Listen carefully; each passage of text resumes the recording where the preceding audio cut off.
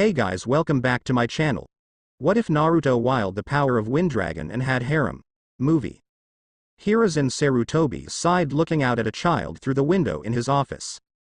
A child sat on the wings alone.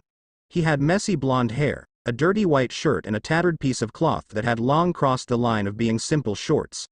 He was on the swings alone, a part of his hair on the side matted with blonde. His eyes were hidden beneath his long hair, covering them in shadow. The child didn't have any shoes on, his feet bloodied and covered with dirt. Sarutobi had watched from his office as the children played in the playground beneath his office. He saw them running around, playing in the sandbox and simply playing as children often do. The Hokage had seen even some children that were from respectable shinobi clans. He saw a child playing with his puppy, no doubt hailing from the Inazaka clan. He saw the wives of Shikaku, Shuza and Inoichi respectively and their children running around. He smiled, enjoying the sounds of laughter and general merriment of the next generation as they simply enjoyed themselves on this day. It was the perfect day for an outing, sunny with a hint of breeze. Even the birds seemed to be in a merry mood, flying with an extra oomph in their flaps. Sarutobi spied the playground, surprised, in a pleasant way, that even the Hyuga had attended this little massive playdate. He smiled, pausing in his paperwork to stare out the window. Content. This was exactly the kind of village he had dreamed of when he was young. No war to worry about, not wondering when the next meal cart was coming, not having to worry about money or whether your son was safe to go outside and play. It was a village of peace, the people's trust in their ninja having grown to the point where they were now a part of life, not warriors or soldiers to be feared.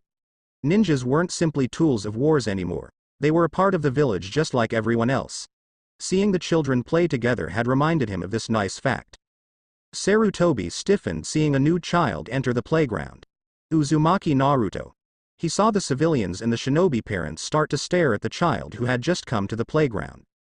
Naruto began to run around but stopped, soon noticing the stares and how people began to rapidly leave. Sarutobi saw Naruto run over to the kids who had not left yet and begin to play with. He watched, a frown on his face, the worry evident upon the aged lines. The creases in his forehead deepened and he saw a child throw a punch at Naruto. The two child began to fight with other kids joining in the battle. It soon became an all-out brawl, all the kids beating up the blonde. Sarutobi took his hat and prepared to go to the playground. The thing that stopped him was that the parents began to walk over to their kids. However, to his shock, instead of reprimanding their kids, the parents simply took the kids by their hand, taking them out of the park, pretending as if nothing had happened. He saw them leave one by one. Then there was one. Naruto got up, dusted himself off and walked over to the swings. Sarutobi saw the glistening tears on his cheek, drip to the floor one by one. The Sandaime turned around his heart in a greater ache than ever before. He felt anger rise within him, the pity for the blonde, then anger again at himself for being powerless. No, not powerless but simply unwilling. He was unwilling to place himself out there for Naruto. He didn't feel like this, but he knew that there was a subconscious, a deeper part of him that must fear being a part of the minority. Else why would he just crumple his hat to a wreck and simply watch, not helping the hero of the village? The professor looked back at his paperwork. What use is peace, if we can't thank the one who has granted us this peace? Sarutobi looked at Naruto, who was attempting to build a sandcastle by himself. This child has done nothing to deserve this. Jinchuriki, human sacrifice. He was finding a totally different meaning to the word sacrifice. Jinchurikis weren't a sacrifice because they were given to the demons. They were a sacrifice because they were sacrificed for peace. They were the very scapegoat, the very physical manifestation of the people's fears. They were sacrificed not to the demon, but to the very populace that they worked to protect. The Jinchurikis weren't a sacrificed, they were called to sacrifice. They were called to sacrifice any semblance of a normal life, sacrifice their families and sacrifice any precious bonds that they might have had with someone else. Not having a bond with anyone, being alone forever. There existed nothing else that Sarutobi feared more. He turned away from the window, sitting back down on his desk. There's nothing else I can do. This is the life that his parents chose for him. If I draw any more attention to this, I'm only drawing attention to him. He grabbed the pen and looked at the paper in front of him, seeing it but the words resembling nothing but a stain upon the white sheet. Sarutobi sighed and focused his eyes trying to read the words. There was a knock at his door. Come in. Sarutobi answered, his voice loud and clear, but even before he had finished saying the words, a man entered the room. The third Hokage's eyes widened, recognizing the man for who he was. The man was tall, reaching nearly 6.5. He had wide shoulders, so much that when he entered through the doorway, it had looked a bit cramped. His size was on par with Jiraiya. Height and width weren't the only thing they had in common, they had the same atmosphere about them. The air of power, strength and confidence in their skills. This man had seen many battles of life and death. And he had survived them all. The man had a broad jaw and one eye that was closed. He was ruggedly handsome, promising some danger yet dependence to women who looked upon him. He had his hair tied into a ponytail, yet his hair wasn't long enough for it to reach his neck or even the back of his head. His ponytail ended a bit after the rope used to tie his hair, a little puff of spiky hair that hung down just an inch or two. The man was wearing a type of greave that started at his wrist and ended a bit before his elbow. He had a black kimono with a sash tied around it. On the right side of his waist hung a single sword. Sarutobi Dono. The man greeted. Miyamoto. Sarutobi took out a long pipe, sending a puff of smoke into the air. Otherwise known as Musashi. Please, just call me Takezo. The man shot him a silly grin, rubbing the back of his head and a faint blush on his face. I'm embarrassed when people address me as that. But that is the title that you have earned, is it not? Sarutobi smiled, seeing the abashed Takezo. Takezo, the strongest samurai. Takezo came from a long lineage of swordsmen. Not only that, instead of inheriting the techniques of his family, Takezo was apprenticed the previous Musashi of his generation. There were some dark rumors surrounding the practice of samurai, such as apprentices killing each other for the right to pass on to the next generation their techniques, and even practices that dictated that the students kill the master in a deathmatch to earn mastery of their swordsmanship. Then again, there was the title of Musashi. Only the greatest samurai of their generation was granted the name Miyamoto Musashi, handed down generations and generations ago. Takezo's previous master had been called Musashi as well. Then somewhere along the line, Takezo took the name Musashi for himself. Whether his master passed it on to him or whether Takezo truly fought his master in a deathmatch, Sarutobi did not know, nor did he want to know more about such dark arts. All he knew was that this man wasn't like other samurai, his powers were a force to be reckoned with, and he had a feeling that Sarutobi wasn't simply dropping by to say hello. Confirming his fears, the next words nearly stopped the old man's heart. Give me the child. Sarutobi dropped his pipe onto the desk, scattering ash all over his cursed paperwork. But the man didn't even care at that point. He stared at the samurai's expression, hoping for any semblance of a joke or lack of seriousness. The sandaime frowned, looking out the window at the blonde child who was making a sand castle and then back at the samurai who stood in front of him. Would you care to repeat that? I want the child. Musashi's voice left no room for doubt. He's not treated well here. I want to take him and make him my apprentice. I will teach him the way of my style. I wish for him to inherit my techniques and make him the next Musashi. Just as my master had taken me and I became the inheritor, I wish for him to become the sole inheritor of my techniques, the Sanmai. 3 dances. Sarutobi froze at his last words. He stood up. Then he slammed his hands on the desk, sending papers flying around in his office. Get out. He whispered. I don't want you anywhere near Naruto. I know that many, even other samurai, regard the dances as a cursed art, Musashi began. Shut up. Sarutobi lost it and pointed at the door, his eyes bloodshot and spittle beginning to form at the corners of his mouth. I won't let you take Naruto. I'm taking him whether you like it or not, old man. Musashi shook his head. Minato saved my life. I won't let his son be treated like some common scum. I won't let you people treat him like some outcast. I won't allow it. Sarutobi whispered again, shaking his head. I'm calling the Anbu. The only one in this village who can defeat me is you. The samurai retorted. And we both know you won't stop me. This is Minato's will. The Hokage pled. This is Naruto's village, he belongs here. I'm not my master, Sarutobi. Musashi's words were calm and emotionless, contrary to the Hokage who had just lost his cool seconds ago. I'm not scared of shinobi, don't put me on the same level as other samurai. The Hokage remained silent for a few more minutes, then sat down, trying to slow his erratic heartbeat. He was getting too old for this. Hiruzen looked out the window seeing Naruto climb the swings by himself. He saw some villagers pass by the playground, seeing the blonde and gossiping among themselves. He felt another pang of pain go through his chest. Why him? Because he's alone. The samurai didn't miss a beat. He crossed his arms, knowing that he didn't need to be particularly persuasive. They both knew it. Naruto, if he stayed, was going to be forever alone. The blonde was an outcast, among his peers and even in the village. Not a single person comforted or spoke anything close to a single warm word to the boy.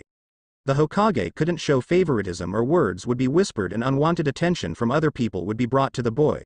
Soon his true identity would be brought to light and he grow up not as just a loner to his peers, but as a monster, a freak and something akin to disposable trash. He couldn't let that happen to Naruto. Naruto, Sarutobi's side then turned to Musashi. Make sure no one sees you on your way out. So your name is Takezo? The 8-year-old blonde asked. Yup. The samurai answered, his newest pupil a wide smile on his face. The two were walking on a little dirt path that led the way out of Konoha. In truth, they had left the village many hours ago. To his surprise, the blonde came willingly. All the samurai needed to do was buy him some food and tell him that the Sandame had sent him. At first the blonde had been very doubtful and mistrusting, but once he mentioned the third Hokage, he followed willingly enough. He didn't even ask a lot of questions when Takezo had told him that he was to come with him. Naruto packed up his stuff as fast as he could, packing things that meant nothing to Takezo but apparently meant a lot to the blonde. Takezo-san. Naruto began. Where are we? Call me sensei. Okay. Takezo-sensei. Naruto ventured, surprised at the sharp tone in the man's voice. Then he looked at the big man and sweat dropped a bit. Takezo was blushing, looking the other way. He's really happy that I called him sensei. That's the first time I've been called sensei, Naruto. I'll protect you with my life, my cute pupil. Takezo promised, crying tears of joy. So, where are we going, sensei? The blonde turned back to his initial question, grunting with effort. They had been walking for hours, and now that the excitement of leaving the village had worn off, his energy levels were beginning to drop. They had left in the afternoon and now the sun was beginning to set. To the land of iron. Takezo peered at Naruto from the corner of his eyes. To begin your training, which in truth, began the moment we stepped out of Konoha. Oh. 8-year-old Naruto kicked a pebble that was in his way. So does that mean I don't have to go to the academy anymore? You'll find some other friends. I assure you. Takezo placed a hand on the handle of his sword unconsciously, feeling the smooth handle. But I need to become a great shinobi, and if I don't go to the academy. Takezo interrupted the blonde midway. From now on, Naruto, I'm your master. I'll be in charge of your training from now on. He gestured towards the sword that he was gripping. Do you see what I'm holding? A sword, exactly. Takezo smiled at the blonde, the goofy grin lightening a smile on Naruto's face as well. I'm not a shinobi, Naruto, which means I can't teach you shinobi arts. Then how am I supposed to become stronger? The blonde continued to stare at the sword. It was inside a black sheath. The guard was shaped a lot like flower petals in Naruto's opinion. The handle was covered in white bandages which had a lot of other stains on it. I will teach you in the way of the samurai. Takezo glanced at the blonde then shrugged. You are 8 years old. In the future I plan to return you to Konoha. You will train with me for 4 years.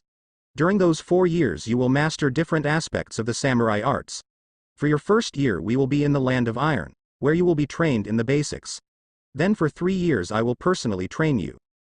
Naruto nodded, not really understanding anything but finding something unusual. Why are we going to the land of iron? Can't you train me all those stuff yourself? No, I can't. Takezo shook his head. In the land of iron, you will meet many other apprentices your age. They will be going through the same training as you. How to hold a sword, the basic stance, how to treat a sword and basic conditioning. You will also be trained in the ways of the samurai, Bushido. It sounds too boring. Can't you teach me like a jutsu that'll make me? We don't use jutsus. The samurai stopped and bent on one knee.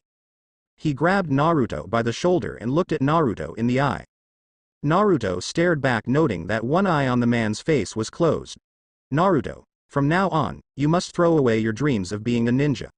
Try not to mention anything about shinobis when you go to the school with the other kids. Already you will be a target for ridicule since you are my apprentice. But some samurais hold a stigma against ninjas. No one will recognize you as a shinobi there unless you tell them. Please, for your own sake, try not to talk about being a ninja. They don't like you? Naruto censored his head to the side. Takezo hesitated, wondering how much to tell the boy. I'll tell you more about the history of my art once you have become powerful enough. He grimaced, feeling embarrassed beneath the gaze of the innocent boy.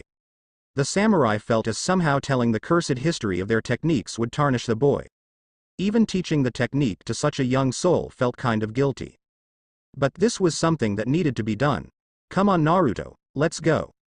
It had been a couple of months since they had left Konohagakure no Sato. Naruto missed the village at times, missing the taste of ramen or how he would be allowed to visit the Hokage at times. He missed the playground and the amount of time that he had to himself before. He never knew how previous free time was until he was enrolled into the samurai school mandatory for all samurai apprentices. Naruto missed the trees and the warmth of Konoha. He wanted to see the forests one more time, walking to an abandoned training post and running around screaming his heart out. The land of iron was a desolate place, deprived of the sun and any type of warmth. It was in between the three mountains called the Three Wolves Mountain. When Naruto had first seen the place, he had been amazed, never having seen snow before in his entire life. Konoha was always a place of warmth, sometimes being unbearably hot, but usually it was a nice balance of warmth and cool. That was the primary reason why so many people came to the village, for the weather, produce and the protection offered by the village ninja. The land of iron was a cold place, both in the literal sense and the metaphorical sense. In Konoha the people were warm and friendly. Here they were cold and brisk. There was a type of atmosphere about the place that screamed authority and seriousness. It was a place of rules and laws, the two primary aspects that governed the lives of everyone there. The only civilians that Naruto had met were the wives and the children of the samurai. Most of the food was delivered there in monthly shipments since the icy winds and the harsh mountains did not allow for any vegetation to grow. Though there was more than vegetables, there weren't a lot of livestock either. The only type of livestock that existed in this freezing place were these big cows with lots of hair and small horns. Naruto had never seen cows like them before. They tasted the same though, and it had soon become Naruto's new favorite food.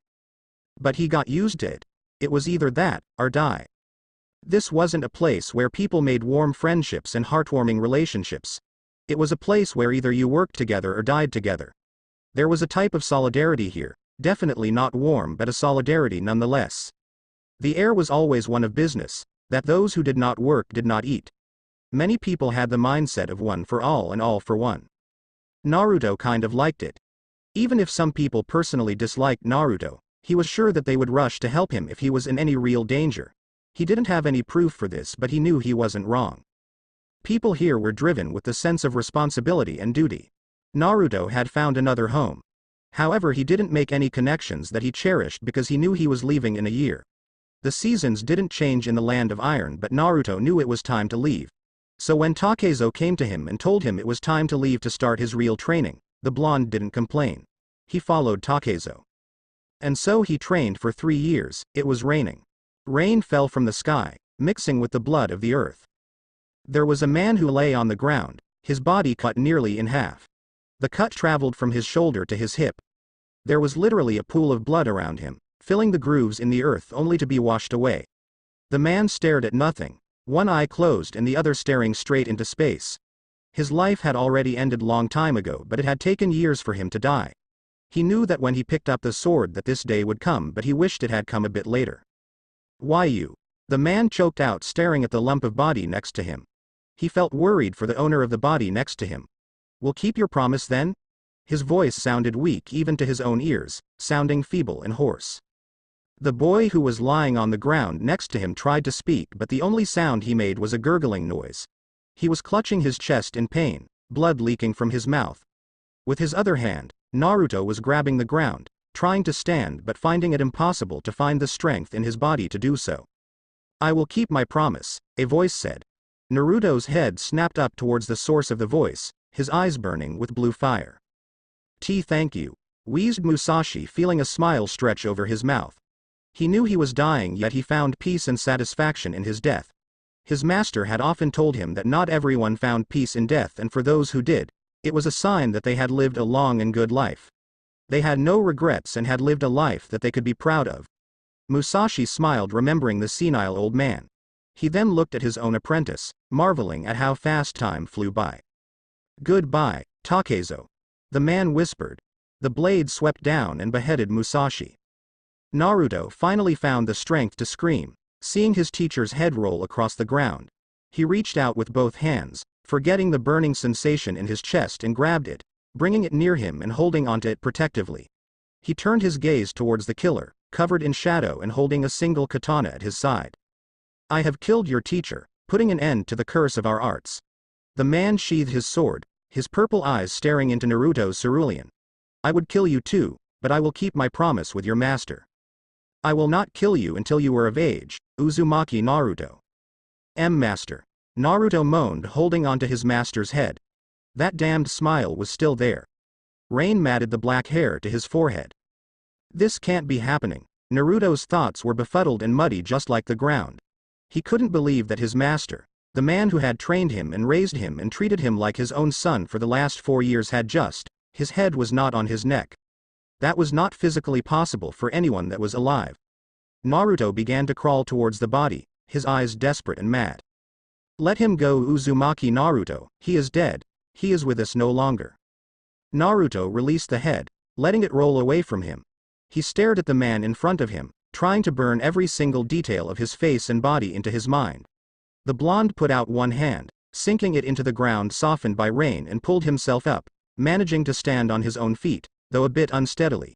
He continued to look at the man, a crazed look in his eyes. "You censoring bastard." Naruto lifted his head and chin, blood dripping down and mixing with the pouring rain. "You censored bastard. I'll censored kill you." The blonde lunged across the clearing, drawing a sword from the scabbard at his waist. There was a sound of metal on metal. Naruto flew backwards, his back slamming into the tree. He heard a crunch and a sharp pain in his back, his eyes bulging with agony. He slid down, his legs sprawled out in front of him. He stared at the sword in his hand, but half of it was gone, the blade cleaved cleanly in two. The blonde felt another pang of pain go through his chest, feeling as if something was struggling to get out, clawing and biting, giving him nothing but pain. The man watched silently. "Why?" Naruto whispered. "Why?" He didn't care about his title of Musashi. Why? Because that was his destiny, Uzumaki Naruto. The man shook his head. He knew it was coming. Those who learn our arts are destined for death, Naruto. A curse that ends with him. Naruto began to shake. The man sighed and bent down, picking up Musashi's sword. "Don't you dare censoring touch that." The blonde snarled, trying to get up. He actually managed to get up on his own 2 feet until he felt his legs go out. He fell to his knees and supported himself with a hand. Yet the fire in his eyes never died. "That's my master's sword, don't touch that." Naruto began to crawl towards the man, using his knees and one arm. The other arm, which had been holding his sword, hung limply at his side. "I said don't censored touch it." The man sheathed the sword and threw it in front of Naruto. "That is Hanakage, the sword known as Flower Shadow." The man explained. "It was the sword of your master, and our master." The man lifted up his own sword. The blade was a dull red, the stain of blood still existent on the tip. The man flicked the blade towards the ground, washing away the last of it. The guard was shaped like a flower, just like Musashi's sword, except while Musashi's sword had rounded edges on the guard, the man's guard had pointed edges. "If you want to avenge your master," the man leaned a bit out of the shadow cast by the trees. "Come and kill me, if you can. I shall be waiting, Uzumaki Naruto." Then he left. Then Uzumaki Naruto, the child of destiny and the inheritor of the cursed techniques, opened his mouth, releasing all his anger, frustration and sorrow in a blood-curdling scream. That is how his story began. Hiruzen looked at the boy that stood in front of him. Has it already been 4 years? He glanced up from the paper that he had been reading to get one more look at the boy. Naruto's blonde hair had grown out over the years. His hair was tied into a ponytail, but it was only long enough to have a little spiky tuft at the top. The boy's whisker marks no longer looked like whiskers but claw marks. The boy didn't seem nervous or angry at all, instead he looked curious about the office where he was. The blonde kept on turning his head this way and that, a faint smile on his lips. He was wearing a thin blue jacket with white fur lining and a black tank top underneath it. He wore black boots with blue lining that ended a bit before his knees. The boots were formed of metal plates, making it shine in the light. He wore black pants made of the same cloth as shinobi clothing. At the right side of his waist, there was a sword. The sword, despite being a katana, had a straight scabbard, indicating that the blade within was also straight. Its guard was formed of 8 petal-looking appendages that made it resemble a flower. It was the same sword that Musashi had brought into his office about 4 years ago. The third Hokage looked over the paper that Naruto had brought into his office once again, giving it the once-over. The paper stated that Musashi had died in battle. The country of iron, Mifune, said that it was last wish of Musashi's for Naruto to go back to Konohagakure and resume his ninja training. However, it also stated that if Konohagakure would not accept the blonde, they wouldn't mind taking the blonde back into their midst once more. He had no intention of doing that. Naruto, do you remember me? The Sandame took out a long pipe, taking a puff from it. Of course, you're the old man. The blonde tapped a finger on the end of his katana. The Hokage. The third Hokage nodded, satisfied with the answer. He settled back in his chair, giving his full attention to the blonde. What brings you here, Naruto? The blonde censored his head to the side. What? I asked why you're here. Musashi wanted me to be here. Naruto frowned. I don't understand your question. Hiruzen leaned forward, stapling his fingers, setting the pipe aside. It's a simple question. I'm asking you what your reasons are for being here. That's none of your business. Naruto replied, his hand touching the handle of his sword. Hiruzen narrowed his eyes. Something had flashed in Naruto's face that he hadn't had the time to make out. Naruto had an alternate motive for being here, and Hiruzen swore that he would find out what it was. But as for now, the genin teams have already been formulated and I'm not going to move people around. Considering your age, I want to introduce you to the other genin. I'm assuming that you have basic combat skills. Hiruzen waved his hand, knocking away Naruto's response. That was a stupid question. A smile appeared on his face. What would you like to do? I need missions. Naruto answered immediately. I need missions that'll put me in contact with the underground world, the criminals, the scumbags of society. That sort of thing. Hiruzen stared at the 12-year-old boy in front of him, his mouth wide open. Naruto shrugged. You're the one who acts, the Sandame coughed. Sorry to break it to you, Naruto, but to take on those types of missions you will need to acquire a certain level of rank, most likely Chunin if you were serious about the types of missions you wanted. To do that you need to take the Chunin test, then another Chunin exam. Just let me fight one. The blonde shrugged, shooting an absolute predatory grin at the aged ninja. I might surprise you. It doesn't work like that. The third Hokage sighed. Are you interested in going back to the academy? Naruto shot him a look. Never mind, bad idea. Good thing we know exactly what to do. Both occupants of the room looked at the door, seeing 5 new people enter. 2 of them were very old with graying hairs from the results of age. The man had glasses and a robe attached to a white scarf wrapped around his neck. He had an aura similar to Hiruzen. But whilst Hiruzen had an air of wisdom and strength tempered by age, this man looked harsh and bitter, something that Naruto did not like. The man reminded him of what a harsh grandpa would be like if he had one. The woman had her hair tied up into a bun, the skin on her face sagging with age. Her eyes were nearly closed, yet the way she held herself screamed authority. This woman was the type whose existence screamed out respect. Naruto had a feeling that this wasn't due to age, that even when she had been a younger version of herself she had the same type of air. One was a Chunin. He had short brown hair and large black eyes that seemed to be smiling yet not smiling. He wore the flak jacket that all Konoha shinobi wore, except that his did not have the swirly things Naruto had seen before. The man was tall and well built, though not overly so. His haida was hugging the sides of his face, a rare style these days. Naruto leaned on the ball of his feet for a split second, spying 2 pouches instead of the usual one on the man's hip. The other 2 were closer to Naruto's age. One had short black hair, matted down by nothing more than gravity itself. He had extremely pale skin, something that reminded Naruto of the people from the land of iron, which he considered his home now, due to the constant freezing weather that was prevalent there. To Naruto's disgust, the boy wore a shirt that exposed his stomach, a black jacket covering the shirt that held red straps on the side. Naruto sensed more than saw Hiruzen stiffen when he spotted the boy, but he ignored it. The other one was a rather nerdy-looking girl. She also wore glasses, however unlike the old man's, hers were tinted with swirls, most likely equipped with some type of chakra. She was wearing black long-sleeved top and a light purple apron, which underneath she wore black shorts. Beneath the top Naruto saw a hint of mesh net.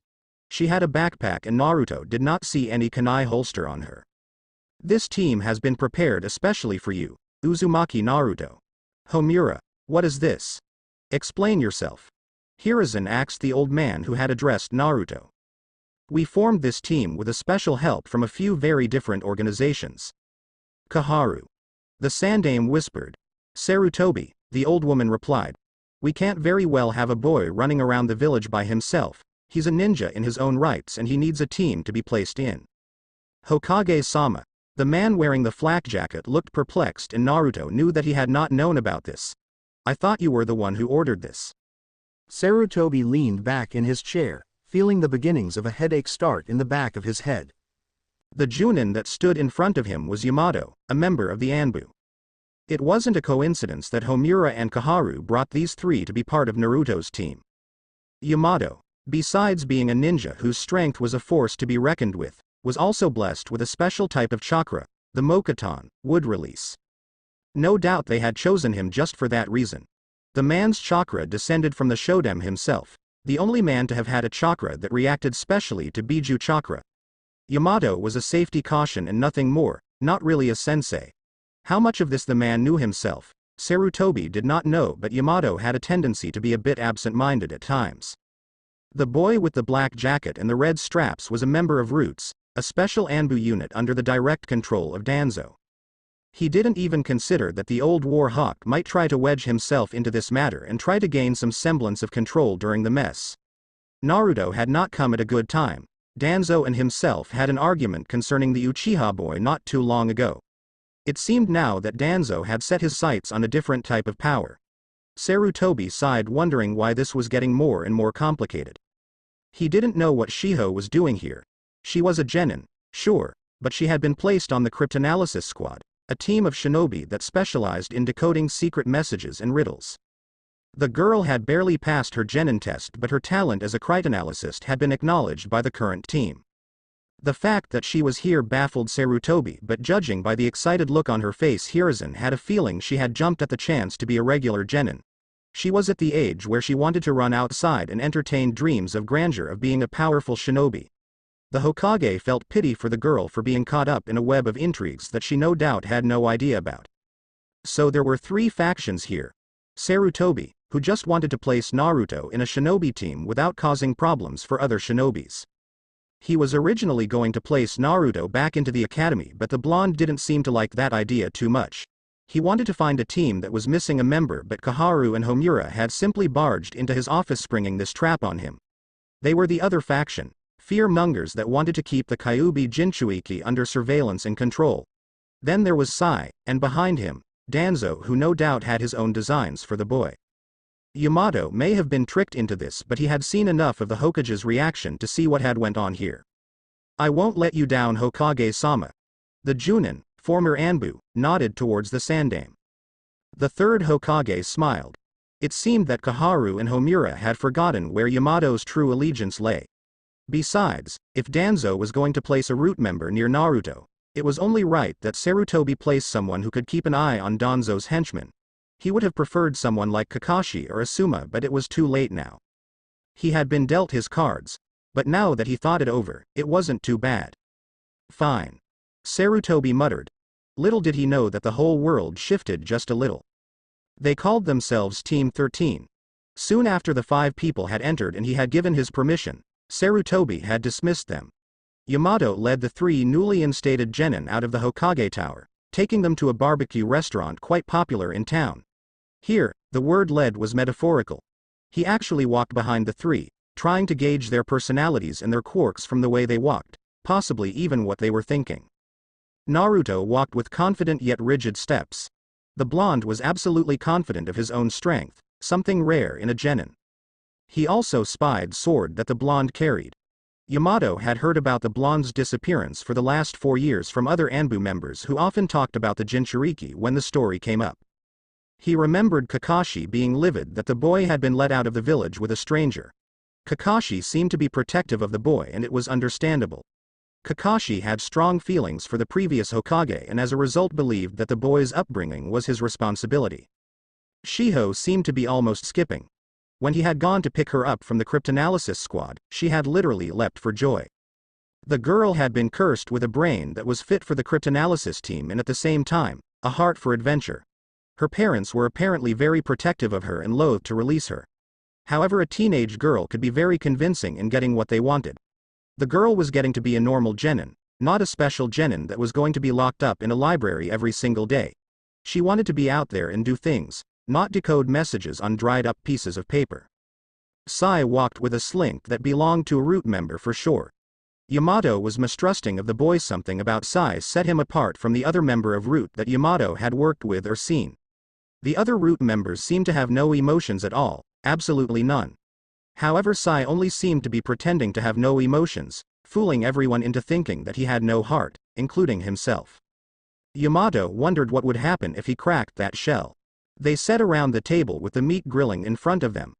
Naruto said nothing, staring straight ahead at the meat and nothing else. Sai was smiling, his eyes seeming to be almost closed.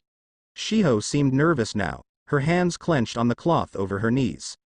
So how about a round of introductions? Yamato smiled at his 3 students, flipping the meat over with his chopsticks. I know all your names and who you guys are, but I'm not sure you guys know each other. The sound of silence was broken only by the sound of grilling meat. I guess I can go first. Yamato let go of his chopsticks, staring into the eyes of each one of his genin. I'm Yamato. From now on I'll be your sensei.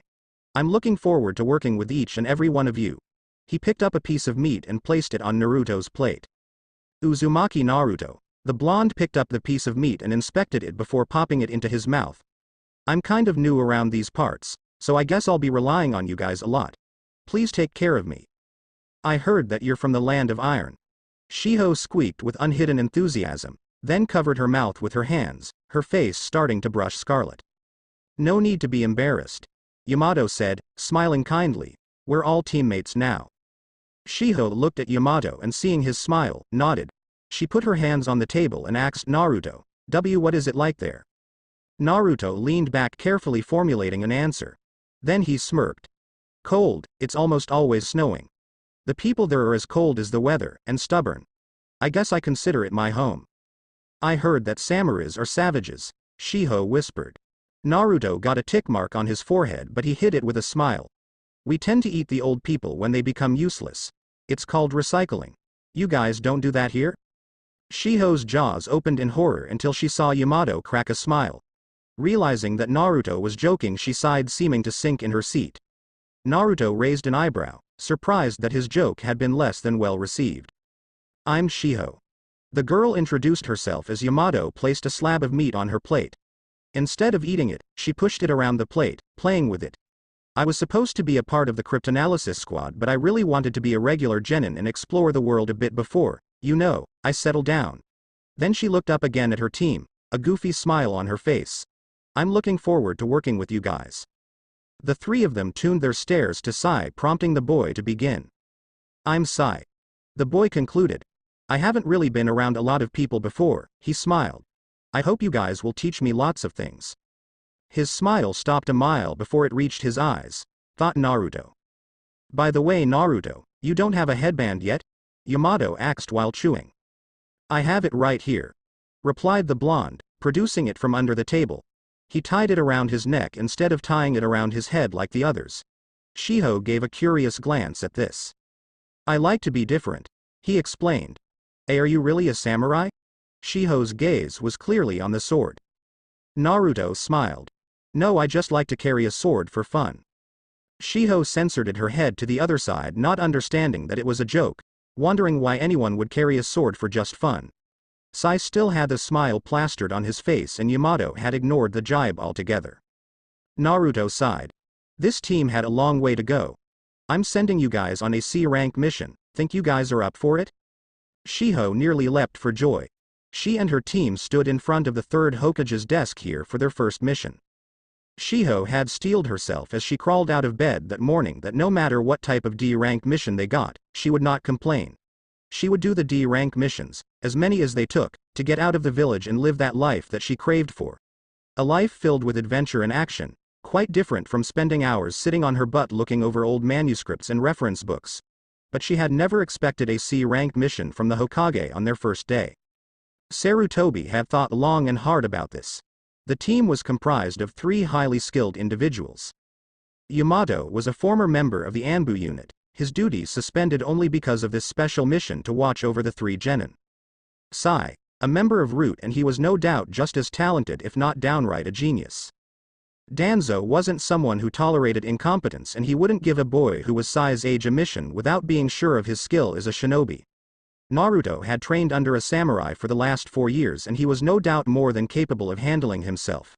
He had almost felt bad seeing Shiho on this team, but he knew Yamato had a weak heart for kids and would train her thoroughly even if that wasn't his actual mission. He didn't want to waste their time by giving them D-rank missions. Besides Shiho, they were more than capable of handling themselves in a fight. Besides, he wanted Yamato to report back to him about Naruto's capabilities. Here's a scroll. A man known as Iruka handed them a scroll, describing the missions that they had to accomplish. You are to deliver this scroll to a temple on the border of Fire Country and Earth Country. There you will hand it to the head monk, who will give it to a Iwagakure representative. You shouldn't make any contact with their representatives if all goes all. I was actually going to give this mission to Team 7, the Hokage explained. But they've taken a different mission, so I'm giving this one to you guys. Naruto wasn't really listening, trying to remember the man. He had been in the academy since he was a little boy, and he remembered being taught a little from the Chonin. But he wasn't too sure if this man was the same man who was his teacher from the years back. But even if you do make contact, don't be too alarmed. Iruka continued. He found the blonde's stare a bit disconcerting, but he ignored it. They'll be a genin team as well, or a team of chunins at best. There shouldn't be any conflict on this trip, as our relationship with them have been good as of late. He smiled at them. Good luck, Team 13. The 4 walked out of the Hokage Tower like the day before when they had just met each other. I'll meet you guys at the south gate in an hour. Yamato put the scroll deep inside his flak jacket's inner pocket near his heart. I'll see you then. Focus on essentials such as a sleeping bag, medical supply, and a water bottle. You won't need much else since we'll make stops along the way. I'll see you guys soon. The Junin disappeared in a puff of smoke. I'll see you guys soon, Naruto muttered, waving to his teammates. Then just as he was about to leave, someone called out to them. Hey losers, are you guys the new team that we've been hearing so much about? Naruto and Sai turned towards the source of the voice. Shiho had already been facing that direction and snapped her head towards the ground, staring right at the space in between her shoes. The boy walking towards them had an arrogant air to his walk. He was wearing a beige-colored jacket with fur around the hood. He had black hair and eyes that belonged more on a wolf than a person. There was a tiny puppy that was walking near his feet that seemed to have the same smirk as his master. The boy had a triangular mark on either cheek. He was followed by 2 genin, most likely his teammates. There was a girl with clear opaque eyes, wearing a beige jacket. She had dark hair that ended a bit before her shoulders. She, like Naruto, had her headband tied around her neck. The other boy's features were hard to see due to the high collar of his jacket and the sunglasses resting on the bridge of his nose. He had bushy dark brown hair, the heat on his forehead keeping it in check. Naruto vaguely remembered the boy and the other 2. He remembered a boy who always came to the academy with a white puppy. It looked a bit bigger than he remembered, but it had been 4 years after all. Hey Shiho. The boy had a censored smile. I thought you were going to sit at the cryptanalysis lab and stay there like the good little nerd you are. Hi Kiba-kun. Shiho inched away from the view of the boy. Her stare of the floor never left. Naruto frowned. Hey, can't believe you have a team now, not that they look that strong anyways. He laughed, loud and harsh, peering at each of them. I mean, no one worth a damn would want to team up with a talentless shinobi like you anyways. Are you guys off to pick some potatoes or something? Naruto's eyes turned flat and he looked at Sai, who was smiling, ignoring the jibes. Shiho was too shy or scared to make any reply. I'm going to school this boy. The boy with the dog had his hands in his pockets and he came up right in front of Naruto, practically shoving his face to Naruto's. He bent down a little, looking up at Naruto from the corner of his eyes. So you're that kid who went to the land of iron, to become a samurai no less. So is it true what they say? The boy growled, a glint of humor in his eye. That you guys are savages? Kiba-kun, the dark-haired girl whispered. Ignoring him, Naruto turned his face the other way, never taking his eyes off of the boy, and fake whispered to his teammates. Hey, this guy's breath smells like dog. Is he trained? If I tell him to go away, will he go away? What about sit? Kiba's eyes widened in shock, then narrowed, beginning to growl at the blonde. The sound came from deep within his throat, actually shaking the ends of the boy's hair. Naruto stared at this, pleasantly surprised. Sit? The boy's eyes widened in shock once more. How about roll over? Play dead? I bet a coward like you is really good at playing dead while letting your teammates do all the work. Kiba threw a punch, then doubled over in pain. Naruto had grabbed his sword by the scabbard right below the sheath and slammed the end of its handle into the genin's stomach. The genin backed up, clutching his stomach, wheezing for breath. Why, you bastard? You know, guys, he explained to his teammates. You gotta show dogs who's more dominant or they start trying to take over the house, you know. Got to train them right these days.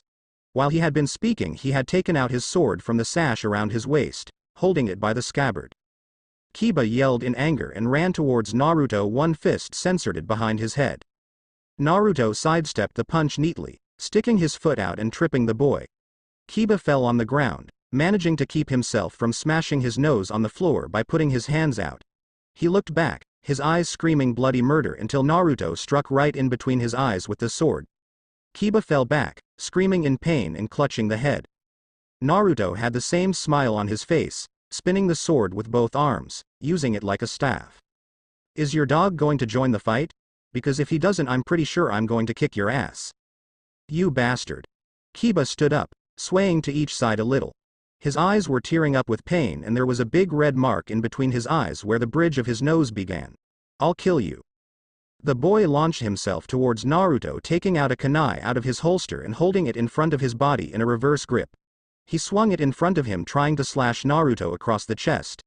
Instead of blocking the slash as Kiba had wanted him to, Naruto jerked his body backwards, narrowly dodging the strike.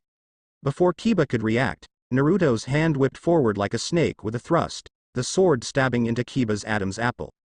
Kiba made a choking sound, trying to grasp his throat with his hand, however Naruto pressed forward. The Inazaka began to back paddle, trying to gain distance from the blonde. However, the blonde walked faster than Kiba could walk backwards, continuing to press down on the boy's throat. Kiba fell backwards and grabbed the end of the sword, trying to move it, but Naruto leaned forward, placing his whole weight on it so that the other boy couldn't even budge the weapon. Naruto leaned down, whispering into the choking boy's ear. I don't even need to unsheath my sword in front of you, scum. If you diss me or my teammates ever again, I'll show you what I can do without the scabbard. The blonde withdrew, taking the point of his sword away from Kiba's throat. Kiba began to roll around to the side, holding his throat and choking. Akamaru padded over, whining and licking his owner's blue face. And Naruto, Shiho thought, her hands gathered together. That was so touching. Sai watched this and for once his smile was gone. I couldn't see his real skills, but now I know he's not a normal genin at least. The way he wielded the sword, it was clearly above genin level, yet to him it looked like he wasn't serious. I wonder how strong he actually is. Hinata made a movement to go over and help. Shino stopped her with an arm. He deserved that, Hinata, he'll learn from this. Never engage an enemy until you are aware of their strength. The Hyuga heiress fidgeted for a moment in indecision before following her teammate's advice. Come on guys, Naruto left the Inazaka behind. We've got to pack. Naruto arrived at the east gate, seeing the rest of his team waiting for him. But the scene that greeted him was less than satisfactory to him.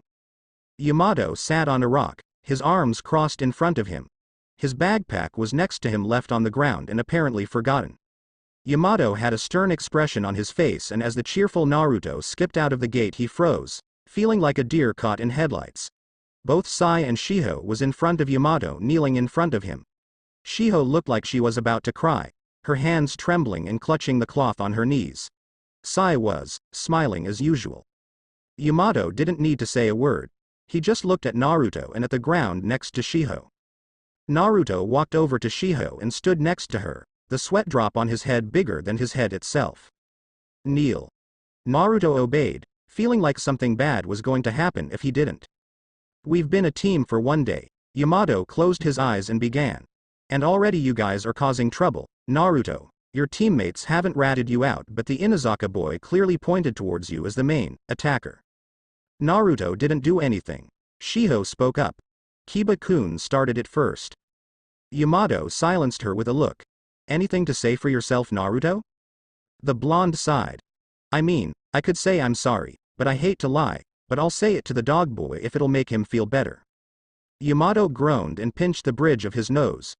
Naruto, I'm starting to think that the only thing you learned under the samurais was to mouth off. Maybe I did, he shrugged. Maybe I didn't.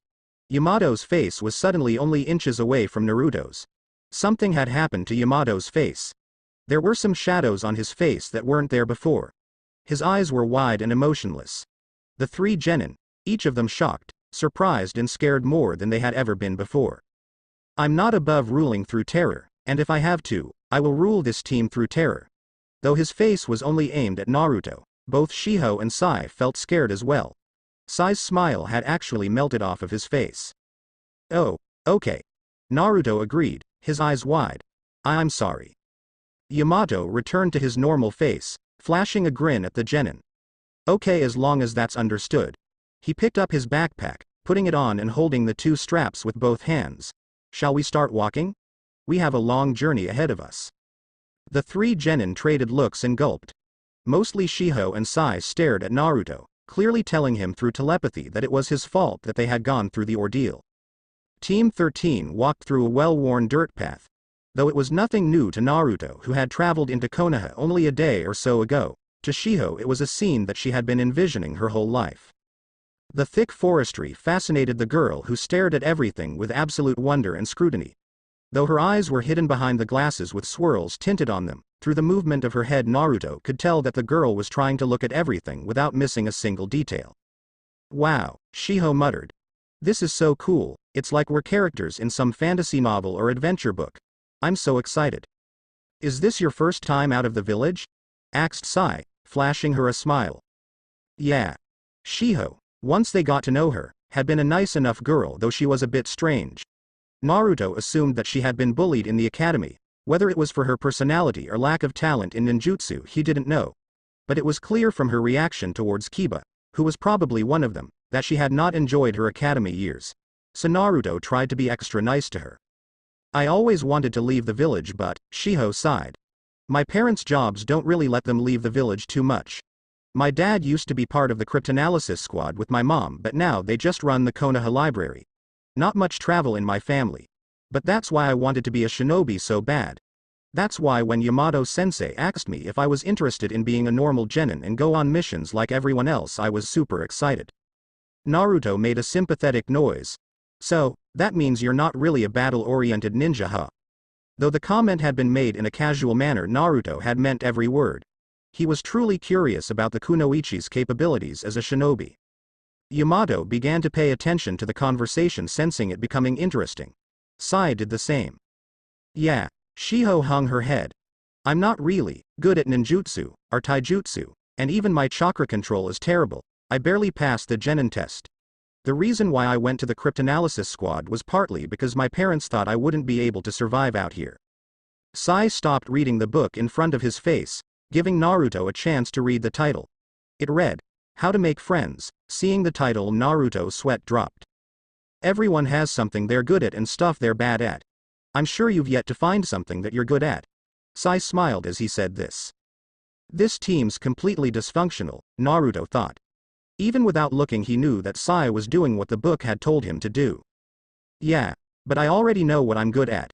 Shiho seemed even more depressed than before. I'm good at analysis of riddles and words, that's all I'm good at. A useless skill in battle. Well, glasses. Sai began to read the book once more. That maybe you shouldn't be here. Then he hid his face behind the book and began to read once more. Did he just call you glasses? Naruto asked Shiho. Shiho sighed. Yeah, he named Kiba Mutt, Shino faceless and Hinata dark creepy weirdo. I think he does that to everyone. He's been referring to you as Blondie with the mouth whenever you're out of earshot. The book says that nicknames could help bring one closer to another person and make rapid progress in their friendships. Nicknames are reserved for the closest of friends. Saya looked at each of them, peering from the top of his book. Since we are a team, I only thought it natural that I give you guys nicknames. Yeah, Naruto deadpanned. You do that. The team continued to walk, making small talk and general bickering until the sun set. They had walked a pretty long distance away from Konoha. The trees became more sparse and thinner as they neared Earth Country. The path became less dirt and more rock until the trees were replaced with rocks, the greenery becoming less and less frequent as they continued to walk. The road became more of uphill and the genin began to tire, the day's fatigue wearing on them, the uphill track making it even more tiring. They made the hard uphill track too tired to make any type of noise along the way. Sensei, Shiho was the first to break the silence. Can we rest, please? Sorry, Shiho. Yamato found that he was sweating as well. They had been walking the whole day with the heavy backpacks, and if he found it to be a bit harder than expected, he could only imagine how hard the genin had it. But this place is too open. We're very close to Earth Country now, and around the borders roam a lot of missing nins. The blonde turned his head to the side. What are missing nin? You didn't learn about that during your samurai training. Yamato had thought Naruto had been trained thoroughly in everything. But he had forgotten that samurai were taught in a different manner than shinobi. Since samurai rarely had contact with other ninja, they wouldn't have to have much information about them. I learned about being a samurai. Naruto deadpanned. They didn't exactly cover ninja terms during training. Missing ninja are shinobi that have betrayed air villages. As a result, a lot of them end up defecting for other villages, selling their village secrets or working for underground associations. The villages usually declare a bounty for these ninja. Yamato looked at Naruto, making sure his meanings were clear. Missing nins are the most dangerous things out there since they work for no one and have no clear allegiance. You can never know what it is they want or be sure of where their loyalties lie. Naruto's eyes turned flat. What's wrong, Naruto? Shiho asked the blonde, seeing his expression. Get back, Naruto. Takezo muttered to the blonde, his arm holding him back. The blonde fell back on his butt, and was already in the process of falling when the attack had began. Naruto stared, eyes wide at what had just happened to him and his master. He was also shaking from the sheer aura of the man that stood before them. The man's killing intent. No, killing intent was when the person wanted to kill you. This man just wanted to battle and nothing else. He was here to test his skills against his master and defeat him, but if that meant he killed Takezo, then so be it. Naruto shook from the battle spirit of the man that filled the small wooden clearing. His master and he had been on the road to a small village on the outskirts of the village in the Land of Iron when the man appeared in front of them. Naruto didn't even get a good look at the man as he simply drew his sword and slashed towards them. Takezo had blocked the strike and saved Naruto in the process. The only thing Naruto saw were the man's lavender-colored eyes with rings going around them. Musashi, no, I mean Takezo. The man muttered, his sword drawn. I will defeat you here and end this cursed tradition. Takezo drew his sword, the Hanakage, a guard made of 8 rounded shapes resembling flower petals. The blade, unlike other katana though it was shaped like one, was straight including the scabbard. It seems that the day has finally come. Takezo placed himself in front of Naruto, his legs spread to either side. I was hoping my disciple would be the one to defeat you. That whelp? He's but a child. The man's eyes widened and his voice gained a new edge. Before it had been filled with a different type of tone, low and threatening. But now he sounded surprised. Takezo nodded. But I can't leave the curse of our generation with our disciple. I'll end this with us, my fellow disciple. Naruto hissed in pain, clutching the side of his temple. It's nothing, just remembering. A rather unpleasant memory. He glanced at Yamato. So they're like vagrants in the samurai world. Swordsmen who move without honor, without loyalty to anything and, just cuts down those who they wish. In a sense, yes. Yamato agreed. While they had been talking, the uphill road had smoothed into a flat one, though it was still littered with stones and the occasional large boulder. There was an open space in between the rocks, large enough to situate the 4 of them. Yamato glanced at this and at his students. Since we're tired, why don't we rest here for today? Finally. Shiho whispered, her body drenched with sweat. She fell forward, clutching her bag. Just, let me rest for a bit on this nice patch of ground.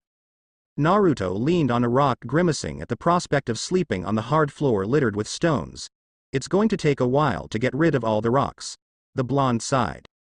Yamato smiled at his students and knelt down, forming hand seals while his students looked on in interest.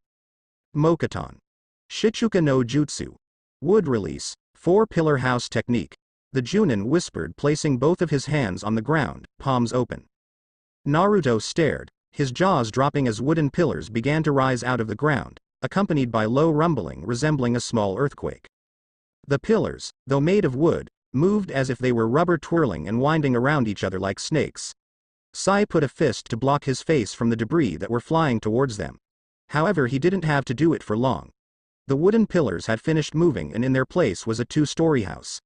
In front of the house was a small plate above the doorway with the Konoha's insignia on it. "Welcome to your lodge for the night." Yamato smiled, seeing the surprised looks on his students' faces. He turned towards Shiho. "There's a hot tub in the back so you guys can wash yourselves there. I thought there were rogue ninja running around this countryside." Naruto's eyes were glued to the house, but Yamato saw him choosing his words carefully. "Isn't this like an open invitation, like telling them that we are right here?" "No, I've made sure to make precautions," Yamato said with an air of confidence. Shiho had already disappeared into the house as soon as he had mentioned the words, hot tub. "Let's go and get ourselves situated too. But don't worry, we'll be taking watches throughout the night." Team 13, minus Shiho, who had already gone in, entered the house feeling a new sense of respect for their sensei. They missed the single figure who stood in the rocks observing them unseen. He was covered in shadow due to the size of the rocks, and because he stood in the shadow of one. The moon was also conveniently covered by the clouds. But as the team entered the lodging, the moon came out from the cover of the clouds, its light piercing the prevalent darkness and revealing the figure who had been watching them. He was of medium build, or so it looked because of his loose clothing. He had a shark-like top complete with a hood which resembled a shark's jaws. On his back there was a dorsal fin, completing the shark-like look. There were red marking on the side of the hood similar to the red markings on either side of his face. He was wearing dark pants, his hands shoved into the pockets. He had a smirk on his face while looking at the house. "So that's the genin that Orochimaru wants me to test." He took out a hand from his pocket and gripped the house in his hand in his eye, the distance making it seem as if he was crushing it. "He did tell me to try my best, don't blame me if I end up killing him." He closed his fist, and in his eyes, the house had been broken into splinters. The 3 genins slept in their sleeping bags, comforted by the warmth and the knowledge that their sensei was watching over them. In actuality, Shiho was the only one who slept in her bedroll. Sai was on the rooftop, drawing some pictures on his pad. Naruto sat in the corner, dozing lightly, his arms crossed in front of him, his hands in the opposite arm's sleeves. Lying against his chest was his sword. Sai looked into the sky, drawing a picture of the moon outlined against the clouds. Slightly below the sky lay the landscape, each brushstroke capturing a rock of a hidden trail that he saw. He was so absorbed in the drawing that he didn't even notice that Yamato had snuck up right behind him and was peering from behind his shoulder. Sai continued to draw, even working up a bit of sweat from the concentration. Yamato stared for a while longer, staying behind Sai. "I read from the book that it's rude to stare," Sai muttered, continuing to work on the drawing. He had noticed the Junin minutes ago. "How long have you been standing there?" "Long enough." Yamato cleared his throat as Sai began to pack up his stuff. "There's some stuff we need to talk about." Sai remained silent, continuing to put stuff back into his bag. Taking this as a sign to continue, Yamato began to explain. "I know you're here on Danzo's orders, Sai," said Yamato. "That you were placed here to observe Naruto." Sai finished packing up his stuff. He quickly stuffed the scroll into a holster and his brushes into a case, putting it into his bags. He turned towards Yamato, his smile wiped off of his face. From the time that Yamato had seen him, it was the most serious that he had ever been. He noticed that Sai had a hand behind him, trying to keep it out of sight of Yamato. Yamato sighed. "Sai, frankly speaking, there's a big difference between us in terms of strength. But I also know that you were in the root training division and is one of the best that Danzo had to offer, or you wouldn't be here." Yamato looked at the moon. "I just want you to know, Sai, that it doesn't have to be on Danzo's orders that you are here." He smiled at the genin, shocking him. "Here, you have a chance to make bonds, friends and family, and become stronger." He placed a hand on the genin's shoulder. "Yamato-san. Sai turned around, brushing the hand off and plastered a smile on his face. Yamato grimaced. In Root, we are taught things. One of the most important lessons of Root is what is unneeded. Emotions, family, bonds and a sense of self. There exists none of those things. What exists is not ourselves, but the mission itself and on a greater scale the protection and safety of the village. That is the purpose of us Root members. We may not shine in the sun as the bright leaves of Konoha, forming bonds and helping one another sustain the tree, Sai continued. But we are the roots in the darkness, isolated and dirty. We are the underbelly of Konoha. Though some might consider us to be evil or tools, isn't that what a shinobi is? Leaves fall during the wintertime, Yamato-san, but the root remains. The root is what keeps the tree balanced, whether summer or winter. The root is what takes the nutrients from the ground and provides the energy for the tree and for the leaves. Yamato watched as the boy spoke. He rattled off as if these were facts that he had repeated to himself so many times that it was now simply a part of him. Sai had thought and said these things to himself so many times that he didn't care if it was true or not, it was his reality and nothing more. But Sai's words had a ring of truth to them. It was true that Konoha needed the roots. Despite how they were despised and looked down upon, they were an important part of Konoha. They never did anything to hurt the village. They simply looked at things in a more cut and dry way, black and white. It was either a danger to the village or not. It was a dangerous way of thinking, yet Hiruzen Sarutobi had allowed their existence because they too were Konoha shinobi that worked to protect the will of fire. Sai, Yamato whispered. I don't doubt that root is necessary. However, there is no need for you to isolate yourself and mask your emotions like this. A shinobi must have no emotions. Sai whispered. The shinobi laws must be kept, or you are useless, no worse than useless. Yamato felt a smile tug on the corner of his lips. Yamato stretched back up to his full height, stretching his back and looking at Sai in the eye. You're right, he said. Those who break the rules are trash, but a great man once told me, those who don't protect their comrades are worse than trash.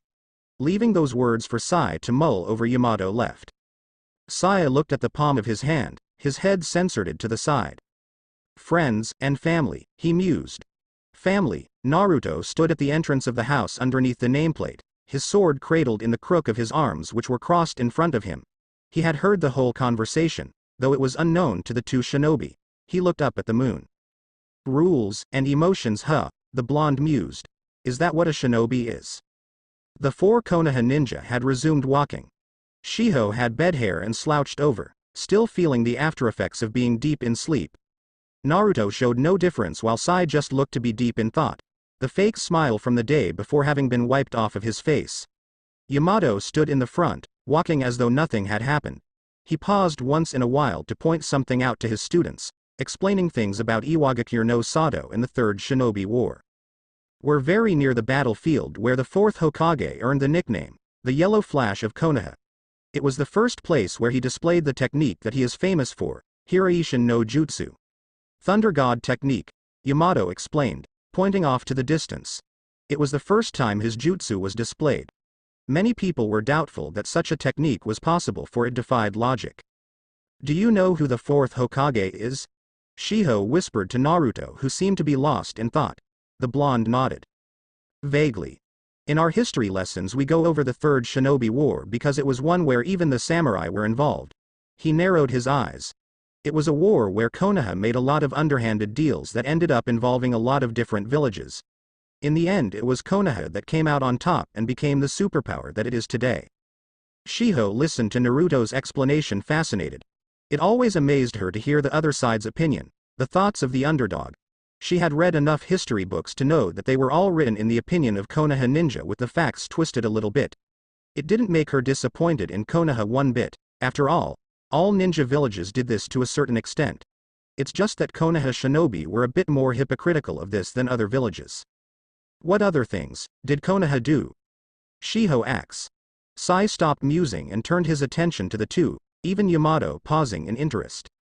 A bunch of things. Naruto folded his arms behind his head. Konoha was frequently in the midst of a lot of chaos. The fourth Hokage, as well as the three Sannin of Konohagakure. These four were possibly the four strongest shinobi of that time, not to mention Konoha had the two most fearsome clans in terms of dujutsu, the Uchiha and the Hyuga. They divided their forces with devastating results, emerging victorious in almost every battle. Kirigakure no Sato, possibly the only village that could match Konoha simply because of the sheer amount of shinobi that they had, began to descend into further chaos which eventually erupted into the civil war afterwards. They blamed this on the Mizukage, who was told to have a special type of chakra. Naruto sighed. We were heavily involved in battle with Kirigakure no Sato and Omegakure no Sato. We didn't make much contact with Konoha or the other 3 villages. Shiho nodded. Yamato was impressed with the extent of Naruto's knowledge. He had a feeling that though Naruto was missing the necessary details to really explain what happened, he had a general understanding of the war. For someone who had no lived through it, it was an impressive display of knowledge. He looked at Sai, gauging the genin's reaction, but if Sai was surprised, he did not show it. When Naruto had mentioned underhanded deals, although it was unknown to him, he was talking about the root division of Konoha. The root division had been in charge of making deals with other villages, though allowed by the Hokage, behind the village's back. This allowed the village to be free of any responsibility that the other villages might try to pin on Konoha. It was an underhanded method but a necessary one in order to protect the village. Well, in the war Konoha got a very advantageous position, Yamato mused almost to himself. Which is why we have a flow of clients. Konoha has always been a very powerful village, but after the war more so. You could say that it was only because the war ended that we could have missions like this without a sense of danger so close to another village's borders. I wouldn't count on that. A man appeared on top of the rocks in front of them. He was wearing strange clothing that resembled a shark's. He had his arms crossed in front of his chest and was looking down at them, the sun at his back. Yamato instantly gazed at their surroundings. They were surrounded by huge rocks and he saw enemy ninja appearing, fast. He cursed himself for not noticing them earlier, but the rocks absorbed vibrations from the ground. Also, these shinobi had appeared without a sound. He didn't have a sense of smell like other ninja, but he should still have been able to sense their presence before being ambushed in such a disadvantageous position like this. Other ninja began to appear from behind rocks and on top of them. Yamato counted around 10. Among them 2 of them showed extraordinary chakra signatures. There was a boy about Naruto's age that had 3 tufts of orange hair. He wore a sleeveless tunic with a weird yin-yang symbol engraved on it. The boy was fairly tall and wide for his age, and his eyes showed an air of arrogance that was rare in someone so young. That meant that this boy was not only fairly confident in his own strength, he'd proved it many times before. He had a purple rope around his waist tied into a ribbon at the back. The other was a boy with dark skin and black eyes. One thing that struck Yamato as odd was that the boy had 2 extra pair of arms, adding up to 6 arms on his whole body. He wore the same clothes as the other one, except that he had a hiat on his forehead with a melody note on it. He had a censored smirk on his face just like the other one. This is bad. Yamato looked around them. Along with the 3 ninja who were obviously the stronger ones, there were 3 other shinobi around them, all of them bearing the marks of Otogakure no Sato. Although they had 4 on their side, realistically Shiho was useless in this battle. Yamato had not had time to really train her in anything. He looked at Sai and Naruto, who was staring around them with their eyes narrowed. Kajika-san, the fat one said to the one wearing the shark outfit. Which one's our target? The man nodded towards Sai. That one in the black. He smiled at Yamato. I'll take care of the Junin, Jirobo. He gestured to the fat one and then the one with 6 arms. Kitamaru, you 2 take care of the blonde and the girl. The other 3 can take Sasuke. He sent a look to each ninja. Orochimaru-sama wants him alive, remember that. Yamato narrowed his eyes. If they had been looking for Sasuke, it was no secret about Orochimaru. For Yamato especially, he made sure that he was up to the latest news and gossip that involved the snake Sannin. Rumors were that he'd set sights on a new body, the Uchiha boy. He remembered back to the Hokage's office when he heard him say that Team 7 was supposed to get this mission. They had a spy in Konoha. Yamato gritted his teeth. Naruto, I suggest you unsheathe your sword. Yamato muttered, then he looked at Sai. The genin nodded and took out a paintbrush and paper, drawing a picture on it before anyone could say anything. Ninpo. Choju Giga. Ninja arts. Super beast imitating drawing, Sai whispered. From the scroll emerged a gigantic lion. While seemingly cartoonish in nature because of its color theme, black and white, when it roared there was nothing funny about the drawing coming to life. Sai quickly leapt on top of it and the lion gave another roar before leaping over the group of sound nins and running away. leaving sounds of its paws padding on the hard rock surface. After him, Kajika said with flat eyes to the three nameless auto ninja. They obeyed immediately, making great bounds and leaps over the rocks to chase after their Sasuke. Naruto remained silent. Then the battle started. Yamato and Kajika, as an unspoken rule, leapt out of the clearing, both of them wanting to battle without interruption from the other weaker ninja. I'll be back soon. Please be okay. Naruto gripped the handle of his sword as the ones called Kidomaru Aad Jirobo jumped off of the rocks. Shiho took out a kunai, holding it in a reverse grip. Though she looked determined, she was shaking so bad that Naruto wondered if she would faint from sheer shock. Hey, the girl's mine. The one called Kidomaru licked a thumb. I love it when they scream. Kajika-san told us we can do whatever we want with these ones, right? Jirobo nodded. Then I guess I'll take the blonde one. He gestured towards Naruto. Come on, trash. I'll kill you painlessly. Naruto sighed and looked at Shiho. Sorry about this. Naruto disappeared from sight and appeared behind the frightened girl. He hit her in the back with the handle of his sword, which was still encased in its scabbard. Shiho fell to the ground, her eyes rolling back and most definitely unconscious. Kidomaru censored his head to the side. You just took my prey from me.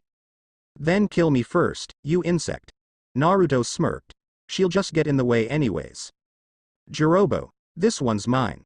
Hey, you just told me. What was back? Kidomaru looked back at Jirobo, his eyes bloodshot and crazed. Never mind. Jirobo turned his gaze to the ground. The world was ruled by strength and nothing else. He knew that was the way of the sound, and it was enforced quite strictly. Come on, you freak, Naruto whispered as he drew his sword. I'll gut you like the insect that you are. Kidomaru looked around at the surroundings. The rocks were high but not exactly ideal for his techniques. Then he stared at the genin in front of him. No need to go all out, he smirked and lowered himself to the ground before throwing himself at Naruto. Naruto dodged the initial punch, then weaved to the side as Kidomaru began to throw punches with all 6 of his arms. Naruto dodged every single one, ducking, weaving and constantly moving, never letting a fist even scrape the edge of his clothing. The blonde didn't bother to use his sword, finding that his speed was enough. Kidomaru leapt backward, sweating and panting slightly. His eyes were wide with surprise and rage. This kid. Naruto raised his sword to his side. That's about done for the warm-up. Ready for round 2? He smirked at the auto ninja. By the way, if you want to stand a chance against me, I suggest you come at me at the same time. I'm going to censored ing kill you. Kidomaru gathered his 6 arms to his mouth, getting ready to use a technique. Naruto didn't give him the chance. Naruto stabbed his sword into the ground. Right in front of Kidomaru, a spike made of chakra exploded out of the ground, thin as paper yet skewering all 6 of his hands and holding them in place. Kidomaru howled with pain, all 6 of his hands pinned by one chakra blade. Naruto doubled over in pain as Jirobo appeared next to him and kneed him in the stomach. He felt tears stinging the corners of his eyes from the strength of the chakra-enhanced blow. Then the auto ninja grabbed Naruto's face and threw him across the clearing, the blonde slamming into a rock and shattering into pieces. Kidomaru kneeled on the ground, looking at the palm of his hands, each of them bloodied with a paper-thin hole in them. Are you okay, Kidomaru? That trash censoring cut me, Kidomaru snarled, getting to his feet once more. He used a simple technique to make his hands stop hurting, something that was more mental than ninja art. I'll censoring kill him. Naruto walked out of the rubble, seemingly unhurt. His eyes were flat. Let's go at him together. Jirobo muttered, feeling cold all of a sudden. The blue eyes were staring right at him. I don't like this. Kidomaru felt the blonde's aura change. Something was different. I'll snipe him from far, Kidomaru nodded. He suddenly wanted to end this fight very badly. Go. Jirobo rushed towards Naruto again. Naruto sheathed his sword partially and held it in front of him horizontally, one hand on the handle and the other on the scabbard. He left about an inch or 2 of the blade unsheathed. Sora no Mai. Injetsu. Dance of Sky, Crescent Moon. Naruto snapped the blade shut, sheathing the whole thing. Hirobo's body exploded into blood, flying backwards towards Kidomaru. The Spider Boy stopped whatever he had been about to do and stared as his teammate's body landed next to him. There was a cut on his chest from one end to the other, perfectly straight, and blood continuing to pump out of his body. Jirobo was still alive though, and his eyes looked at Kidomaru, filled with unbelief at what had just happened to him. Even as his body continued to shiver and convulse, he stared at Kidomaru, almost blaming the stronger ninja for sending him in first. He stared at Naruto, who had sheathed his sword. All he did was sheathe about 2 inches of his sword, and Jirobo wasn't anywhere near him, but something hit him. What the censored? "Are you scared?" whispered Naruto's voice from behind the ninja. Kidomaru froze with fear, apprehension dawning in his face. Fast, Naruto stabbed his sword into the ground, saying, "Ryu no Mai, Kuroryu Saiyouden. Dance of Dragon, Black Dragon Ascension." Chakra exploded out of the ground right beneath Kidomaru. Something unidentifiable grabbed Kidomaru and lifted him up into the air, formless and black. It was roiling and misty, like a pillar of black cloud, yet it had been tangible enough to lift the auto ninja and carry him up into the air. In the air, the part holding Kidomaru turned into a dragon's head, its jaws wide open. Then it snapped shut. Kidomaru didn't get a chance to scream. Kodamaru's body fell to the ground like a rag doll, falling on his chest and his 6 arms moving around lifelessly. His body sported numerous burn-like wounds, different from fire but no less deadly. There was a bite mark that extended from his upper torso to his lower legs, resembling the jaw of a shark, yet the holes caused by the fangs looked as if somebody had stabbed him with a giant pole. Yet his chest rose and fell with life, just as Hirobo's. Naruto sheathed his sword, picking up the Shiho's unconscious body and walking towards the sound of battle. Shiho shivered with fear, having witnessed Naruto's power just now. Sai stood up, having stabbed the neck of the shinobi that he had just finished battling with. He stabbed his tanto into the durst, wiping the blood from it. He drew it back and sheathed it. There was a rustle. Sai threw a few shurikens in that direction, redrawing his tanto and readying himself to rush towards his opponent. He stopped, however, seeing that it was none other than Yamato. But he didn't release the grip on his tanto.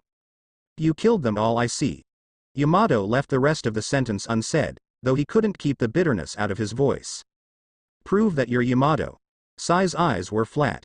Yamato raised an arm and it turned into wood, swinging around the air for a bit before returning to its original form. Sai nodded, satisfied, and sheathed his tanto once more. They were sound ninja. They had to be killed. "They weren't going to kill you," Yamato replied. Sai shrugged. "I eliminate all threats to Konoha.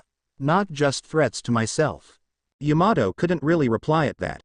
Naruto walked into the clearing, carrying Shiho on one shoulder. "Naruto," Yamato muttered, walking over to the blonde as he released Shiho, leaning her against a rock. "Are you all right?" "I'm fine." Naruto looked at the dead bodies, then looked at Sai. "You did this?" Sai nodded. "I did." "Why?"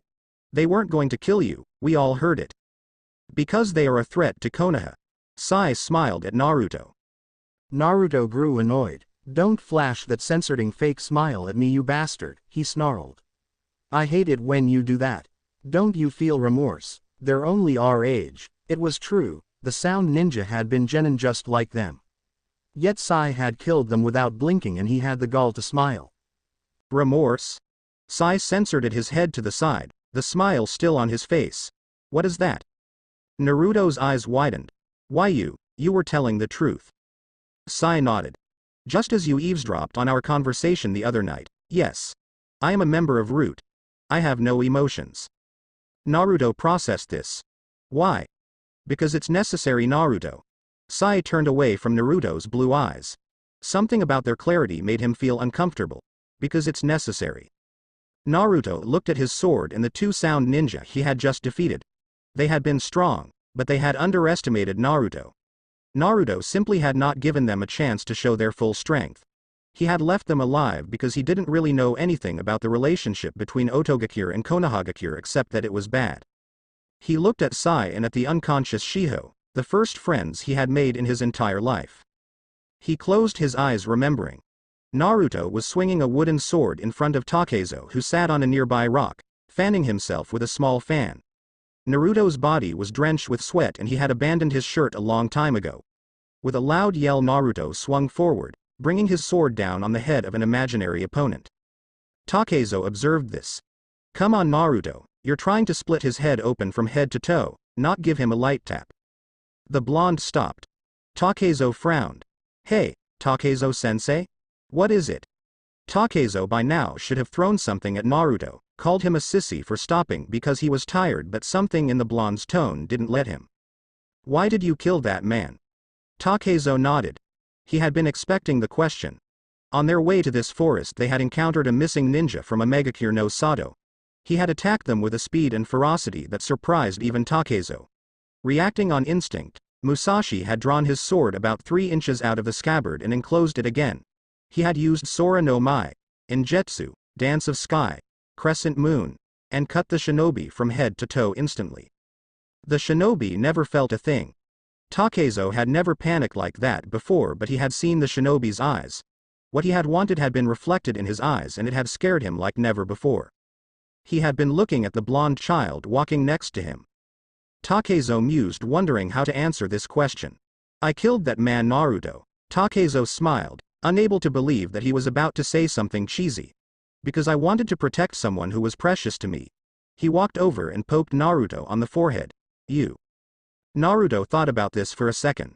Takezo gave him time. He was still a child and the samurai didn't expect a lot out of him. Am I your only precious person? Takezo crossed his arms, walking back to the rock and sitting down. No. I once had a friend, a man that I would have called my brother. He was my friend, and I risked my life to fight for him and protect him. I still would, but he's no longer in this world. Takezo closed his one good eye, remembering the blonde Namikaze. He opened it again and smiled at Naruto. I know you didn't really make friends at an iron country, but one day you will meet some people whom you can call friends. They might be annoying or not consider you as their friend, but they'll be your precious people. You might find yourself wanting to do irrational things for them. I don't get it. You will, Takezo said with a sad smile. You will. Friends are a precious thing, protect them Naruto, even if it is from themselves. Naruto looked at Sai. Never taking his eyes off of Sai, Naruto asks. Who makes the rules in the village sensei? That's Hokage-sama Naruto. Sai looked at the blonde, his eyes wide with shock. The blonde had just declared to him, someone that he had met yesterday, that he would become Hokage. Not for himself or for any other dream, but to give ninjas like Sai a chance to live a normal life with emotion and bonds. He looked into Naruto's eyes, which were not wavering at all.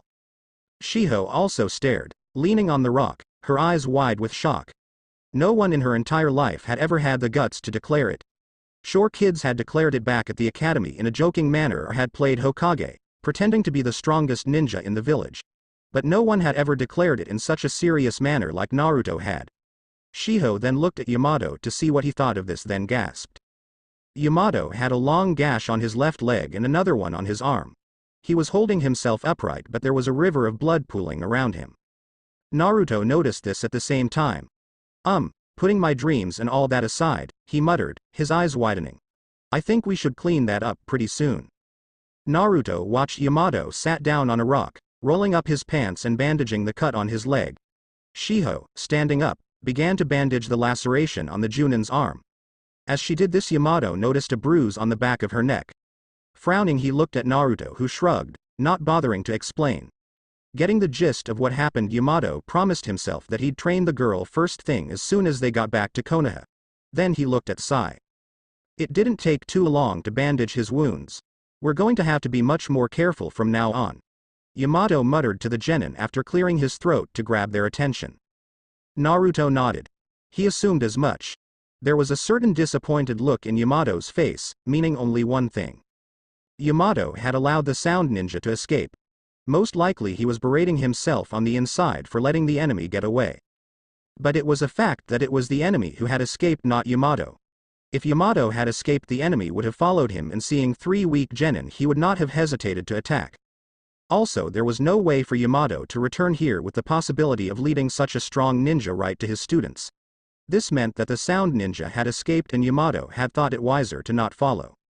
It didn't take long to finish wrapping up Yamato's wounds. Come on guys, Yamato ordered, standing up, though Naruto thought he saw a flash of pain on the man's face. We have to keep moving. He'll most likely return with reinforcements. He faced Naruto. What happened in your battle? Naruto thought back to Kitamura and Jirobo, the 2 sound genin that he had fought against. Incapacitated. Naruto smiled wickedly, showing 2 sharp canines, indefinitely. Yamato nodded, expecting as much. Come on, we don't have much to go if we walk fast enough. The temple is actually situated in Fire Country. It should be around here somewhere. Yamato began walking with Sai and Shiho in tow. Naruto hissed in pain, clutching his right arm with his left hand. Damn it, he thought, grimacing. Take Zo's sword, Hanakage, Flower Shadow, as rejecting me. He pushed the pain to the back of his mind and followed his team's footsteps. True to Yamato's word, Team 13 did not have to walk more than an hour or two to find the entrance to the temple. The temple was surrounded by large rocks, resembling small mountains more than anything else. There was an opening composed of a few stairs that led straight into the temple yard. The temple, though not big, was exquisitely built. The buildings were one of those old mansions, and on each corner of the rooftops, there was a wooden carving of a dragon, its jaws open and a large crystal ball clenched within its fangs. There were a couple of monks that noticed them but did not make any movement. They were busy sweeping the yard. Team 13 climbed the steps and Naruto noticed that Yamato was growing increasingly pale. He worried for the Junin but told himself that if he needed help, he would ask for it. Naruto climbed the steps silently, growing more and more excited to see the monk priests that littered the temple yard. The thing that excited him the most were their shining bald heads. He had never seen anyone with a shaved head before and wondered if it would squeak if rubbed the right way. They were greeted by two monks. Both of them, to Naruto, looked identical. Cleanly shaved heads that shone brightly. The older one was about Yamato's age. He was holding some round object that looked like a big bell. In his other hand he held a small club-looking piece of wood that he waved to hit the wooden bell as he bowed towards them. It produced a clear sound, reminding him of a woodpecker's call. He was dressed in a robe of yellow with a red sash that went from his right shoulder to left hip, wrapped around his torso. He had a pleasant face, that looked as if he had his eyes closed but still seemed to see everything. The other one seemed to be about their age. Instead of a smile, he had a scowl on his face, and had to be forced to bow. He was wearing a patched shirt of gray and similar pants that came a little below his knees. Yamato Dono, the older monk greeted, hitting the bell a couple of times. You are earlier than we expected. We thought it'd take you another day. We walked until almost dawn yesterday. Yamato bowed as well, putting his hands together. He looked at his students, prompting them to follow suit. I'm here to deliver the scroll into your hands, Muraku-san. The man, called Muraku-san, stood up straight and handed his tools to the young boy next to him. A very curious predicament that you have placed us in, Yamato Dono. He looked over the Junin, seeming to notice for the first time that he was wounded. You are wounded. Obviously. Naruto whispered to the side. Shiho elbowed him in the ribs. The monk, Muraku, raised an eyebrow at this. The boy next to him snickered. Come, Yamato Dono, I shall take you to our nuns. They will tend to your wounds. Muraku turned to the kid. Ju, take them to the guest house. Then turning towards Yamato, this way please, Yamato Dono.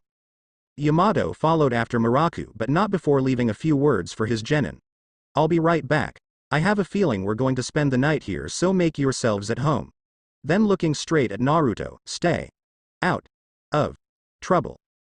Naruto nodded. That's my middle name, stay out of trouble. Uzumaki, stay out of trouble, Naruto. Yup. Never been in trouble my whole life. I'm serious, Naruto. Yamato's became very grave, trying to get across his meaning to the boy. This is politics, Naruto. It's a C-rank mission. If you ever want to get more than C-rank missions or even more C-rank missions, you will behave. Naruto sighed. Fine, geez, it's like you don't trust me or something. Yamato threw up his hands into the air, exasperated. Shiho, Sai, keep him out of trouble. I'll be going now, I feel a bit lightheaded. The Junin power walked to catch up with Muraku, who had already gone a fair distance away. This way please. The boy called Ju gestured with his hands and led the way. As they walked, Naruto looked around the compound. It wasn't a single building, but a multitude of them. Each of them were of a different size. He had never seen buildings like them before, none of them exceeded more than one floor. Each of them had tiles on the roof that seemed to flow down then mellowed out into a flat plane. On each corner there was a statue, and without fail, each one of them seemed to be sparkling clean. Naruto was amazed that the yard itself was without a speck of dust. The ground was made of stone cubes and each one of them was identical to the other. The blonde wondered how long this temple had been here and who had spent so much painstaking time to make this compound into the thing that it was today. Ju noticed Naruto's amazed looks. Shiho was practically skipping up and down in jittery excitement. Sai seemed to be the only normal one of the bunch. Hey. Naruto started the conversation, tapping the junior monk on the shoulder. Ju, was it? The monk nodded. Yes. What are each of your names? I'm Naruto. The blonde replied, pointing a thumb at himself. This is Shiho and Sai. I see. The monk looked at Shiho up and down, said, TCH. What the heck was that? Said Shiho, startled. Naruto raised an eyebrow, a smile beginning to tug at his lips. I was so excited when Muraku-sama told me that ninjas were coming. He peered at Shiho from the corner of his eye. I was looking forward to having some eye candy around the compound even if it was for a few hours, but instead they sent this flat glasses girl. Shiho stopped walking, her mouth wide open in shock. He's right, you know, Sai joined in. You are flat and you wear glasses. I just didn't go through my growth spurt yet, Shiho finished weakly. Yeah, Ju answered back. At least the other one's here. Naruto narrowed his eyes, trading a look with Sai. What other one? Naruto ventured. Oh, I forgot to tell you. The monk turned around with a blush on his cheeks and a smile on his lips. The Iwagakure shinobi are already here, and one of them's a real beauty, you know. I think her name was Kuratsuchi, said a girl's voice from above them. They had been standing right next to a tree that had been planted in the garden. The tree was boxed in by a small area filled with dirt, surrounded by stone bricks, the same kind that made up the floor. The tree was a cherry blossom tree, and on one of the branches stood a girl, the height on her forehead 2 rocks, one behind the other. The girl had short black hair that cupped her face. Her eyes stood out, being a faint shade of pink without pupils, with long eyelashes at the corner of her eyes. She wore a red shirt covered by a brown jacket with fishnet tights and a skirt over her shorts. She had a pair of gloves on one hand which left her fingers bare, which she was using to hold on the tree. She leapt down from the tree landing without a sound, impressing Naruto. I'd appreciate it, she told Ju, never taking her eyes off of the Konoha shinobi. If you would not reveal useless information to other shinobi like this. Ju nodded, hearts flying off of his eyes. So, you guys are from Konoha, huh? She bent low, her hands on her hips. The one in black looks good enough, the blondie looks strong if nothing but the girl, she smirked, reaching her full height once more. You're useless, aren't you? Shiho's eyes widened and the Kuratsuchi knew she'd hit the mark right on target. Hey, Naruto cut in, glaring at the girl. Back off. Kuratsuchi looked at the blonde looking as if she'd just found something interesting to play with. He's hot-headed, she noted to herself. Why? Asked the Iwagakure genin. It's not like I'm wrong. In fact, I'm so close to the truth that she can't even say anything in reply. If I'm wrong, she crossed her arms. Prove me wrong. Sai spared a glance at Shiho. The girl was so terrified that she was about to faint. And you, she turned to Naruto. You can't protect her forever. You might be able to play knight in the shining armor this time, but if she's a ninja, she needs to learn how to protect herself and be on the front lines. If she's weak, what point is there in being a shinobi? She might as well just be a civilian. Naruto opened his mouth to retort, then paused to think. He thought back to the incident with Team 8 and Kiba. The boy had obviously been taunting Shiho and had seemed so casual about it that he knew it wasn't the first time that such a thing had happened. Then he thought about the battle he had with the Sound Genin. Rather than let her fight, he had knocked her out because she would be in the way. Because of her weakness he had been forced to use the Sky Dance with Dragon Dance. If he had used only the Dragon Dance it would have been fine, but the Sky Dance had a nasty after effect. He wasn't strong enough yet to use 2 of the 3 dances in conjunction like that, even if it had been 1 move each. Also because he was worried about Shiho's safety he had forced everything he had into ending the fight in 1 hit. As a result he had been weakened, though it had faded now. If she had been partnered with another ninja other than him or anyone less capable, they would probably have both died. He remembered talking with Shiho, listening to her lament about her own weakness. He nodded. This was her fight. He wouldn't butt in. Kuretsuchi smirked, seeing the gears turn in the boy's head and reaching the conclusion that she had wanted him to reach. Well, so neither of you are denying that she's weak, are you? She laughed, her high-pitched laugh filling the air. This is so like Konoha. You guys are so caught up in your own morality that if someone attacks you with the truth you have no ways to defend yourself. Completely true, Naruto commented, shocking everyone there. What? Ju muttered, his eyes wide with shock. She's right. Naruto crossed his arms, cradling his sword in his arms. That is something that Konoha's weak against, the truth. That's why I'm going to change it. He looked at Sai, remembering his promise. I'll change Konoha. Kuretsuchi's eyes widened, then she grabbed her stomach, bending backwards with laughter. Her laughter filled the air once more, sounding like high-pitched bells, her rings of laughter building on top of each other. She pointed at Naruto and laughed, wheezing with laughter. She gasped. Said he'll become Hokage, to see change the village. What a fool. Naruto peered at her. So what's your dream? She stopped laughing immediately.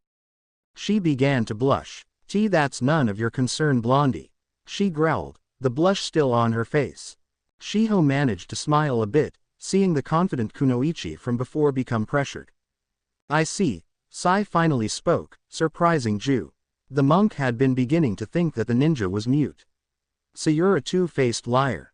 You laugh at one person's dream, but when confronted with yours you can't even say it because of the absurdity of your dream. That's why you called him a fool, because secretly you are jealous that he can say his dream with such clarity and conviction, while on the other hand, you're too embarrassed to say it. He smiled at the shocked Kuretsuchi. From now on your name is Two-Faced Liar. Watch it, she replied, her voice dangerously low. I'm not above ruining your pretty face, Konoha scum. Sai gave his signature fake smile at her. You're pretty on the outside but pretty ugly on the inside, aren't you? You're dead. Kuretsuchi lunged towards Sai, her hands moving towards each other to form hand seals. Naruto grabbed his sword right above the guard and thrust forward without moving a single step. The handle of the sword interrupted her chain of hand seals, being caught between her hands. Easy there, Naruto muttered, enjoying the look of surprise on Kuretsuchi's face. We don't want another repeat of the Third Shinobi War, do we? Kuretsuchi looked down at her hands. Her fingers had practiced these hand seals 100 times.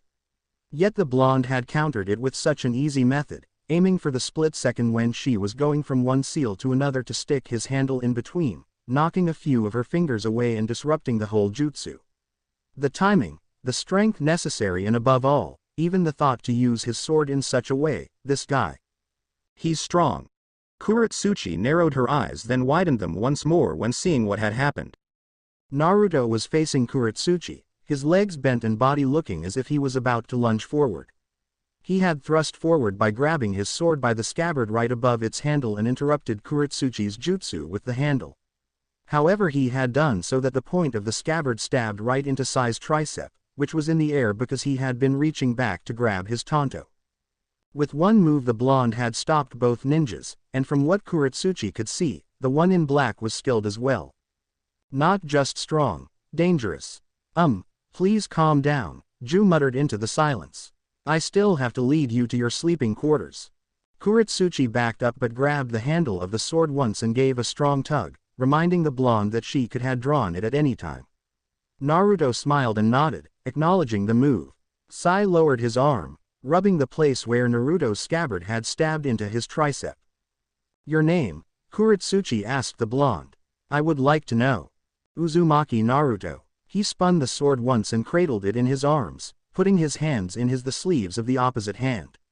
I'd also appreciate it if you stop provoking my teammates like that. Done. The girl answered. If you'll excuse me, I have somewhere to be. She left the clearing, jumping onto the roof of the building next to them and disappearing from view. Naruto looked at Sai, conveying a message. The genin nodded, disappearing in the same fashion that the girl had. Ju observed all this suspiciously. I hope you do realize that temple grounds is neutral grounds. He sighed, looking at them.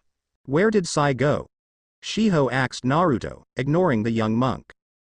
To Yamato-sensei, Naruto replied, because that girl's going to inform her sensei that we're here. We should do the same. Don't you think? Shiho nodded, seeing the logic in Naruto's answer. Ju sighed once more, tired of being ignored. Come on, I'll take you guys to where you need to go.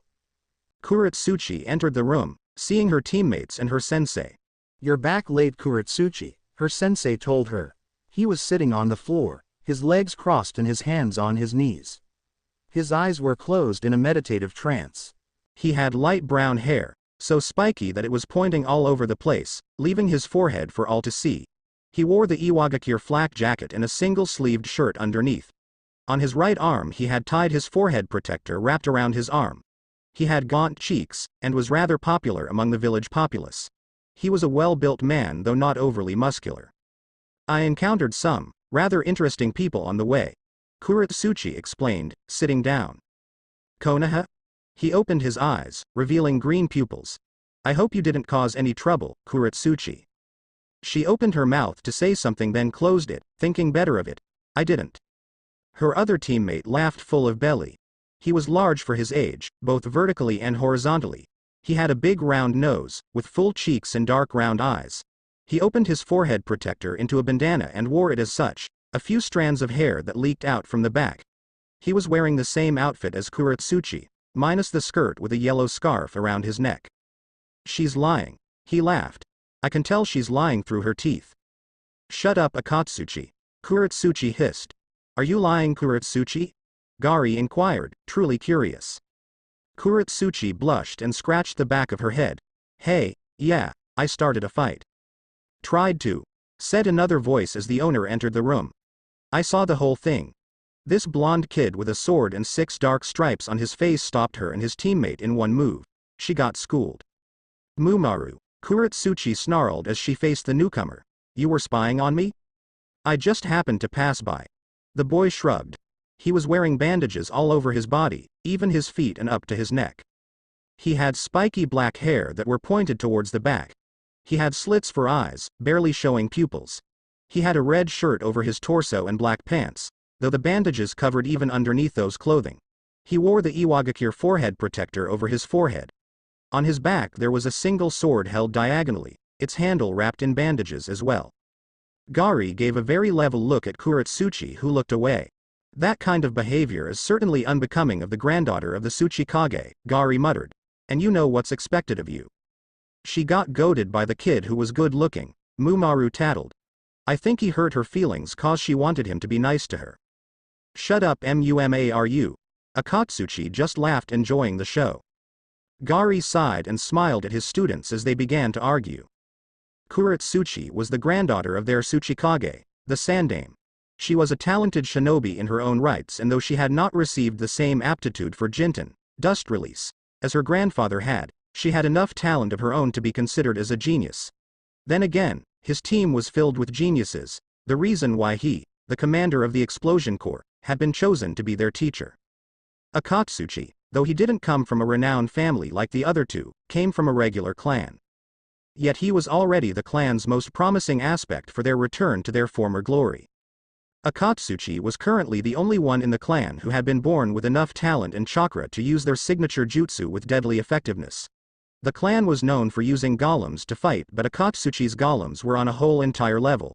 While most of the clans used golems as substitutes or distractions, Akatsuchi's golems could actually fight in his place. The boy was a prodigy in his own rights as well. Then there was Mumaru. Mumaru was the spitting image of the second Tsuchikage, Mu. He descended directly from his family line and had received the aptitude for Jinten, making him the sole heir of the current Onoki. Onoki had put him under Gari's tutelage for him to gain more experience.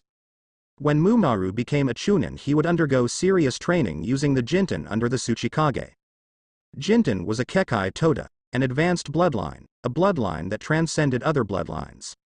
It was one of the strongest weapons that Iwagakure no Sato possessed, and when Mumaru had been found to show an aptitude for it, he was praised as the savior of the village. Because Onoki was of age, the people had begun to fear that even if another Jinten user had been born, there would be no one to teach him. Luckily, Mumaru, born from the same clan as Mu, came along to the village's pleasant surprise. Gari looked at the door, wondering what kind of individuals Konohagakure no Sato had sent. He wondered if their counterparts were as talented as the 3 students he had. What am I? Naruto complained. A rabbit. He scowled and held up his dish filled with green vegetables. You were in a monastery, Naruto, Shiho chided. They're vegetarians. I'm a vegetarian too, argued the blonde. I eat vegetarians. Like cows, pigs, chickens. He began to count off the animals on his hand. Sai was eating like a madman, shoveling everything he could into his mouth. Root made us eat tree roots for a month. Once we even had to eat our own crap. This is nothing. Ju opened the sliding door and peeked in. Hey, are you guys done yet? Muraku-sama wants you guys at the main sanctuary. Naruto flashed a smile at the young monk. I'm not really hungry. Ju spied the vegetables. Ah, not a fan of vegetarians, are you? I love vegetarians. Naruto quipped. As long as I'm eating them. Ju sighed. Come to the main sanctuary when you guys are ready. I delivered my message. With those as his last words, the monk closed the door, leaving the three to their meal. What did Yamato-sensei say? Naruto asked Sai. Shiho stopped picking around her plate to listen as well, curious as to what her teammate had to say. He didn't say much. Sai cleaned his mouth with a napkin. Just told us to stay out of trouble. Trouble has a way of finding us. Sighed Naruto, remembering the girl from Iwa. Hey, are we safe here? What if those auto shinobi attack us again? No chance of that. Shiho pushed her glasses with her index finger. Uh-oh, thought Naruto. She's going into her nerd mode. We are currently in neutral grounds. All monasteries such as this one has been declared to be neutral ground by all shinobi villages after the Second Shinobi War. It was a favorite tactic of a lot of ninja that when they were being chased to enter a temple. Once entered within a temple, they were granted not only protection, but medical attention as well. It couldn't be easily penetrated as well because the monks are not just monks, but they have their own fighting styles similar to shinobi and samurais. If Auto Ninja decided to break the truce and attack us, Shiho continued. Not only are they declaring war on Konohagakure no Sato and the temple, they are breaking the one rule that all shinobi has agreed to follow, the neutrality of the temples.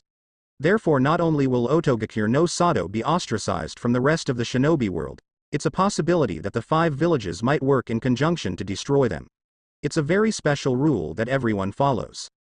Naruto had listened to only half of Shiho's explanation. These monks know how to fight. Oh yes. Shiho nodded. They're not ninjas per se, but they're not samurais either. They have a special form of fighting that is passed down only to themselves.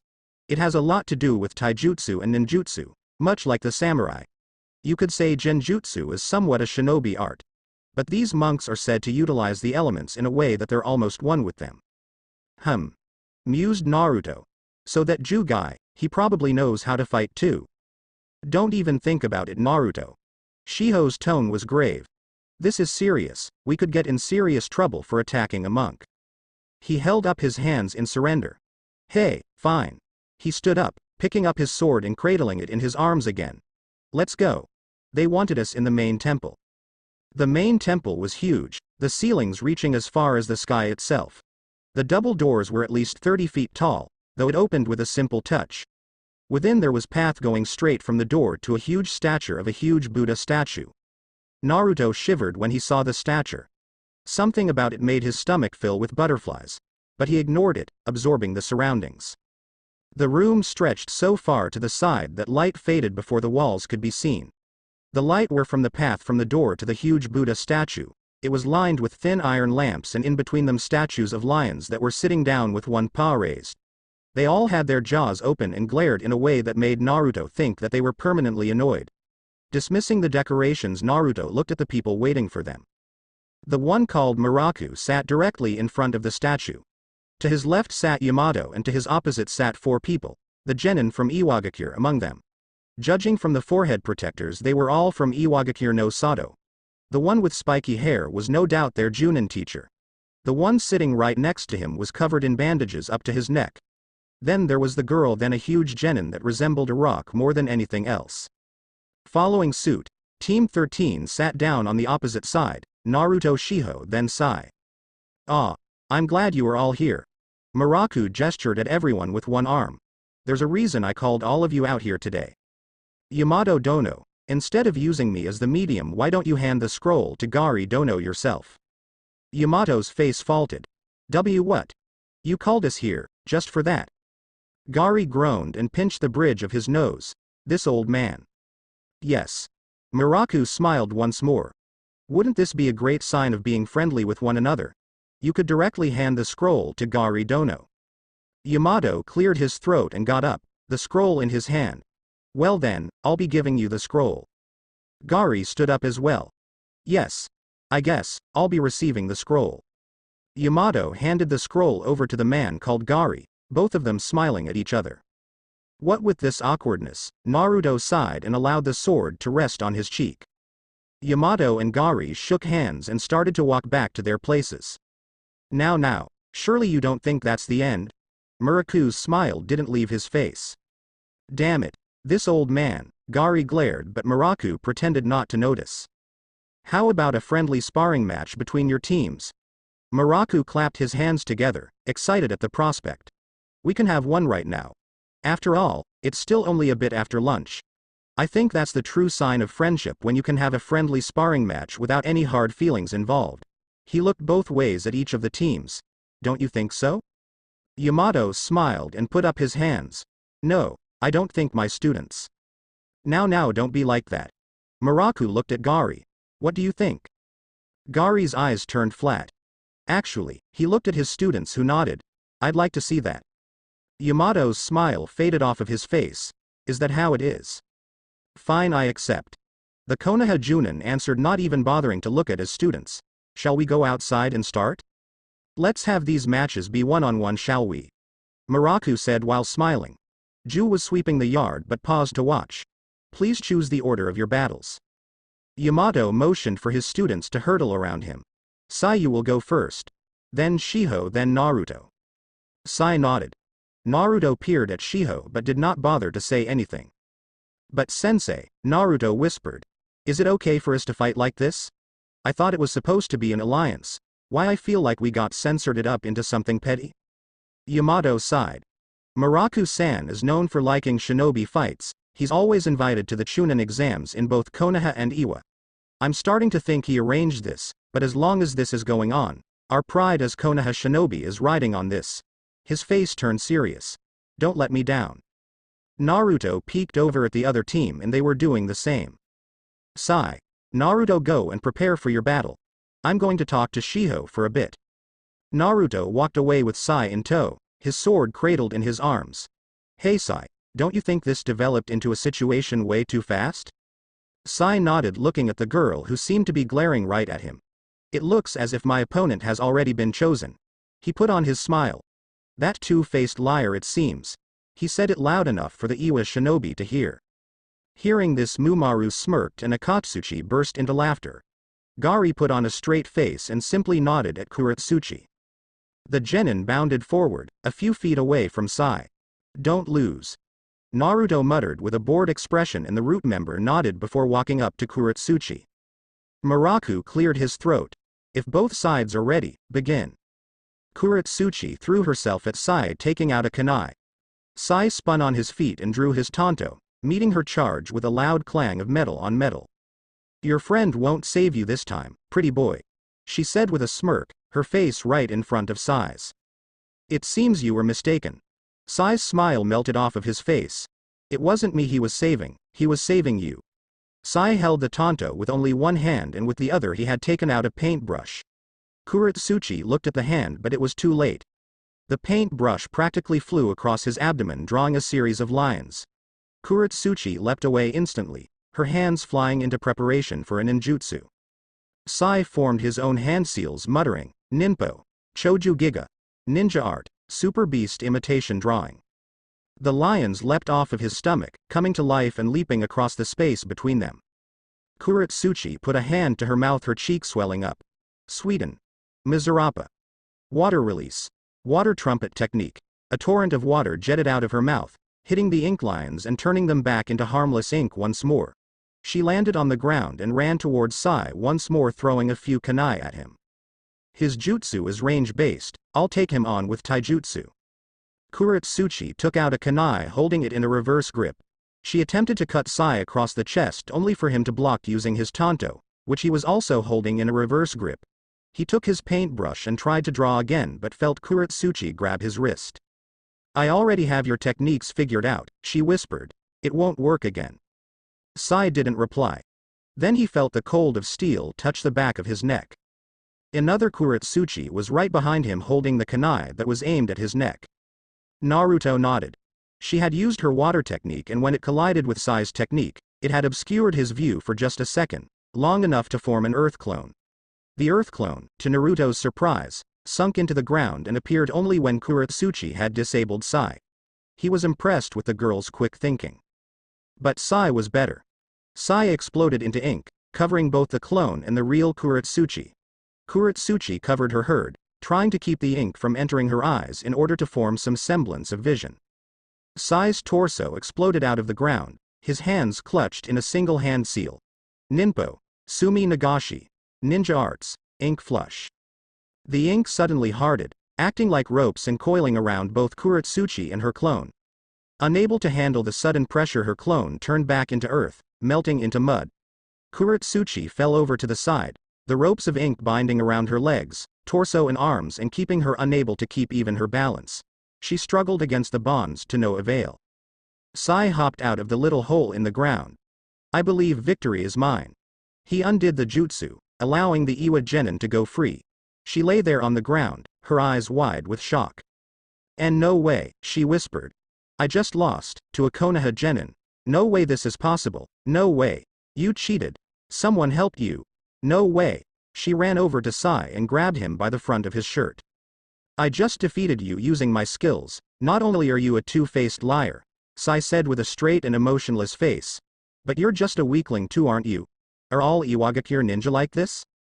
Kuretsuchi raised a fist. Kuretsuchi. Gari snapped, his voice cracking like a whip. That's enough, come back here. Naruto looked at the Iwagakure ninja. Before they had an air of amusement and confidence. Now, all of them looked seriously pissed off. Even the big one that had been laughing constantly had ceased to smile, glaring at Naruto with a look of pure hatred. The one called Mumaru actually grabbed the hilt of his sword. Kuretsuchi gave one last look at Sai before walking back to where her sensei was. Gari looked the most pissed off out of all of them. He was glaring at Sai as if he wanted to face off against the genin himself. Naruto sighed and looked back as Yamato finished talking to Shiho. Shiho nodded and seemed to notice the atmosphere of the Iwagakure ninja for the first time. She looked at Naruto as if asking for an explanation. Naruto flapped his hand in the shape of a mouth and pointed at Sai. Shiho shot a desperate glance at Sai, who smiled at her. Come on, Shiho, just do what I say. Yamato patted her on the shoulder. You'll be fine. Shiho gulped, walking in front of her opponent. The one in bandages walked up to meet her. Oh shit, Naruto cursed inwardly. This is over. He glanced at Yamato, who had paled. He knows it too, I guess. Shiho was shaking with fear. Mumaru sighed. I wanted the blonde one, but I guess not. He sent a look in Naruto's direction. Perhaps in the future if we're fated to meet. Begin. Muraku yelled out. Shiho immediately threw a barrage of shuriken as soon as Muraku had yelled. Mumaru took out a kunai of his own and blocked them in an almost bored manner. I won't even need to use a jutsu against her. Shiho, after throwing the shuriken, threw another barrage of kunai. Mumaru blocked those as well in the same manner. Looks like she's up to something. Shiho touched the ground, sending a pulse of chakra. Mumaru. Kuretsuchi warned. The shuriken and kunai all puffed into smoke, turning back into slips of paper that were burning with fire. Mumaru glared at Kuretsuchi, his eyes bloodshot. Alright. Kuretsuchi gulped and looked away. There's no way he didn't notice that. Mumaru's arms moved in a blur, throwing a shuriken in every direction. Shiho's eyes widened. Each of the shuriken that he had thrown had hit the part of the seal that caused the explosion. By breaking the seal at that exact spot, he had prevented the seals from exploding. The fact that he threw the shuriken with such precision and had remained calm in that ordeal meant that he had known that she was throwing explosive tags. Yamato narrowed his eyes. These are not normal genin. Shiho, he began, but he was too late. The bandaged genin rushed into motion and in the blink of an eye, struck Shiho in the right shoulder, stomach and chin, sending her flying backwards unconscious. He didn't even say anything, turning around and walking towards his team once more. What a waste of time, he whispered. Gary smirked. Naruto sighed, keeping his bored expression on his face. He looked at Shiho. At least she tried her best. Nodding and steeling himself, he walked into place, seeing his opponent, the big guy named Akatsuchi, already waiting for him. I'm not going to go easy on you, the giant said to the blonde. You can thank your friend for that. I'm not going to go easy on you, Naruto said, glaring at his opponent. You can thank your friend for that. Akatsuchi narrowed his eyes. Hey, Naruto leaned back on the balls of his feet. The food that they serve here, there's no way you're eating it.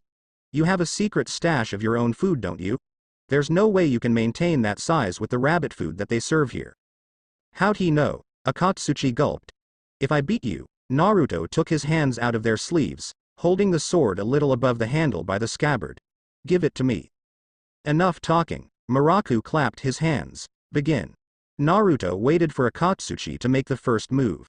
This guy's strong. Kuretsuchi told me not to underestimate him, so I'm going with my strongest technique. Akatsuchi formed a hand seal, muttering, Doten. Goremu no Jutsu. Earth release. Golem technique. Akatsuchi opened his mouth and two hands crabbed onto the corners of his mouth, a new being opening his mouth and emerging. Naruto made a disgusted expression. Never mind, you can keep your food, please don't throw up. A humanoid creature made out of earth appeared in front of Naruto. Akatsuchi wiped his mouth with the back of his hand, wiping some drool away. It had horns on the side of its heads and had large hands, looking at Naruto menacingly. Isn't it going to say it's clobbering time? Naruto quipped with a smile. Getting no reaction from anyone, Naruto shrugged. He rushed towards the golem, which raised its arm to slam Naruto to the ground. Naruto raised his sword, meeting the descending fist with the handle of his sword. His eyes widened. Sora no Mai. Injetsu. Dance of Sky, Crescent Moon, Naruto whispered. He lowered his body to the ground for a split second, revealing about 2 inches of the blade before snapping it shut once more. This entire motion was so fast that the Junins were the only who saw exactly what it was that Naruto had done. The other genin had barely seen a blur. The golem exploded into dust, clouding the battle for a few seconds. Akatsuchi jumped into the air out of the dust and jumped into the dust cloud once more, fist first towards where Naruto had been approximately. They heard a loud crash and a few pieces of gravel. The dust cleared, showing them what had happened. The golem still stood, though there was a large gash on its chest. Yet the jutsu had not dissipated from the simple cut. Sometime during the brawl it had raised both arms as a hammer fist and attempted to slam it down on Naruto. On top of the fist was Akatsuchi, who had punched on top of the hammer fist to increase its strength. Naruto stood beneath the hammer fist, straining and sweating. He still had his sword in its scabbard, which was being used to hold the fist at bay by intercepting the wrist. He held the handle of the sword and his other hand was supporting the sword by pushing the middle of the scabbard with a palm. Instead of taking the fist head on, Gary narrowed his eyes, impressed with the blonde swordsman. He hit the wrist, which carries less weight. Even though he's not as strong as Akatsuchi, he's overcoming the difference by skill. Even besides that, the sword's blade never touched the golem. All he did was draw it about 2 inches and snap it back really fast. Just what was that technique? You're really heavy, Naruto muttered.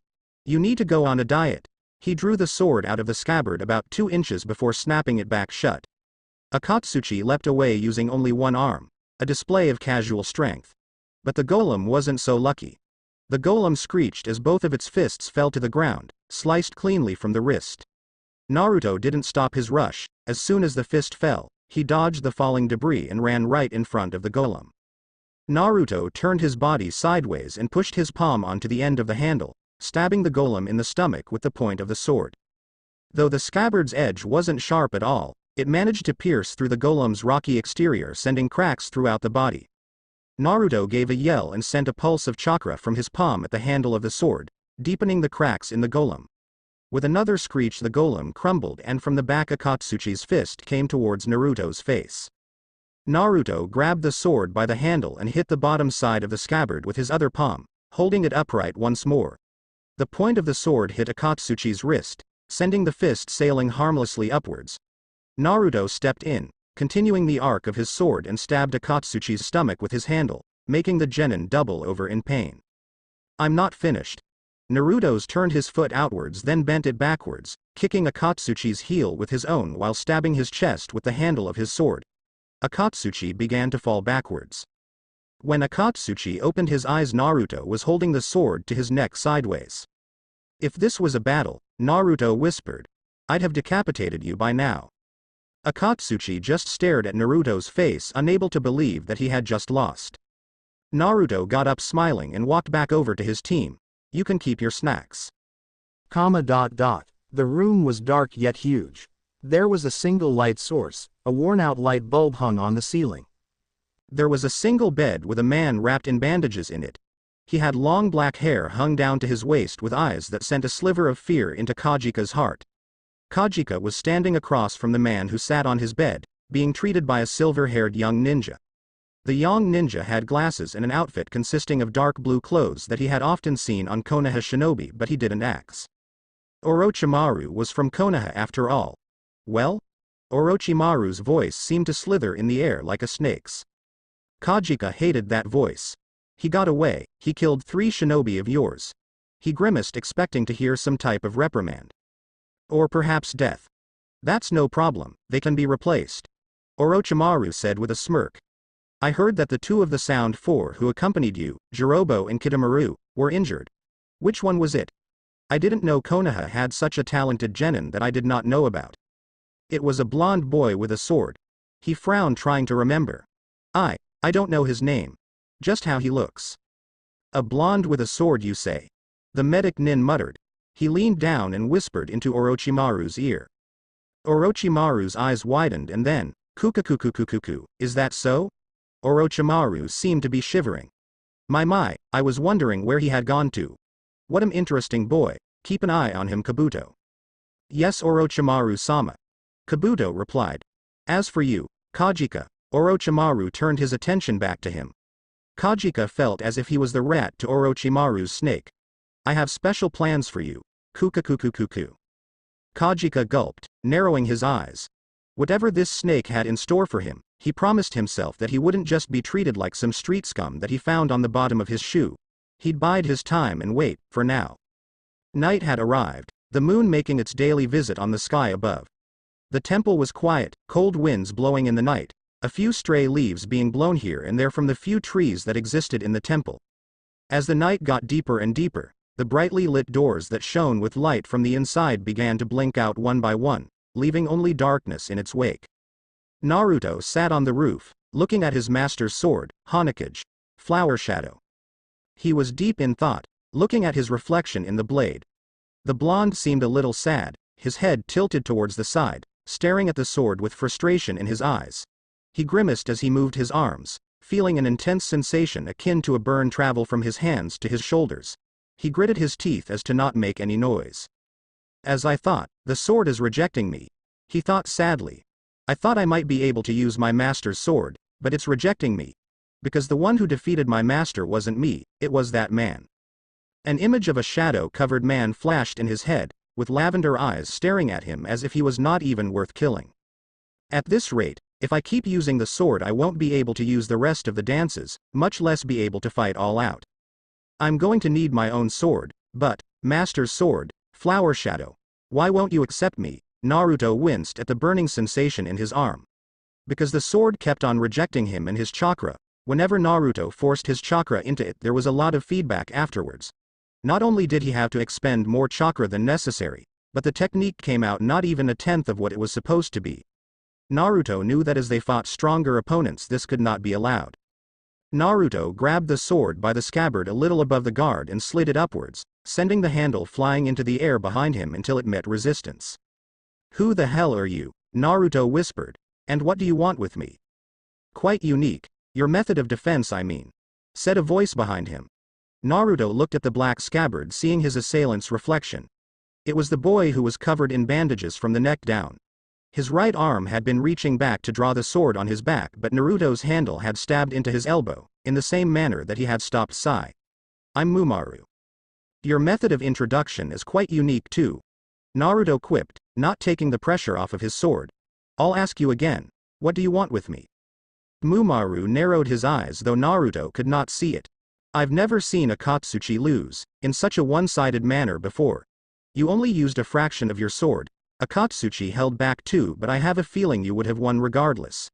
Mumaru tightened the pressure on his arm and felt the sword's handle dig deeper into his arm. I want to see exactly how strong you are, Uzumaki Naruto.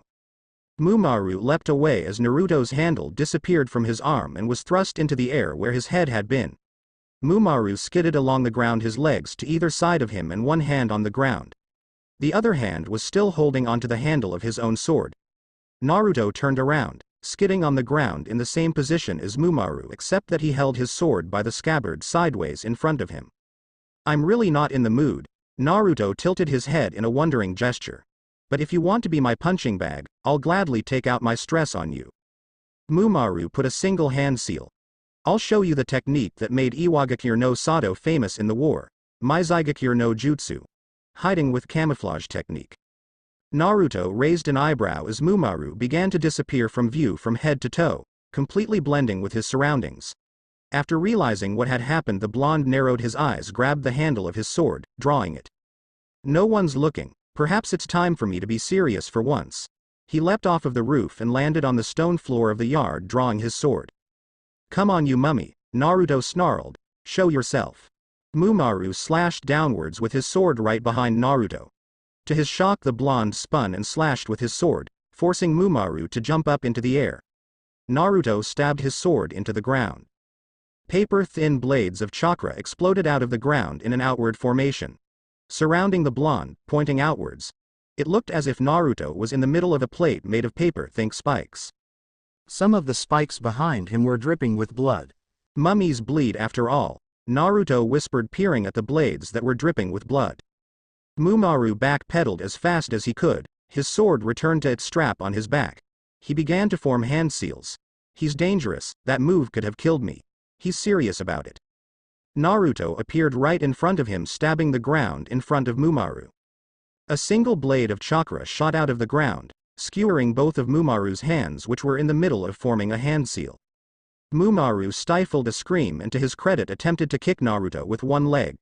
Naruto released his sword, leaving it embedded in the ground, ensuring that the chakra blade kept Mumaru's hands pinned in place. Naruto ducked underneath the kick, then grabbed his sword again, sliding it a couple of inches. As the blade moved, the chakra blade moved as well, cutting a straight line in Mumaru's hands towards his wrist. Mumaru leapt backwards, taking the chakra blade out of his hand. Naruto gripped his sword and drew it out of the ground, rushing towards where Mumaru was once more. Mumaru switched directions. Naruto switched directions as well, following him right away, a smirk on his lips. Mumaru's eyes widened with shock. How the hell is he following me? Hey, Naruto whispered, his face suddenly right in front of Mumaru's. You're bleeding all over the place, poor Ju's going to have to clean all this up tomorrow. Shocked Mumaru fell backwards, dispelling the jutsu. Naruto placed his sword on the side of Mumaru's neck. What's wrong? Why don't you continue? Naruto smirked. Why? So you have an excuse for using that jutsu. Naruto bent a little low, yet on his feet. He had gripped his hands in both hands and had placed it next to Mumaru's neck. His feet were pointed sideways and all Naruto needed to do was continue twisting his hips to face forward in order to finish off this battle. But he didn't, interested in the jutsu that Mumaru had in his hands.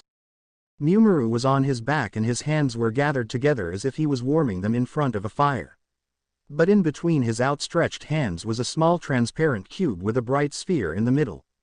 Naruto didn't know how much damage the jutsu would do, but it contained an insane amount of chakra from what he could tell. He became interested in it. Then shall we continue on 3? Mumaru's eyes widened. What? On 3, Naruto said, his voice beginning to quiver. But it wasn't a quiver of fear, Mumaru could tell, it was a quiver of excitement. You fire your little jutsu and I'll try to cut off your head. This guy was having fun. We can't. Mumaru found his voice shaking as well, but it wasn't like Naruto's. His was full of fear. Naruto frowned. We'd kill each other and cause an international uproar. Our villages might go into war once more. Mumaru continued.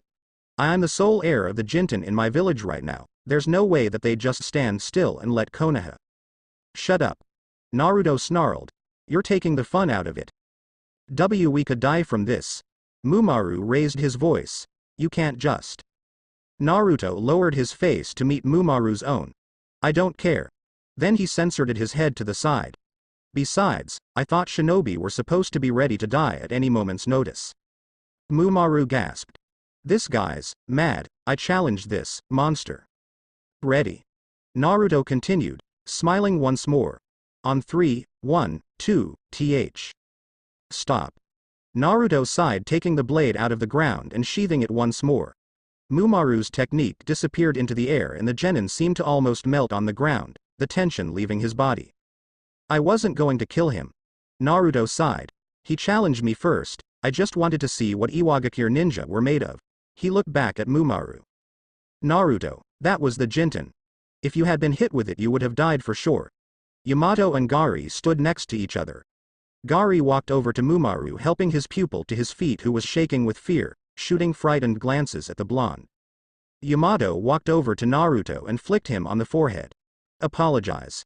Yamato placed both hands on his hips, using his ghoul face. Naruto gulped and hung his head. Sorry. I mean, you're the one who challenged me first though. Don't worry about it, little one. Gari said with resignation in his voice. I think this was a good experience for Mumaru. This was his first real life and death experience. He couldn't even tell that the boy was joking. It seems Mumaru still has a while to go. Gari looked at Mumaru, who had regained his composure. Mumaru, you should apologize too. The bandaged boy cleared his throat. It was my fault. He shook his head. If I held back anymore, this boy, I can't hold back against him. Even if I go full out, I wonder if I can defeat him. Naruto sighed and put his hands in the opposite arm's sleeves again, cradling the sword in his arms. If you know, that's fine. Then a predatory gleam appeared in his eyes again. I look forward to a rematch sometime in the future. Mumaru nodded, though it was rather stiff. So do I. With those words, Gari and Mumaru walked away, leaving the ground of Yamato yelling his head off at Naruto in the background. So, how was he? Gari asked in a bare whisper. Strong. Mumaru shivered. And dangerous. I've never fought anyone like him. He knew I was holding back, so he held back too. Gari nodded. Do you want to meet him again? Mumaru nodded. The Chunin exams, I was going to wait one more year, but I was wondering if I'll allow it. Gari said with a smile. After all, it's very rare of you to ask anything of me. Naruto winced, grabbing his arm while Yamato had been yelling. Yamato stopped and knelt down, grabbing Naruto's arm, much to the blonde's shock. He hissed at Yamato as the Chunin rolled up Naruto's sleeve on right arm. Yamato gave a gasp. Naruto's whole arm was covered in burn-like marks and there seemed to be steam rising from his skin in the cool night air. Yamato rolled up his other sleeve as well and found it to be the same. It wasn't him. Naruto said with a pout. It's the sword, he turned his head as if ashamed. It's rejecting my chakra. Yamato looked at Naruto, seeing the blonde vulnerable for the first time. I don't know what to do. Without a sword, he clenched his fist. This is all I have left of Takezo. Yamato picked up Naruto, cradling him. Come on Naruto, I'll take you to the room. We can talk about it there. So that new team, Choji muttered while eating a bag of chips. Has someone we know from it? Yes. Kiba said with frustration at the chubby genin. Choji was a chunky ninja with spiky brown hair parted to either side. His forehead protector was shaped like an underwear that a certain green beast of Konoha would wear, which kept his hair to either side. He wore a white scarf and dark green short-sleeved shirt underneath it. He had swirls on his cheeks and as he chewed the swirls seemed to be moving up and down. Why do we care again? Shikamaru muttered from his place. He was lying on top of a rock watching the clouds float by in the sky. He had a head shaped like a pineapple, his black hair tied into a short ponytail at the top. He was wearing a mesh net shirt and a beige jacket over it. Because, Kiba snarled. It's that guy from back in the academy. His name was Naruto. Shino finished for his teammate. Choji showed interest at this. You mean, that guy who always skipped class and pissed off Iruka-sensei? Who always played prank on the villagers and was known as basically the outcast of our year? Ino censored her head to the side. She was wearing a purple outfit with mesh underneath it. She had her long blonde hair tied into a ponytail. She was sitting on the rock where Shikamaru was lying on with her legs dangling. Choji was leaning on the rocks eating his chips. Oh. Sakura muttered. She was sitting on the other rock along with Sasuke and their teammate, a boy called Kawasu Kurama. He had light brown hair that were swept to either side but spiky at the ends. He had the Konoha forehead protector on his head and wore a kimono-like outfit of black. He was sitting on the rock next to Sakura with a sleepy expression and even gave a yawn. I remember him. Sakura finished. Sasuke-kun, what about you? This is a waste of time. Sasuke said under his breath. So what do you want us to do about it? Shikamaru sat up and Choji swallowed his chips. This isn't some big problem, Kiba. Someone just came back from training. Naruto collapsed to the ground, sweat beading his entire body. He tried to move even a finger but found that he couldn't. His arms were so red and literally smoking even though the day itself was hot. He screamed as he felt another wave of pain travel up his arm from his hand. There were red welts beginning to form on his arm from the abused chakra lines. That's what happens, Yamato muttered, equally tired. He had his hands on his knees to support himself. When a chakra you send into your sword is sent right back up, shooting up your arm. It's similar to if a blood flow is suddenly reversed. Naruto screamed into the air, a primal sort of scream filled with nothing but rage. He attempted to move his arm to grab his sensei's sword that lay a few feet away from him. Naruto, Yamato muttered when Naruto paused to breathe. You promised. The blonde in the middle of taking a breath froze, the world seeming to stop with him. They had returned to Konoha only a few days ago. Since then Yamato had begun to train them daily in grueling one-on-one sessions. They rotated each day, Sai, Naruto then Shiho. The ones who were being trained one-on-one always entered the forest. In Naruto's opinion, Shiho had it the worst, coming out of the forest looking as if something had literally taken her in its jaws and chewed her. Sai was only a little better, coming out with minor wounds but still covered with sweat from top to bottom. Then came Naruto's turn. The first words Yamato had said to Naruto when they had reached the training area left the blonde speechless. Give me that sword, Naruto. What? Naruto thought that his teacher was kidding and he just smiled back. Oh, are we going to train in something else today? Are you going to teach me what you taught Sai and Shiho? No, Naruto. Yamato held out a hand. Give me the sword. That sword is too dangerous for you. I'm going to train you as a shinobi, but until we find a new way for you to use your kenjutsu, sword technique, without hurting yourself, you won't be touching that sword. Now give it to me. Yamato narrowed his eyes. Now. Naruto's eyes, which were wide with shock, turned into something ugly. Come here and censoring, take it, Woodman. This is all I have left of my father. You think I'm going to lie down and let you censoring take it without a fight? Then if I beat you, Yamato's face was shrouded in shadow, you'll give it to me? Naruto snarled. If you can, that is, the word genin is but just a word. He drew his sword. I'll show you the dances of dragon, sky and shadow. I've been holding back until now, you'll be sorry for angering me. You're strong, Naruto. Yamato looked up, his eyes deadly, but not nearly as you think you are. Then they battled. Naruto collapsed to the ground, unable to take the pain from the chakra backlash. Yamato gasped for breath looking around the clearing. Every single tree within a 30-yard radius from Naruto had been cleanly sliced, making a ring around them. It wasn't just trees, everything that had been above 4 feet in height had been cut down as well. So this is your true power, Naruto, Yamato said as he regained his composure and began to walk over to the sword next to Naruto. He avoided the gigantic holes in the ground. The holes were about 7 or 8 feet in diameter and about 15 feet deep. They were perfectly circular despite being engraved into the ground. There were large slashes on the ground as well, perfectly straight. All these had been done by Naruto. Damn it, Naruto began to cry. He wanted to punch something but he couldn't even move his arm due to the pain. Why, please, that's all I have left of my dad. You can get a new sword. Yamato said coldly. Please sensei, please. Naruto. Yamato snapped. Look at your arm. Naruto paused looking at his arm as if seeing it for the first time. Yamato gestured around them. You're strong, way stronger than you have any right to be as a genin. But at too high a price. You've cut down every single tree in a 30-yard radius with one swipe of your sword.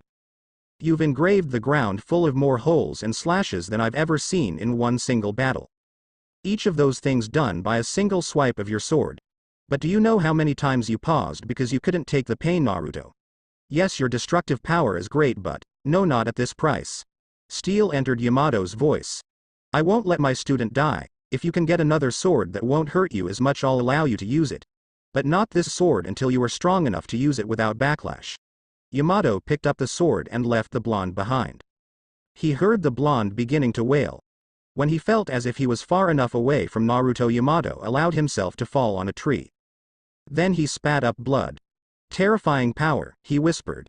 My legs are still shaking. He didn't even use the Kyuubi's chakra at all. I could easily have lost a limb or two back there, or even my life. He looked at the sword in his hand. Naruto, I promise I'll return this to you. But for now it's hurting you too much. I'll give it to you as soon as you can handle it. Naruto woke up breathing heavily. Damn it, it's been a month. Just how many times am I going to have that dream? He grimaced and clutched his heart, hissing as he felt a sharp pain travel up his arm. Though it wasn't so bad anymore, his arms were still heavily bandaged from the burns he had received. He looked at his arms and shook his head, trying to rid himself of the hated memory. He thought of Yamato taking his sword and hated himself for it. He didn't hate Yamato at all. The man was looking out for Naruto, doing it for his own safety. However, he did hate something. That something was his own weakness, his own inability to control the sword. He knew it was something that couldn't be helped. The sword didn't recognize him because he wasn't the one that defeated his master.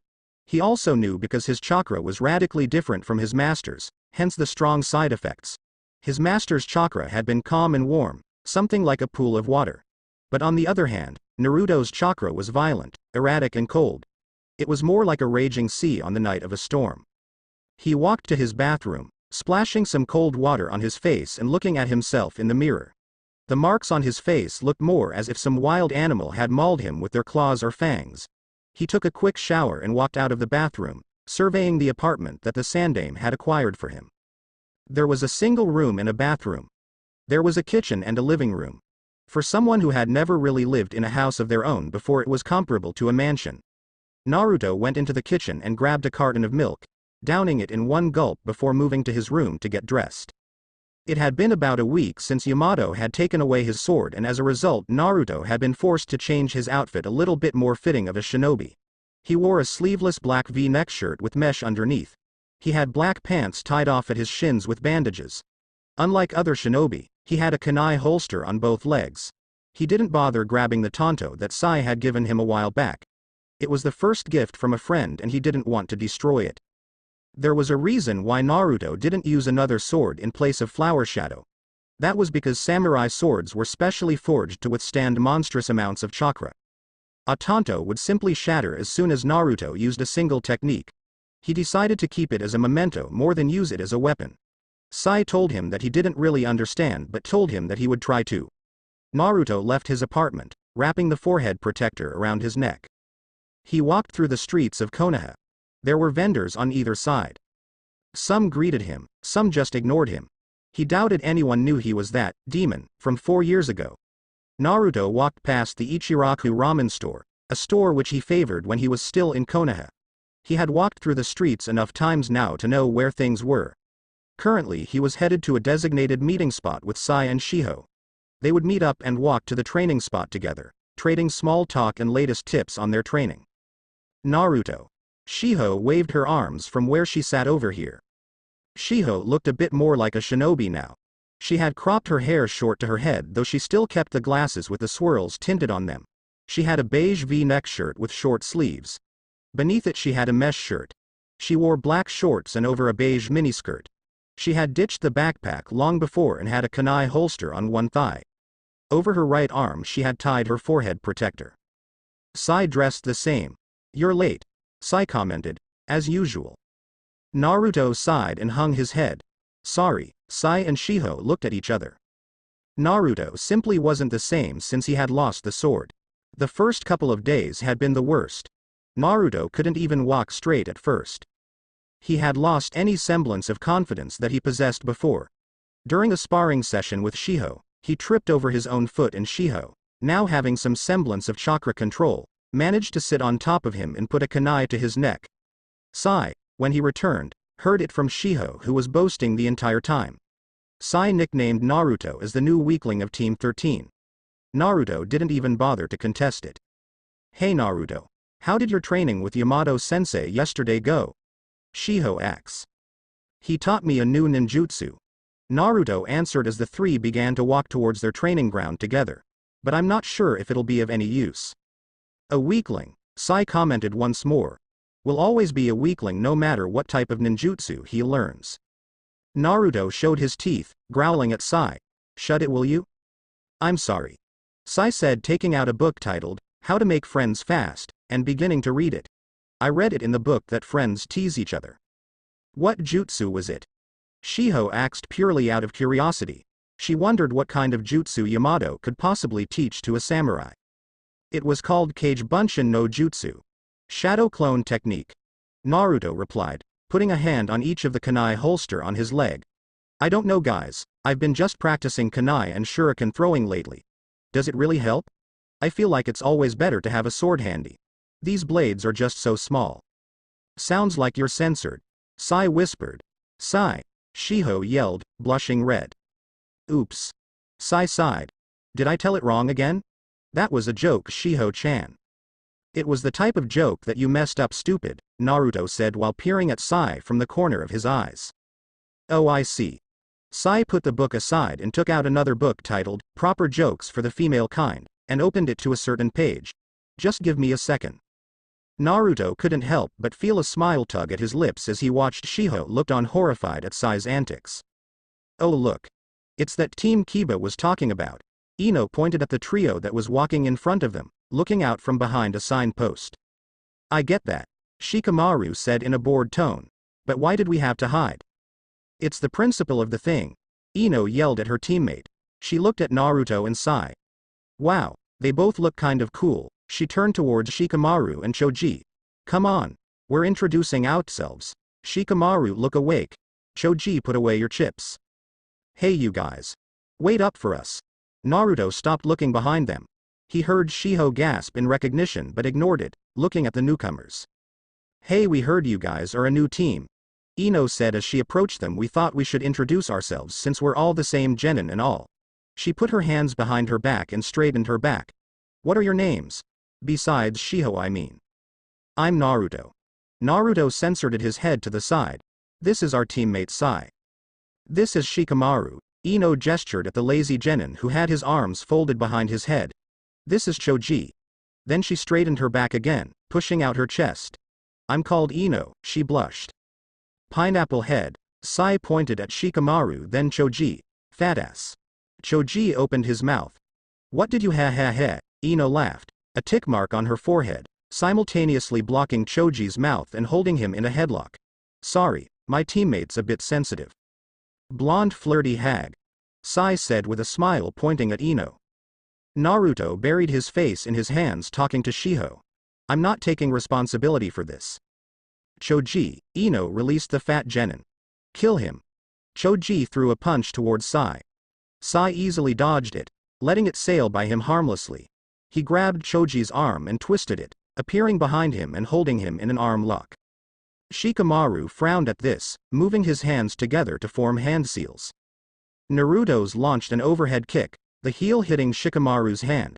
He continued with the kick and brought Shikamaru's torso to the floor, stepping on the genin's hand. Shikamaru looked up at the smirking blonde. Fast, now, Naruto said, giving the genin a I don't know gesture. Your side attacked us first, you know. Ino looked at both of her teammates completely immobilized by Team 13. Shiho looked at Ino and gave an apologetic smile, putting her hands together. Sorry, apologized Shiho. My teammates are a bit hot-headed. Naruto put his hand in front of face, palm out. There was the sound of metal sinking in flesh. All the genins watching gasped in shock. Aiming right for the eyes, Naruto moved his hand away from his face. A kunai stabbed into his hand, the other end visible from the back of his hand. What rude manners. Naruto released Shikamaru, who got to his feet hastily and stood next to Ino.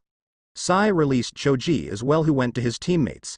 They just stared at Naruto's hand, which was dripping with blood, their mouths gaping open. Naruto. Shiho rushed to Naruto's side, who flicked his wrist with enough force to rip the kunai out. A spray of blood accompanied it as the piece of metal clanged on the floor. Sai narrowed his eyes at the ones who had thrown the kunai and made a motion to grab his tanto with his free hand. Naruto shook his head. Sasuke jumped down from the tree where he had been sitting in. He held a kunai in his hand, twirling it with a single finger through the loop on its handle.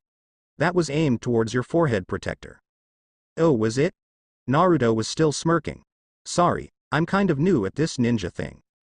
Sasuke-kun. A pink-haired girl ran from behind him, standing next to him. She looked at the scene, eyes becoming wide at Naruto's wound. Hey, why are you guys walking so fast?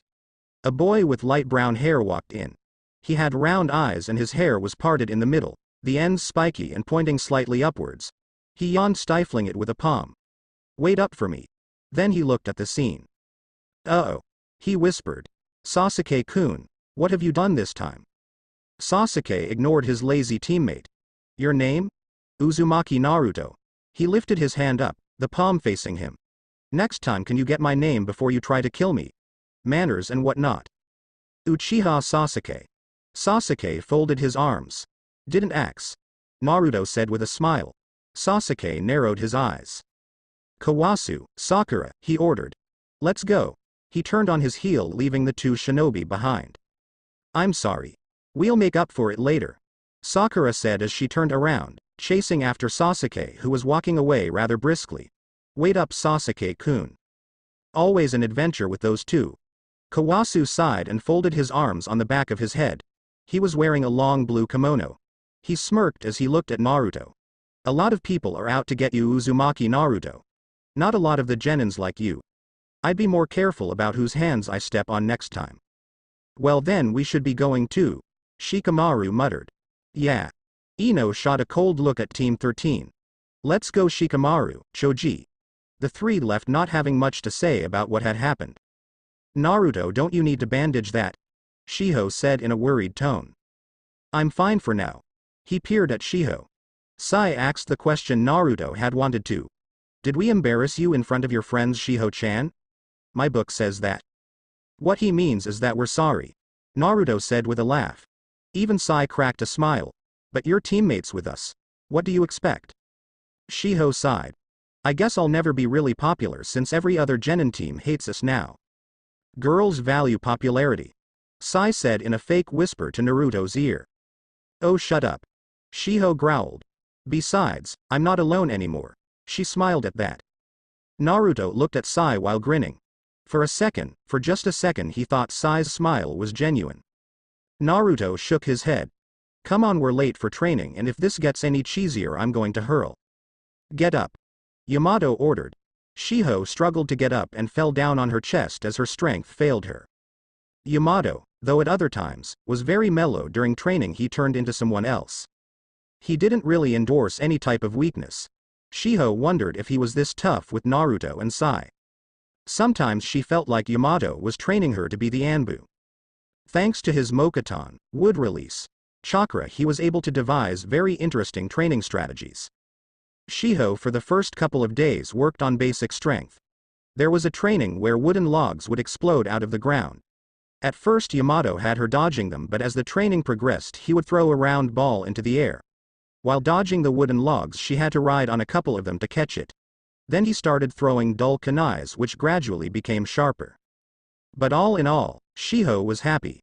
Shiho was getting stronger, visibly improving by leaps and bounds. Yamato had warned her that her chakra control and capacity wasn't the best and she would have to work 10 times as hard to catch up to Naruto and Sai.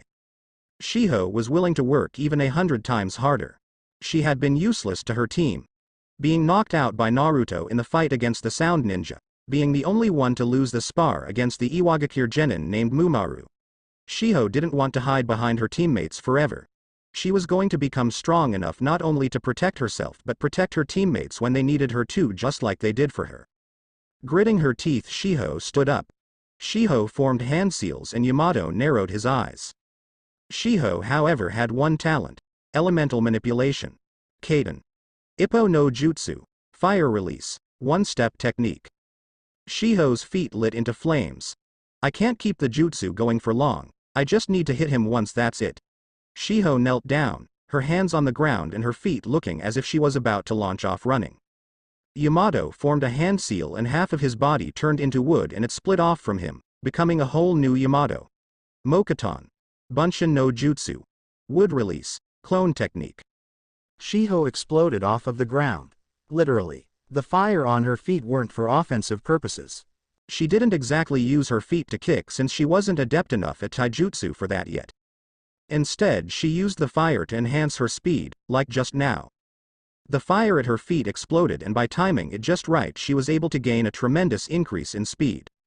Sai and Naruto couldn't even touch her when she used this technique. But it didn't take too long for them to figure out a counter. Since Shiho used an explosion to get an increase in speed, she couldn't switch direction in the middle. She didn't possess the necessary body control and chakra control to pull off the technique once more while going in the straight line. This technique would never allow her to have complete control of directions, but Yamato had told her that as she got better at it she'd be able to travel in straight lines in all directions. Definitely in waves, but in pure zigzags it would be a formidable weapon. The Bunshin blocked. Shiho had covered the distance between them in less than a second, seeming to almost teleport. The technique was similar to Shunshin, body flicker, but its offensive capabilities far surpassed the technique that was made for simple movement. The Bunshin took out a kunai and blocked Shiho's kunai in reply, only for Shiho to puff into smoke. "Got you," Shiho whispered as she appeared behind herself. Yamato had seen the rapid change of hand seals as she charged towards his own clone, but his clone had been blinded by the speed and had only seen a fast blur move towards him. While charging his clone, Shiho had formed hand seals, sending a clone of herself in her place. The real Shiho performed her fire technique again and punched the clone in the stomach. Then her feet exploded once again. The strength from the jutsu actually allowed Shiho to lift Yamato off of the ground and into the air. The real Yamato looked at the ground. There were footsteps in the ground outlined in faint flames. He looked at the two craters in the ground where Shiho had exploded off of the ground. She's getting stronger, though she's nowhere near Naruto or Sai's level. If nothing else, she'll be able to hold her own when those two are in a pinch. He looked at the air with a smile. "You're not a burden anymore, Shiho." Training day and night paid off. Shiho moved her body in midair, moving herself to behind the bunshi. She placed both feet on the bunshin while forming hand seals. That was the weakness of the technique. The technique was named aptly, one step. After one explosion she had to perform the jutsu once more if she wanted another explosion. She usually covered this weakness by using a clone or simply relying on the speed of her technique. Her feet exploded. The bunshin crashed into the ground, turning back into wood while Shiho was sent further into the air. Yamato watched, not worried at all, as he turned around and began to leave. "That's it for today. Good job." Shiho landed on the ground breathing heavily. Finally," she whispered. "But that one was a lot weaker than the other ones. It didn't even bother to move out of the way." She winced in pain in her legs. Her jutsu came at a price similar to Naruto's sword technique. Her legs and chakra points in her feet couldn't handle the pressure yet. Yamato assured her that she will get used to it with time. "So 3 times the limit," Shiho thought with a grim expression. She looked at Yamato walking away with not a single wound. Shiho jogged a little to catch up with her teacher. "Sensei, wait up." Naruto panted, his feet to either side of him and one hand on the floor. The other clutched 2 shuriken. Naruto had a scroll on his mouth. He was glaring at Sai, who stood a little bit away from him. Sai had his tanto out. His other hand was inching towards his holster where his paintbrush and paper was contained. Sai threw his tanto towards the blonde, sending it whirling end over end. Naruto threw his shuriken, which bounced off of the tanto. Sai sat down and already started to draw on his paper scroll. "Shit," thought Naruto. He ducked underneath the tanto, sending it sailing by him harmlessly. He leapt backwards and took out 3 shuriken in both hands, sending them flying towards Sai. He formed hand seals with one hand while the other one reached into his holster to grab more shuriken. Hand seals with one hand. Sai nodded grimly. Naruto usually didn't use 2 hands for those types of techniques. Something about samurai training. Shuriken Cage Bunshin no Jutsu. Shuriken Shadow Clone Technique. Naruto muffled through the scroll in his mouth. The shuriken that he threw began to multiply, the 6 that he originally threw becoming dozens. They hummed through the air, flying towards Sai. Ninpo. Choju Giga. Ninja Arts. Super Beast Imitation Drawing. Sai sent a herd of lions running towards Naruto. The swarm of shuriken hit the lions and dropped to the ground, covered in black ink. Sai soared into the air on top of a large bird that he had summoned along with the lions. Sai began to draw on his palette once more, sending herds of lions flying towards Naruto from the sky. Naruto formed a hand seal. Kage Bunshin no Jutsu. Shadow clone technique. A puff of smoke appeared on either side of him, revealing two perfect copies of Naruto. The blonde grabbed their hands. Henge no Jutsu. Transformation technique. The two blonde copies turned into shuriken, a large ring in the center and three flat blades pointing outwards. Unlike other shuriken, these had completely flat blades. The shuriken was a lot larger than normal ones, each blade being about 4 feet long. Sai narrowed his eyes. When did he? Naruto threw the blades one after the other, forming hand seals once more. Shuriken Kage Bunshin no Jutsu, he yelled. These shuriken multiplied into the dozens once more. However, instead hitting the ink lions and falling towards the ground, these held enough mass to cleave right through the swarm, heading straight for Sai. The bird that Sai was riding on began to weave through the air, dodging everything. Naruto formed hand seals once more. Shuriken Kage Bunshin no Jutsu, he whispered, and the swarm of giant shuriken doubled in size once more, filling the air with a humming sound. Before there were gaps due to the lions changing their course slightly, but now the sky was filled with shuriken, blacking out the sky for Naruto and hiding Naruto from Sai's view. Sai cursed and leapt off of the bird as it was ripped apart by half a dozen shuriken. Taking out a kunai, Sai blocked each shuriken that were threatening to cut him in half. Dodging the last shuriken by flipping, he landed on the ground on both feet, his kunai held in a reverse grip. Sweden, water release. Sai gasped as he heard Naruto's voice from behind him. Katana. Sai turned around to see the scroll in Naruto's mouth partially open with a large circular seal on it. From the seal came out a spout of water which suddenly coalesced into a handle of a sword. As if drawing it from a scabbard, Naruto pulled his sword out of the scroll. The sword was transparent, clearly made of water, yet when Naruto flicked it to the side, not even a droplet fell from it. Sai tensed his legs. He knew from experience that Naruto had two types of sword techniques. The first was Dance of Dragons. This dance had techniques that involved a lot of chakra and were rather slow but powerfully destructive. Then there was the Dance of Sky, which involved techniques that weren't as powerful, but just as lethal. The difference was that the Dance of Sky was instantaneous. While Dance of Sky had to do with cutting down only one person, the Dance of Dragons could be used to hit a whole area. The Dance of Dragon could be dodged but not blocked. The Dance of Sky could not be dodged, but it could be blocked.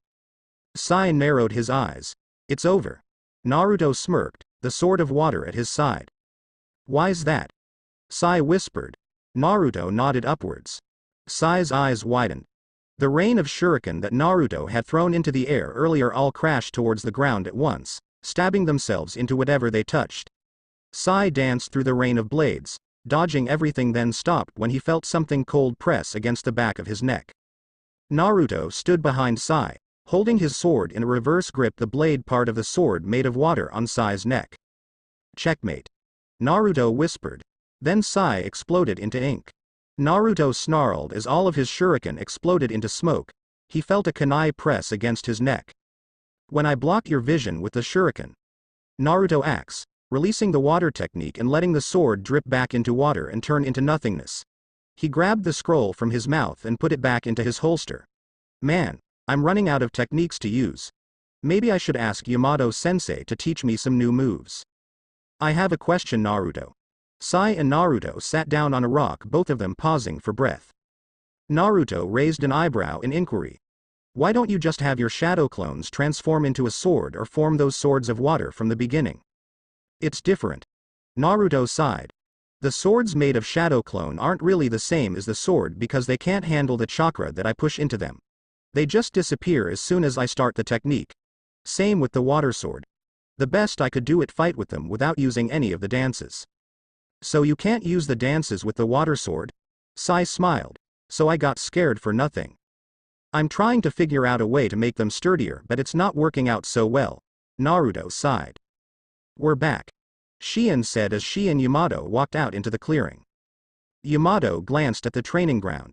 There was ink everywhere and stabs in the ground from some type of large blade, though they were all gone. He sighed and knelt down, using his chakra to fill the earth again and remake the plants. We have a mission today. Yamato stood up, finished repairing the training ground. Shiho went over to sit on the rock with her teammates. Yamato glanced at his team. They were growing at a faster pace every single day. Shiho was no longer the burden of the team that she was. Yamato knew for a fact that Shiho trained 10 times harder than anyone else. Sai, already someone who had enough talents to enter the root training division, was growing stronger and smarter each day as well. Naruto picked up ninja techniques with ease, his previous samurai training being applied with ruthless efficiency. They were ready, but first, all three of you have separate missions. Yamato looked at each of them in turn. Don't fail this. This mission is designed to not only test your strength but to see if you have what it takes to enter the Chunin exams. Do other teams have to do this? Asked Naruto. No, Yamato shook his head. But due to the nature of our team, we have to be tested apparently. He smirked. I know you won't let me down. Isn't it enough that we have your word? Shiho looked worried. Don't worry about it.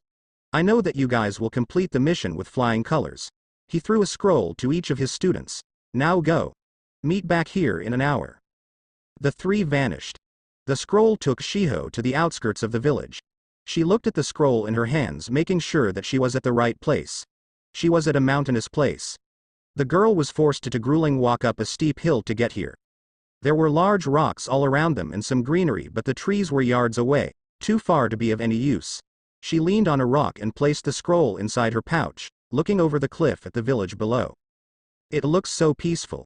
She gulped and looked at her hands, calloused and wounded with the amount of training that she did.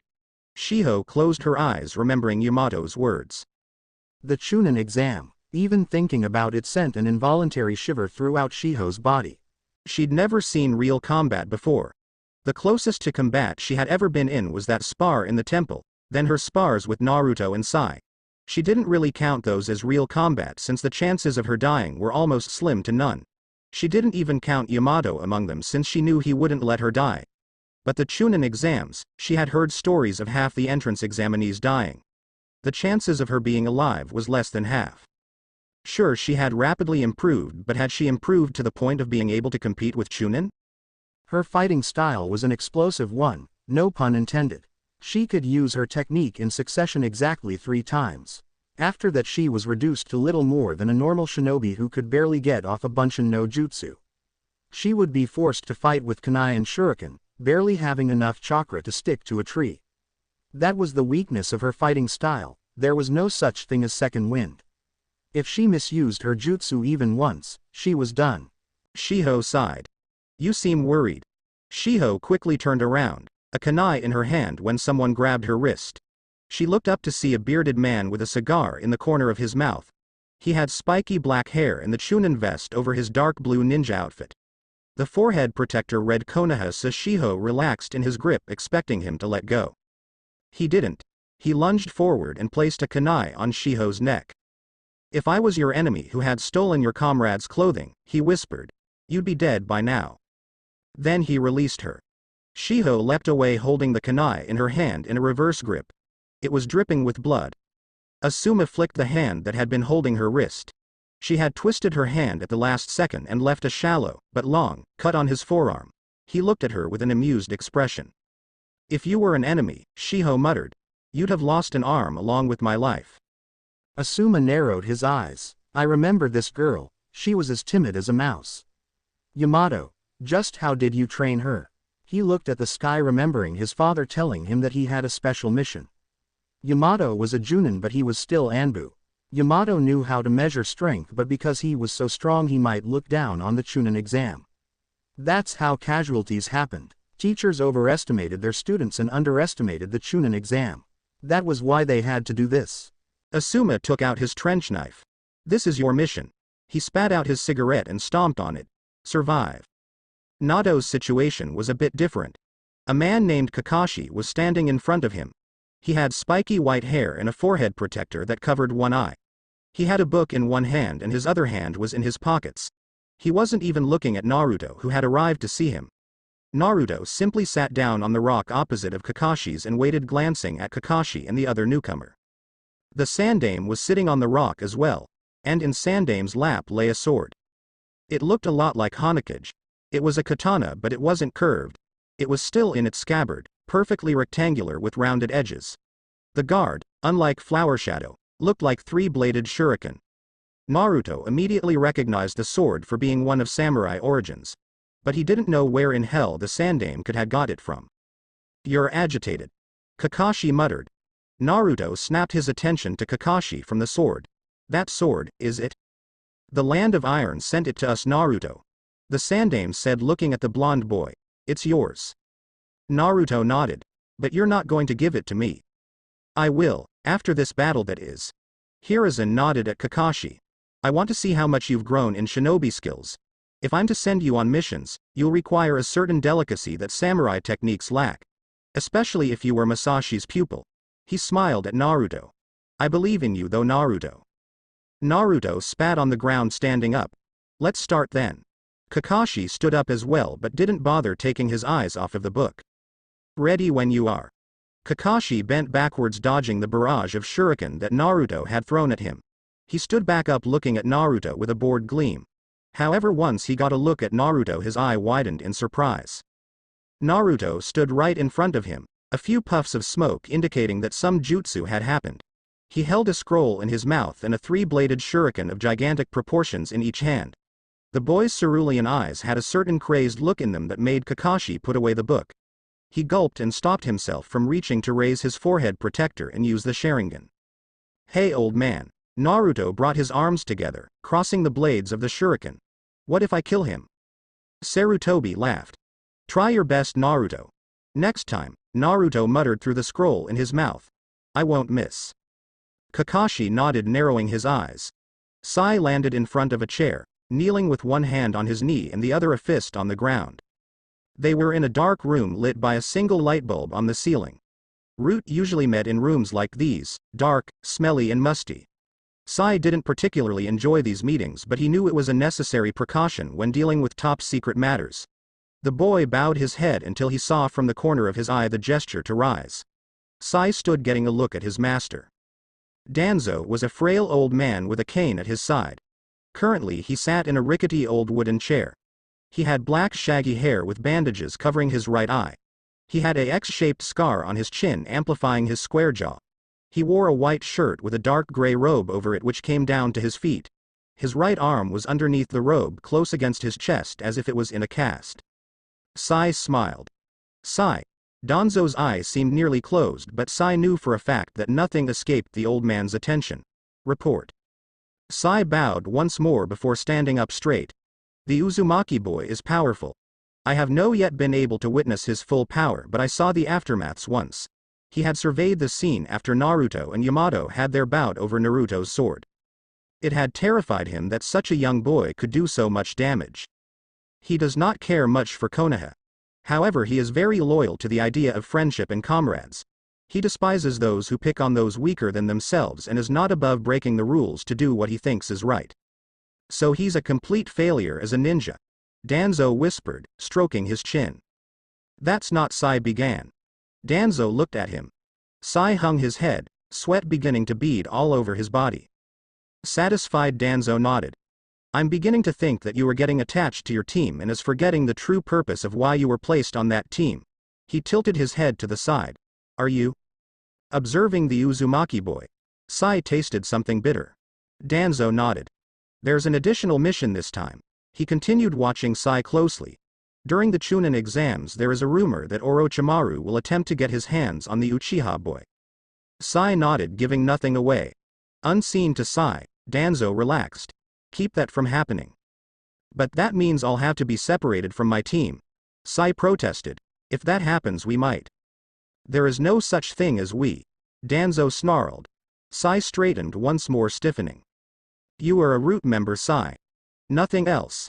There exists no bonds. No teammates. Above all, you do not feel pity for your teammates or any sense of loyalty towards them. Do you know why?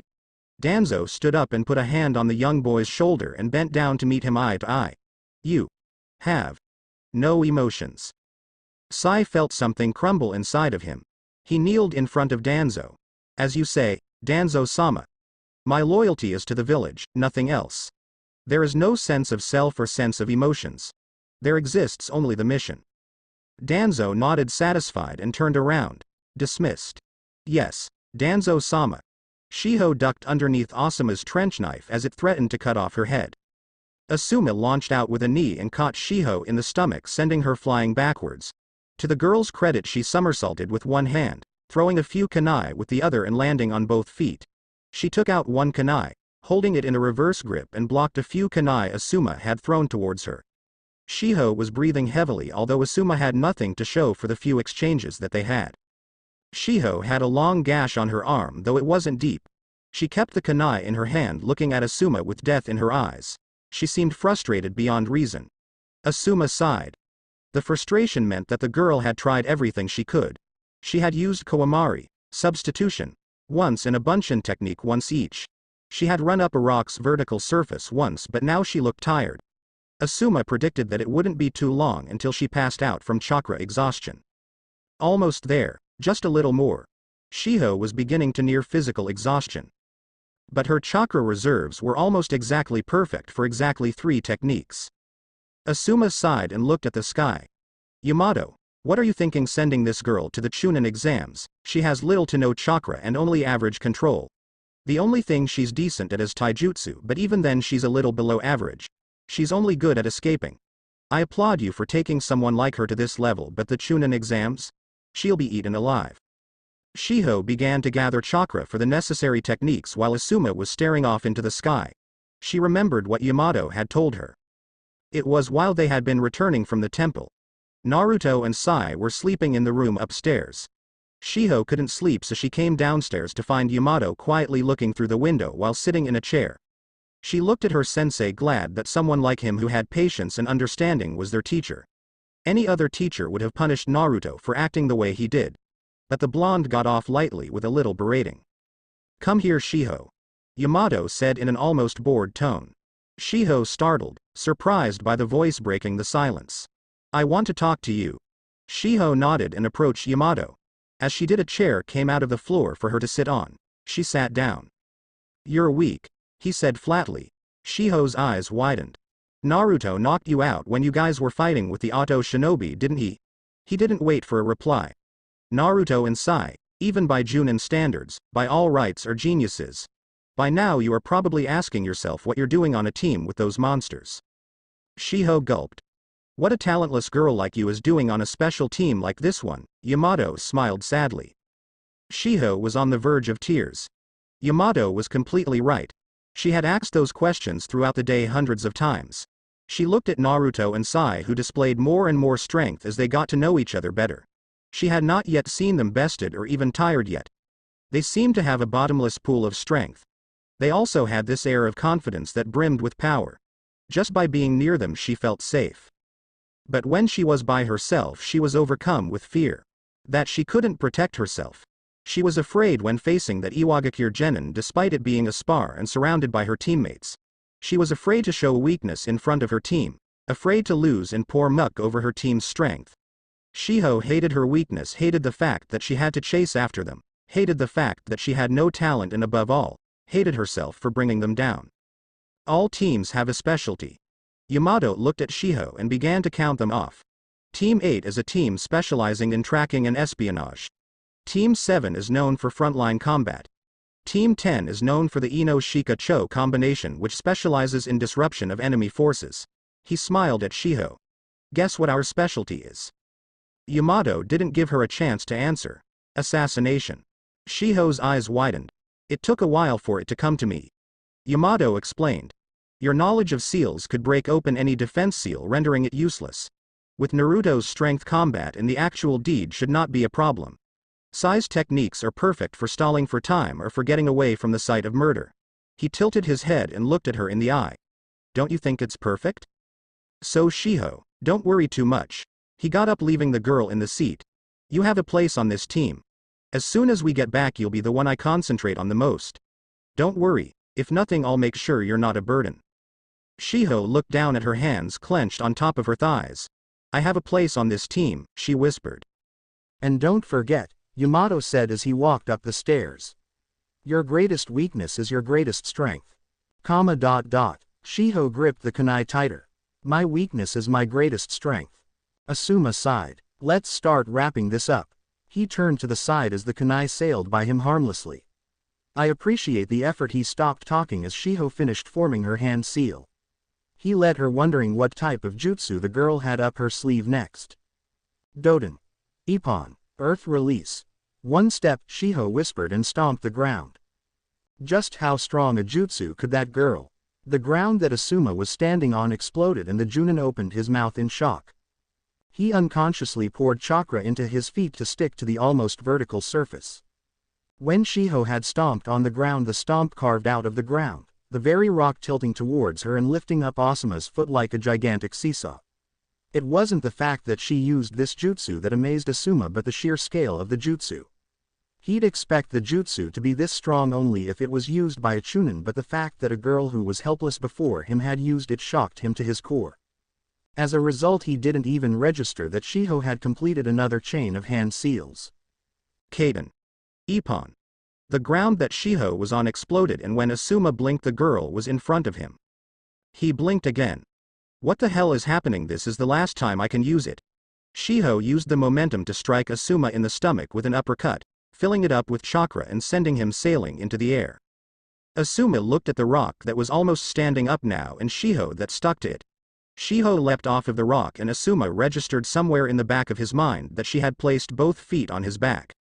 There's no way. A girl that was so weak before, your underestimation of me, Shiho whispered as she formed hand seals, was your undoing. Kaden. Ippon. Her feet exploded into flames once more.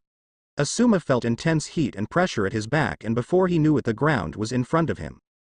Shiho watched as Asuma slammed into the ground, causing cracks to form around the area and rocks to rise up from the impact of the blow. She landed a few feet away, wincing in pain at the impact that her legs got. She watched as the dust cleared, revealing Asuma. Asuma lay on a rock, his body limp. There was a little bit of drool made of blood leaking out of the corner of his mouth. His eyes were unfocused, but Shiho felt that approaching him would be dangerous. She purposefully showed only her weak sides to me. She pretended to have no chakra left. Then she poured all she had into that first jutsu to shock me. She knew that I'd watch her do the first just you. Then she unbalanced me, and while I was still in shock, sent me into midair where I'd be helpless, unable to dodge. Then she got my back and used her strongest jutsu to land the decisive blow. If I was a genin, I might be dead by now. Asuma smirked, freaking out the girl. Good thing I'm not. Asuma got up and dusted himself. Shiho's eyes widened as Asuma seemed to be almost completely unhurt despite the blood on his lips. You pass. He said with a smile. You actually passed as soon as you punched me in the stomach, but I guess you were frustrated, eh? His smile got wider. Or was that acting too? This isn't acting. Shiho collapsed to the ground face first, barely conscious. That was all I had. Asuma sighed and thought of his students. They have their work cut out for them if they want to beat this team. Naruto swung the shuriken in front of him, crossing his arms. Kakashi leapt backward, skidding on the ground. The blonde swung his arm back, then threw the shuriken towards the copycat ninja with all he had. However, instead of throwing them sideways, he sent the shuriken so that they flew vertically. Kakashi prepared to dodge when he saw Naruto forming hand seals. Shuriken Cage Bunshin no Jutsu. Naruto's voice came out muffled through the scroll. Kakashi's eye widened. He's going to use that technique on a shuriken of that size. How many is he going to make? 2? 4? Kakashi was wrong. Dozens and dozens of shuriken came into existence, filling the air with the humming of the air being cut by the blades. Kakashi had no chance to dodge but to move underground. He prepared to use his jutsu. The first shuriken to pass by him exploded into smoke, turning into the blonde. Kakashi realized a split second late as the blonde grabbed his hands from behind, keeping him from forming hand seals. Kakashi panicked for a second, his hands disabled in the shuriken coming from the front. The Junin spun and dodged the swarm of shuriken, weaving in between them and dodging every single one. When he had done so, the shadow clone on his back disappeared into smoke. Kakashi stopped and caught a regular shuriken that Naruto had thrown towards his forehead. He looked at the shuriken, noticing that there was blood on it. Naruto's thumb was bleeding. The scroll in his mouth opened up a bit, showing 2 circle seals on one page. With a smirk, Naruto swiped his finger horizontally over both of them. There was a puff of smoke on either side of Naruto. On Naruto's right and left was a barrel full of almost 50 swords. Naruto kicked the bottom of the barrel, sending it into the air. The swords fell out and all of them stabbed into the ground around the blonde, who took the scroll out of his mouth and put it back in his holster. He smiled at Kakashi, who looked shocked if anything. This kid is just full of surprises. Naruto picked up a sword in each hand. There are exactly 100 swords. Naruto muttered.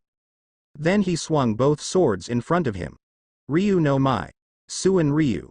Dance of Dragon. Twin dragons, Naruto whispered.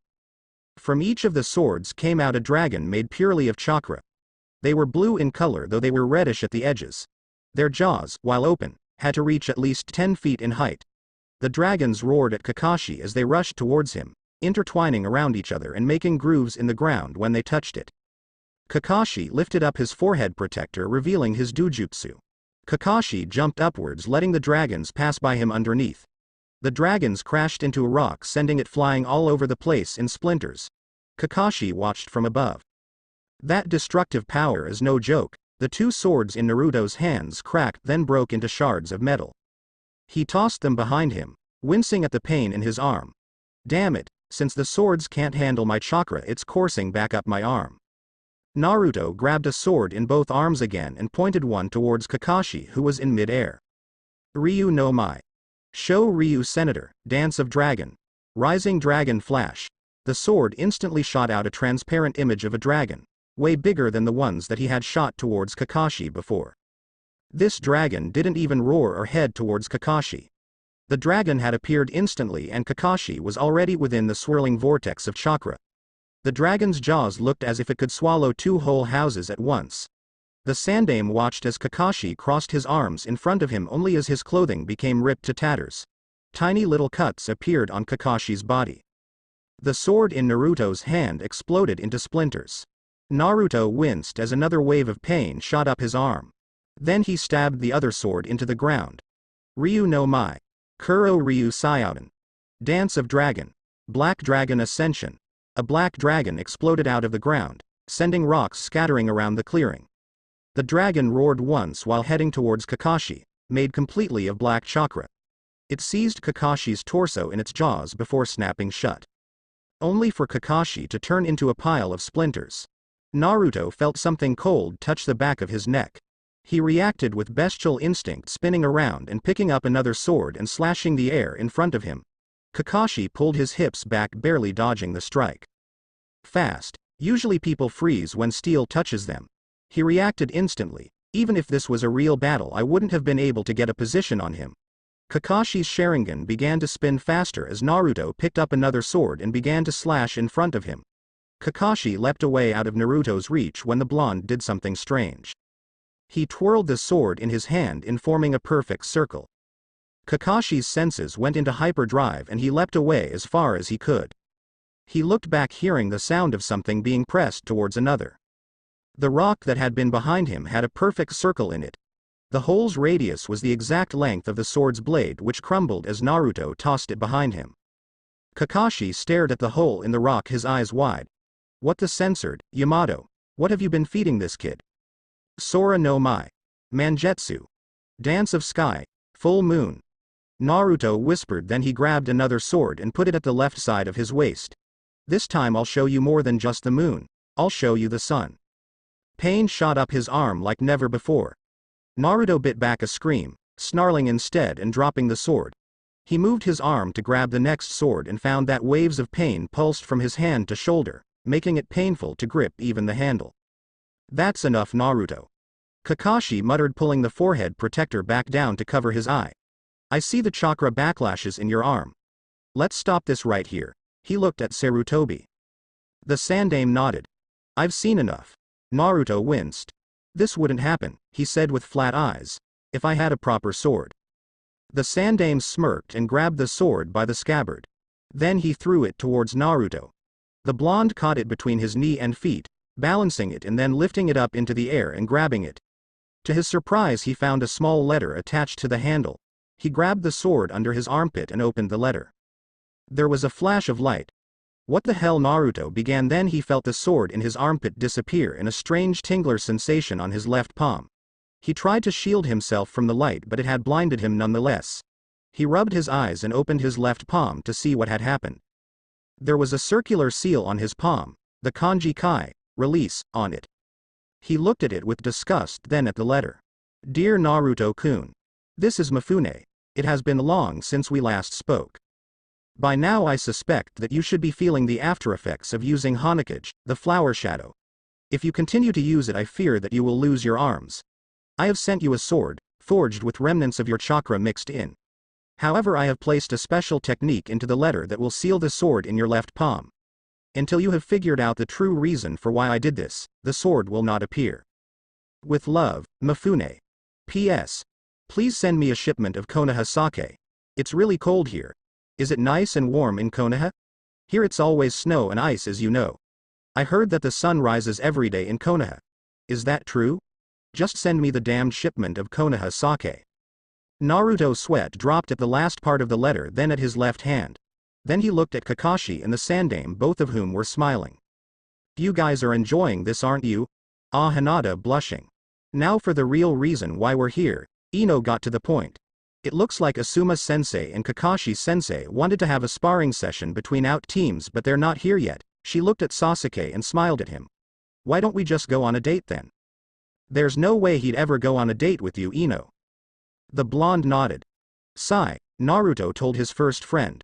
We're not that close right now, but a man I consider my father told me this, that all friends, no matter who they are precious and should be protected. Even from themselves. He raised a fist pointed at Sai. I'll protect you, Sai, even from yourself. I'll protect everyone from this. I'll become Hokage, and make it so that you can have emotions again. I give you my word, Sai. Naruto stared at the circular seal on his left palm. He was walking down the streets of Konoha without a real destination. He didn't know how many people recognized him as the demon boy, but that was not really what he was concerned about. This was the day before the Chunin exams, and Naruto was trying to figure out a way to pull out the sword that was contained in his left palm. He had met enough genins by now to know that his feeble knowledge of two jutsus wasn't going to cut it. Eventually he would meet people that he'd need a real sword against without fear of getting backlash in his arms. The blonde entered a restaurant feeling emptiness in his stomach. Maybe I'll stop by for a bite or two. He entered the restaurant seeing two faces that he had been familiar with. Ino pushed Sakura down behind the seat cover while the latter had been in the middle of talking. Across them sat a boy with light brown hair that was parted down the middle and spiked slightly upwards at the sides. He wore a blue kimono with white lining. He was in the middle of taking a bite with his dumpling when a smile came across his face. What do you think you're trying to do? Sakura yelled at the blonde who had pushed her down. It's that guy. Ino tried to peek out from behind the chair, hiding her face when Naruto looked her way. Remember that guy? The blonde one with the sword. Sakura's eyes widened. Oh, you mean Naruto? Kawasu sighed and popped the dumpling in his mouth. Uzumaki Naruto, you're strong, aren't you? Maybe you're just the type of entertainment I've been looking for. He waved a hand at the blonde. Naruto noticed. That genin from that pink-haired girl's team. Why are they sitting there together? He ignored it, waiting for the waiter to seat him. What do you think you're doing? Ino whispered furiously. I like him. Kawasu answered as if it was no big deal. He's a lot more fun than a lot of the other genins. He tilted his head and shot a smile at Ino. Is that a problem, Ino-chan? Ino blushed. She was here because she asked Sakura to introduce her to the good-looking teammate of hers. Kawasu and Sasuke were the good-looking ones of the graduating class, more so than other ones. Ino had been initially jealous that Sakura had landed not only one but both of the lookers of their class. However, once it was clear that Sakura had eyes for only Sasuke, she decided to go for the other one. They were currently at a meeting to have lunch and Sakura was there to just help them talk. It was a devious strategy used by the female kind to make it look like an accident when it actually wasn't. As a result, Ino blushed at Kawasu's smile and nodded.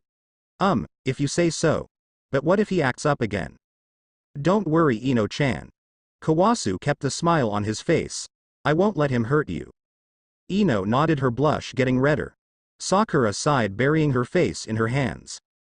Hey! Kawasu yelled. Naruto ignored it. Uzumaki Naruto! Kawasu yelled, even getting up out of his seat and waving his arms.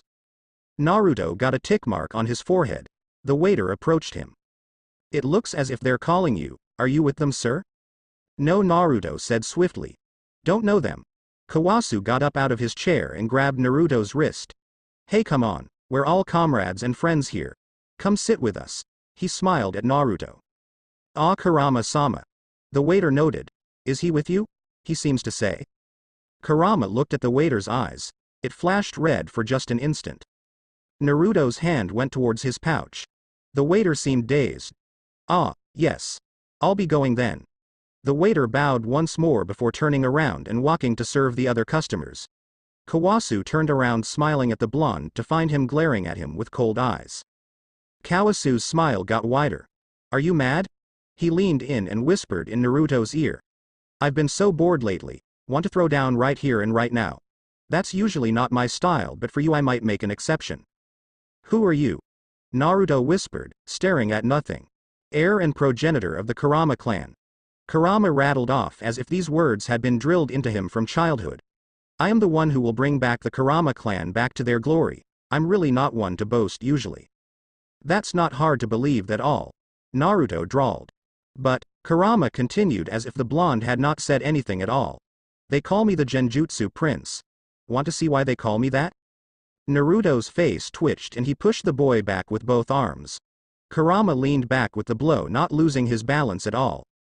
Naruto had a good enough sense of balance himself not to be tricked by the move. He glared at the so-called Genjutsu Prince. Kawasu turned around and began to walk to the table. Come on, let's go. Naruto didn't want to follow, but despite his cold exterior he was boiling inside. Not with anger, but with excitement. This guy radiated casual power and wasn't above using it to get what he wanted. Naruto wasn't fooled. This kid took pride in his strength, not the casual pride that came from talent. But he took pride in the strength that he earned.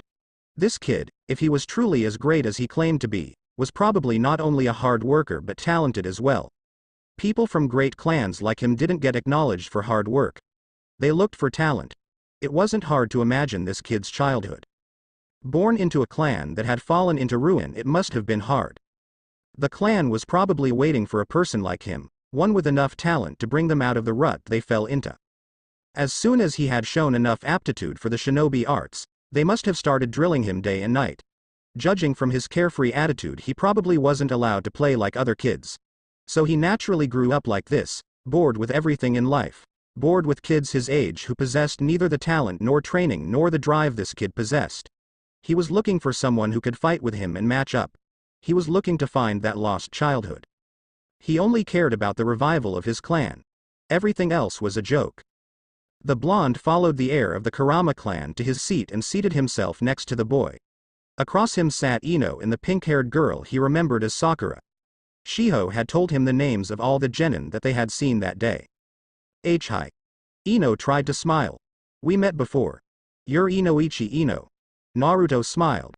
We probably got off on the wrong foot before. Yeah, we probably did. Ino seemed to relax, nudging Sakura. The pink-haired girl gave him a shy wave. Haruno Sakura. Naruto said before she could say it. Her eyes widened in pleasant surprise. I know all the genin of this year. He shrugged. Shiho wanted me inside to learn them no matter what. Naruto seemed to notice the seating arrangement for the first time. He looked at Kawasu. The boy had been censored into this by his teammate. But it looked like he had no interest in the blonde or even the pink-haired girl. He decided to have some fun. Hey Ino. Naruto leaned forward. How about Sakura and I leave so you and Kawasu can have some quality time? What? She glanced at Sakura. Is that okay? I'm sorry. Sakura muttered. But I already have someone else I like. Let me change your mind. He said with a smirk. Sakura hesitated. Naruto wasn't exactly the best looking of the genins, but he had a certain aura about him. She knew from hearsay that he was strong. Sure, a lot of the genins didn't like him, but they hadn't met him more than once. Sasuke wasn't even looking in her direction these days ever since he heard about the Chunin exams. Naruto was pretty much the first person to show interest in her. Oh okay. Sakura answered, looking down with a faint blush on her cheeks. Kawasu gave Naruto a smile, but Naruto could tell that it was fake. Touché, my friend. You started it. Naruto got up. Come on, let's go, Sakura-chan. You can show me around Konoha. That's the Hokage Tower. Sakura pointed, peering at the blonde. I've been there before to get our first mission, he said, staring at the tower. Those faces on the mountain. Those are the faces of the Hokages to date. The Shodaime, Nadaime, Sandaime and the Yondaime. Sakura had them memorized from her studying days in the academy. Wow, The old man looks really different from the fourth face. Wait, he's the Sandaime though. Naruto looked at her. What's that about? The fourth Hokage, explained Sakura. Died 12 years ago, right about the time we were born. He died saving the village from the Kyuubi excursion. Naruto's head buzzed with pain. He just grimaced and pushed the pain to the back of his mind, locking it up in a tiny little mental chest. He turned to her, surprising Sakura with the intensity in his eyes. Tell me about it, he ordered. Sakura stuttered. A giant nine-tailed demon supposedly attacked the village. The fourth Hokage died killing it, that's about it. That's about the time we were born. Why does this sound so weird to me? Naruto leaned on the wall next to him. What's up with his headache? Are you okay? The girl sounded genuinely worried. Naruto waved a hand. Yeah, I just have this awful headache for some reason. He groaned and leaned on the wall heavier. The words seemed to be rolling around his head and reverberating in his skull, amplifying with each bounce. The blonde closed his eyes and with iron discipline pushed it away, using sheer will to get rid of the words. He opened his eyes to see Sakura biting her lower lip. Sorry. Is that the whole story? Sakura nodded. I mean, if you want, I guess you can go and get some books at the library. Come on, I'll show you where it is. Okay.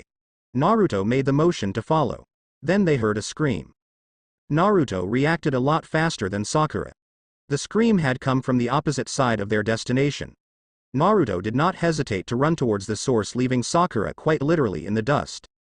Sakura looked behind her to see a blonde blur speed away.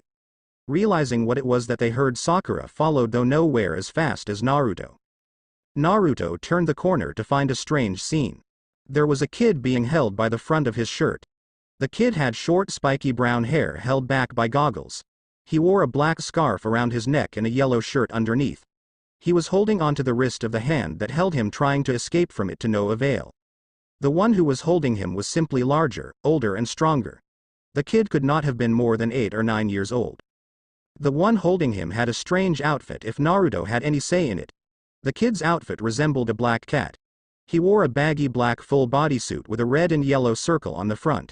He also wore a hat that had 2 pointed ear-like appendages. His face was turned from Naruto, so he couldn't get a good look at his features, but he saw the start of something like a tattoo or pain on his face. There was a girl next to him with blonde hair tied up into 4 pigtails. She was the first one to notice Naruto had arrived. She had green eyes which glanced at Naruto before she turned back to her teammate. Naruto spied the forehead protector that had been wrapped around her neck, and it definitely was not a leaf insignia. She wore a single outfit that came from her torso to mid-thigh. There was also a red sash tied around her waist which held a long stick. Kankuro, the girl said to her teammate. Let the kid go. We're gathering a crowd. The boy, called Kankuro, glanced at Temari, then at the blonde. I'm just having some fun. Besides, this kid bumped into me first. Kankuro, he's not going to like this. I know, but he's not here, is he, Temari? Kankuro turned back to see the kid. There wasn't a kid anymore, but a wooden log wearing the kid's goggles. Kankuro and Temari's eyes widened. They had not seen any movement from anything. The sand nins turned to see the newly arrived blonde kid hand off the crying child to a pink-haired kunoichi. Kankuro frowned and gritted his teeth, seeming to move towards the blonde when Temari put a hand on his shoulder. Kankuro looked back at her and she shook her head, managing to calm the genin. They say black cats are bad luck, Naruto said as he dusted himself. But I've never seen one as big as you. Even though I don't believe in luck, I gotta say, the sheer size of this one makes me nervous. Kankuro narrowed his eyes and his fingers twitched. Naruto's lips stretched into a grin. You look like you came straight out of Alice in Wonderland. Kankuro frowned, looking at Temari, not catching the reference. The blonde shrugged, not catching it either. Kankuro doubled over in pain when Naruto appeared in front of him with his fist in the boy's gut. The Suna genin attempted to recover when Naruto followed up with a knee to the same spot, forcing Kankuro to double over even more. The blonde elbowed him on the back of the neck, forcing him to fall to the ground face first. Temari reached behind her to take out her fan when someone grabbed her wrists. She looked back to find the blonde that had been beating up Kankuro. She looked back and forth, her eyes wide. A clone. When did he? If you make trouble in my village ever again, Naruto whispered to the two of them, putting his foot on Kankuro's head, I'll kill you. When he delivered those last 3 words, his eyes became a shade lighter, as if the ocean itself had frozen over. Tamari actually shivered when the blonde delivered his promise. He reminds me of Gaara in a way. The blonde behind Tamari disappeared, accompanied by smoke at the same time as the one who had stepped on Konkuro's neck disappeared with smoke. Konkuro got up, snarling and spitting, his face paint smeared all over his face. He flicked his fingers and the chakra strings came back to him. Tamari realized that both had been clones. If they had not, Konkuro's chakra strings would have beheaded a person. This is getting serious. Tamari grimaced and took a step back, putting a hand on the weapon behind her back to stop her brother if need be. The real blonde was still next to the pink-haired Kunoichi, his hands in his pockets. However, Tamari noticed the slight shift in his weight, letting them know that he was ready to move at the slightest show of weakness. In his mouth was a scroll that was partially open. Sakura and Konohamaru stepped behind the blonde, their eyes wide and nervous. "Hey you." Konkuro took the package wrapped in bandages from his back and set it on the ground. "I'll give you one change to apologize." Naruto took a shuriken out of his holster with one hand. He flicked it with a thumb, sending it spinning into the air above. At its maximum height, Naruto swiped his thumb over it, sending tiny droplets of blood scattering in the wind. The shuriken went back into his holster with a sound of meeting metal. In one smooth movement, Naruto swiped his finger over the scroll in his mouth, summoning a sheathed katana accompanied by a little smoke.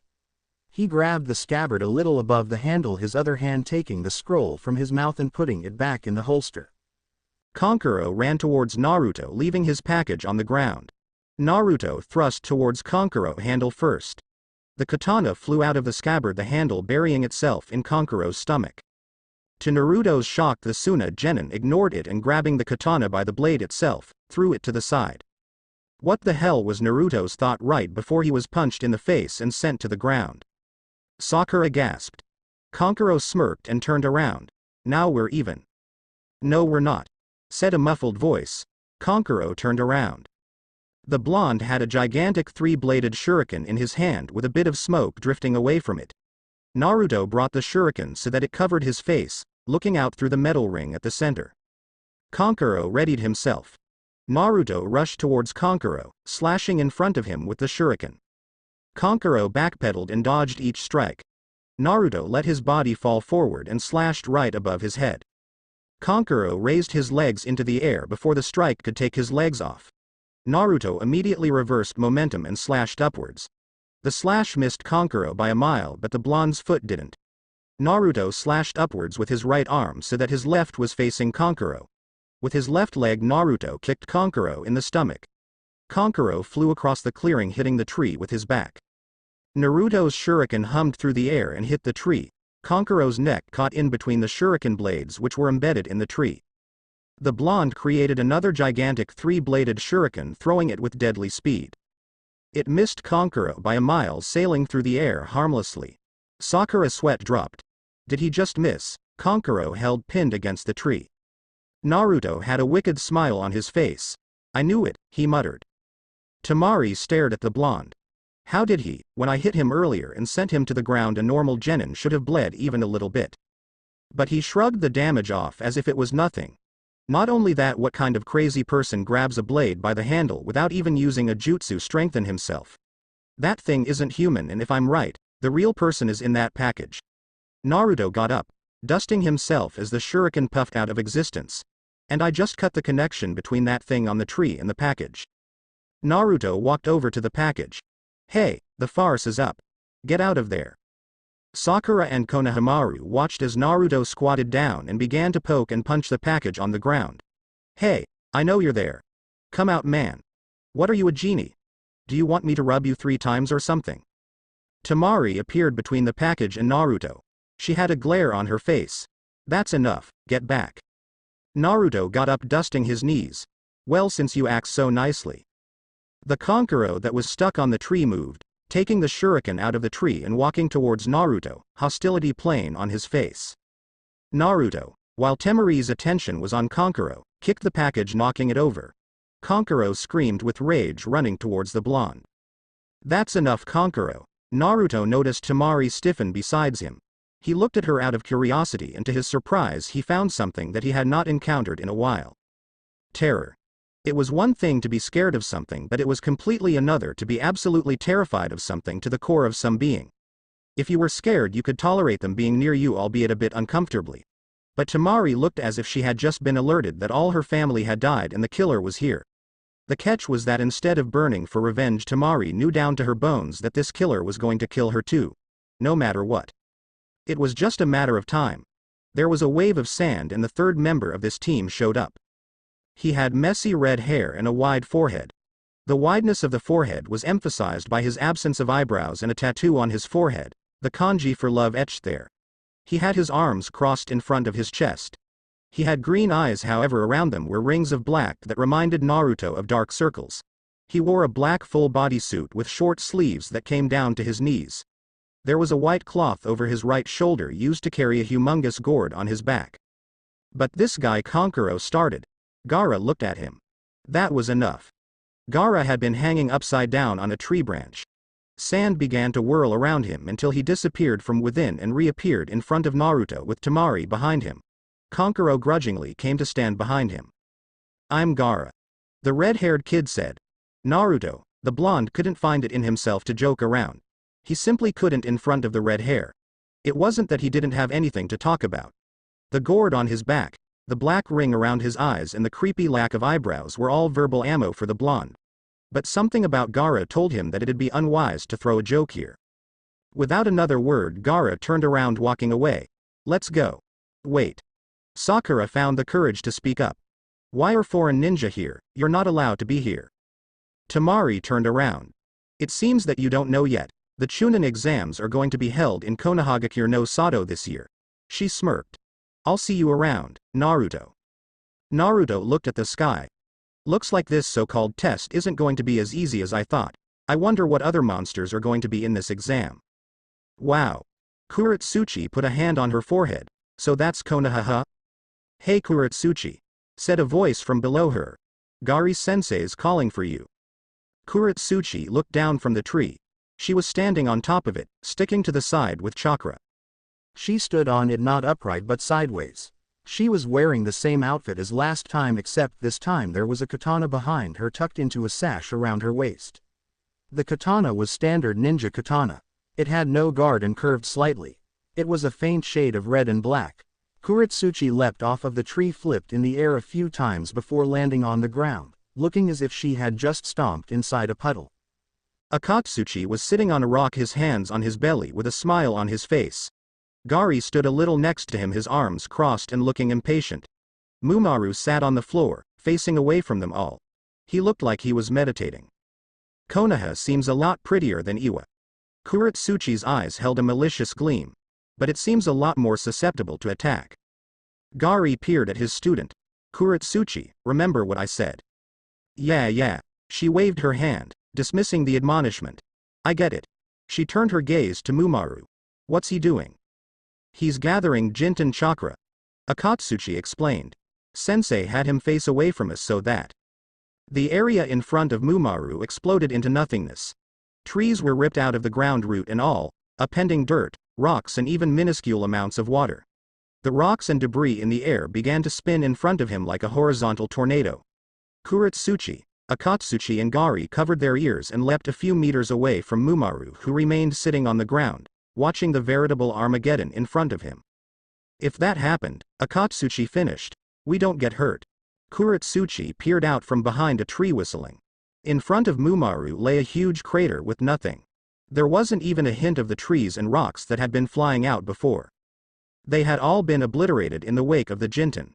Mumaru stood up and faced his team. It's finished. He told them, then narrowed his eyes. I won't lose to him this time. Gari smiled. I've never seen Mumaru work so hard. He looked at the sun. I wonder if that blonde will be at the exam too. Watch out, Naruto. Mumaru is not the same as before.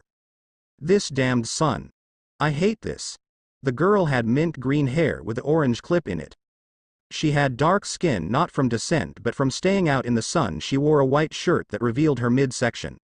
Underneath the white shirt she wore a mesh net outfit. She wore long white gloves that came up to her elbows and left her fingers bare. She wore an apron skirt and mesh shorts underneath. Her arms hung limply at her sides and she was covered in sweat. looking at the sun with a tired expression in her eyes. Nothing we can do about it, Fu, said her teammate. It's still summer. Come on, we're late. The test starts tomorrow, we should at least get a full night's rest. Fu looked at her teammate with loathing in her eyes. He had long brown hair that reached a bit past his shoulders. He was good looking enough, but his outfit was plain, making his first impression similar. He wore green shirts, gray pants and ninja sandals. Nothing about him really sticking out except the Takigakure forehead protector tied around his forehead. His forehead protector cloth was blue and came past his shoulders behind him. On his waist there was a small gourd. Listen to Shibuki, Fu.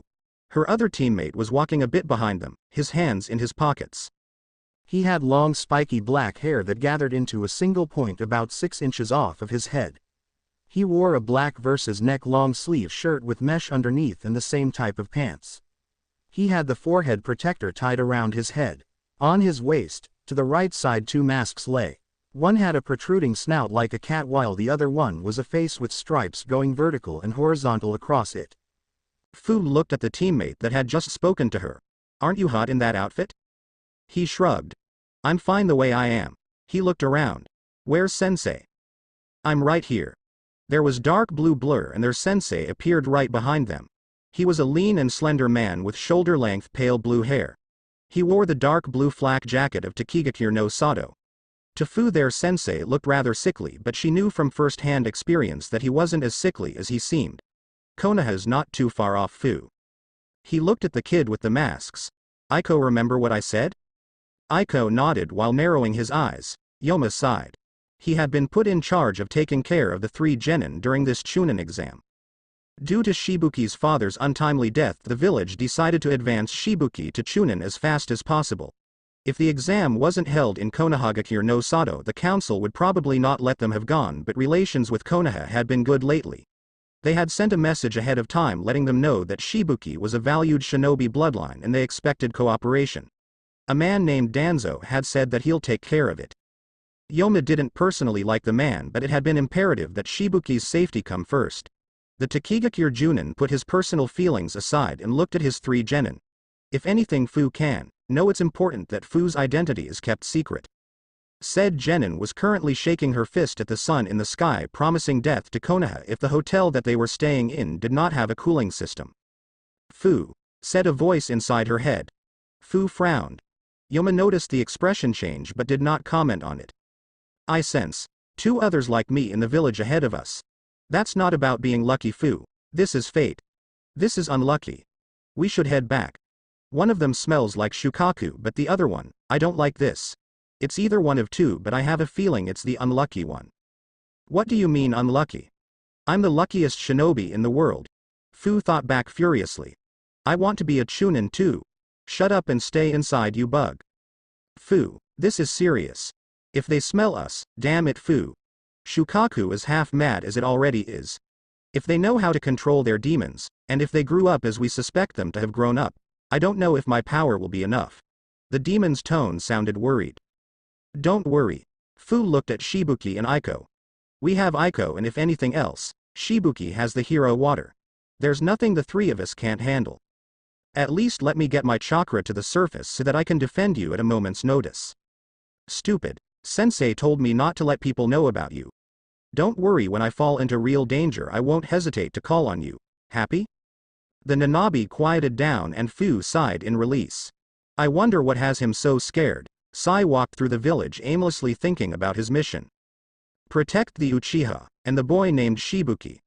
Sai wasn't dressed in his usual outfit of black and red, instead he was wearing his civilian outfit. Sai gripped a fist and looked down at it. That's the mission. There is no self. There is no such thing as we. The mission is me and I am the mission. Nothing else. Then why do I feel like this? Sai released his hand to the side and looked at the blue clouds drifting lazily by. Why do I feel like I'm wronging Naruto and Shiho? Sai closed his eyes and thought of Shin. Follow your heart, Sai. Do what you feel is right. Even if it means giving up the mission. Sai whispered. But doesn't that go against everything that they taught us in Root? What does that mean, Shin? Why do I want to give up this mission and go with Naruto and Shiho? That's called emotion. Sai flipped around a kunai appearing from within his sleeve. There was the sound of metal hitting metal right next to Sai's ear, but he didn't bother to block the noise out. He was struggling holding the kunai against the tanto of his opponent. His opponent was dressed in a long black cloak. He wore a ponytail that swung a bit behind his head. He wore a mask that resembled a cat's face. His hands were covered in black leather gloves that left the fingers bare. He pushed a bit against Sai, keeping the genin on his toes. "Senpai," Sai grunted. "What brings you here?" He looked around to see if anyone was watching them. Of course, this person wouldn't carelessly attack in broad daylight, though the term was metaphorical here. They were in an abandoned alleyway with walls surrounding both of them. It was a quiet neighborhood and Sai doubted anyone had seen them. "Shall we move this up?" The root member suddenly lunged and got his position right beneath Sai's center of gravity, pushing up with his tanto. Sai moved with the blow, jumping upwards and sticking on the walls. All a regular person could see was two blurs hitting the walls and clashing against each other several times before landing on the roof together. Sai had a tiny cut on his cheek. He never stopped smiling. "Good, your skills haven't rusted. If anything, I'd say you improved." "The blonde," Sai replied, "is a handful. If I didn't know any better." The root member put the tanto on his back again. "I'd say that was almost a compliment." "Well, it's a good thing you do know better." Sai's smile almost fell off of his face. "Naruto's rubbing off on me." Sai wasn't sure, but the root member hesitated for half a second. "I was sent to spy on you, Sai." He tilted his head to the side. The mask tilted with his head and Sai had to suppress a shiver from the unnatural movement. "I heard everything you said. I know you're having second thoughts about the mission." His voice turned. "Are you having second thoughts?" Sai remained silent. "Sai, don't forget you're still a part of Root. Failure is not an option." Sai just smiled. The cat's mask was only an inch away from his face.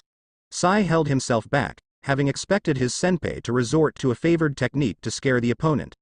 Though the genin had expected it, the lack of sound and the sheer speed did shock him. He simply hid it from appearing on his face. But Sai wasn't as good as he thought. The root member saw it and his eyes narrowed beneath his mask before he backed off. "Just keep in mind, Sai, in Root we don't tolerate failure." He turned around. "You know the failure doesn't mean the failure of the mission, does it? A ninja who can't complete a mission is the failure." Sai whispered almost to himself. "As long as you know." In another blink the root member left. Sai sat down where he was staring at the sky once more. He laughed to himself. "Shin. Tell me what to do. I want to escape from here. I don't want to be in Root anymore. He closed his eyes. "I just want to keep on being on a team with Naruto and Shiho and Yamato-sensei. Please, tell me what to do." "Hey, you're late again, Naruto." Shiho yelled. Sorry. Naruto scratched the back of his head. "I was up late trying to figure out how to get this stupid seal to work." He was dressed to battle. Instead of having one holster on each leg, he had elected to have only one holster. The blonde had no other equipment to speak of. But then again, samurais need only their swords. Sai was dressed as he usually did, midriff shirt and black jacket with 2 red stripes. He had his tanto on his back and small pouch on his waist. Shiho was the same, having a small pouch on her waist and a holster on her thigh. The three traded looks with each other. Naruto feigned boredom, but he couldn't keep his muscles from quivering with excitement. Shiho was openly excited, her hands shaking from nervousness and eagerness. Naruto looked at Sai. Sai looked troubled. He thought Sai would have a new book or that smile plastered on his face. Naruto had expected Sai to show some type of emotion, however fake it might be.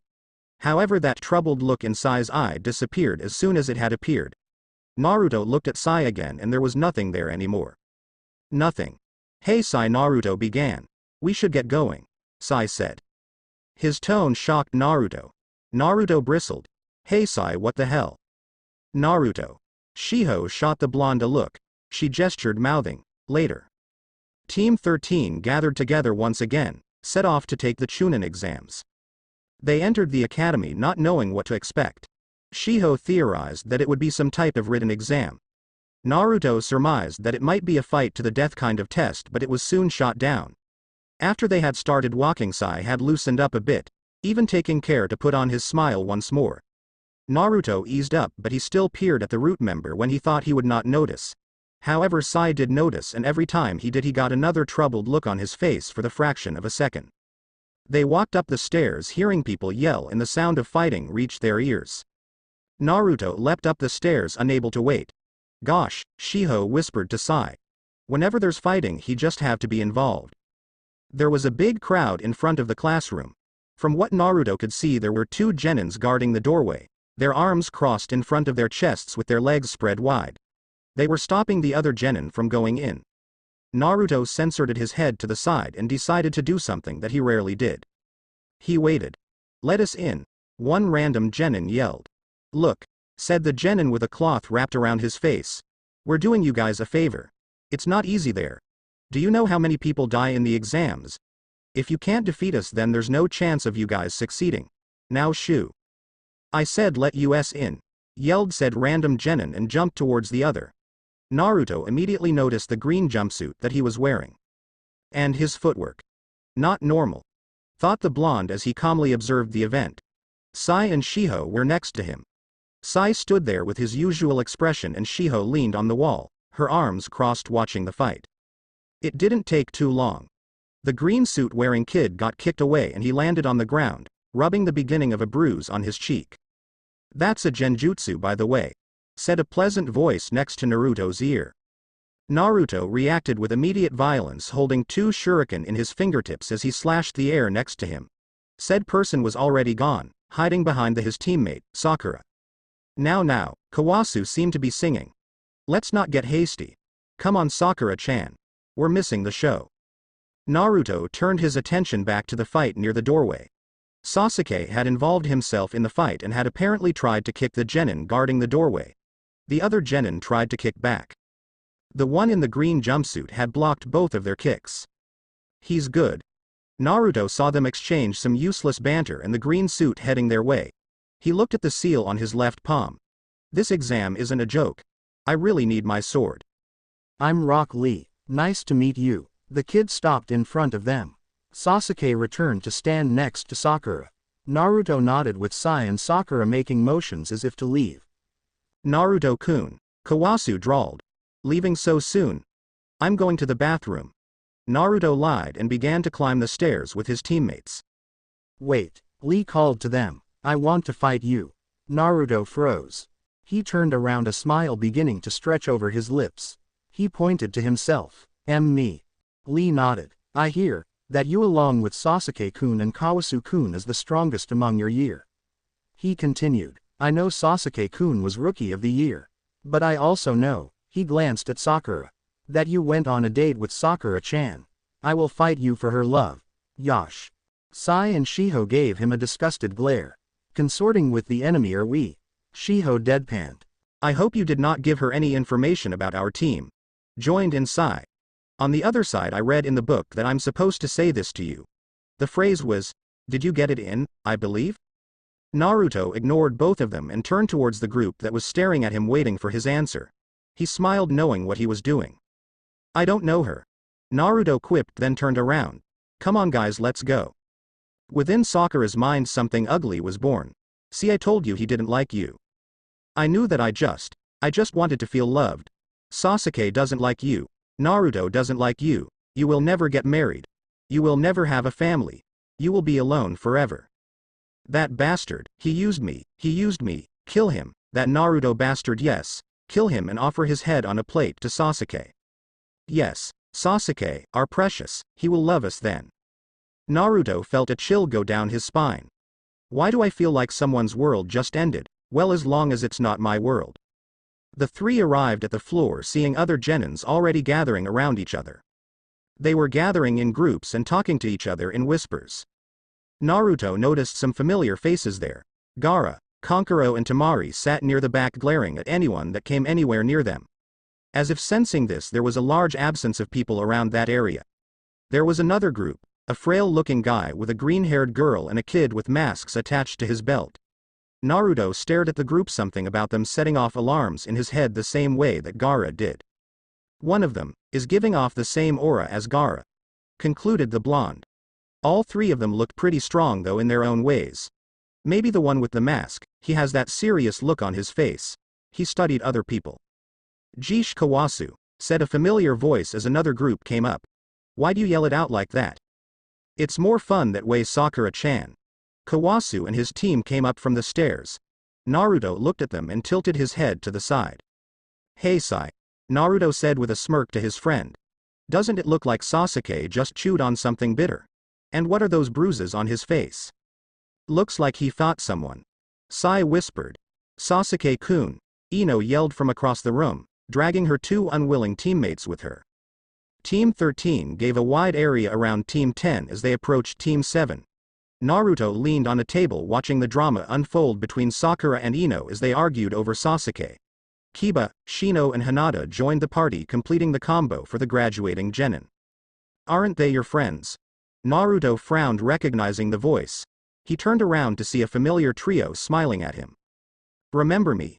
Kuretsuchi put her arms behind her back and smiled at Naruto. It's me, from that temple. Yeah. Naruto pointed at each of them. Kuretsuchi, Akatsuchi and Mumaru. You guys are here to take the exams too? We are. Mumaru approached Naruto. I hope you make it to the finals, else I'd have wasted my time. Naruto looked at Gaara and at Mumaru. He also heard Kawasu make some sarcastic comment with the other Konoha genin. He looked back at Mumaru.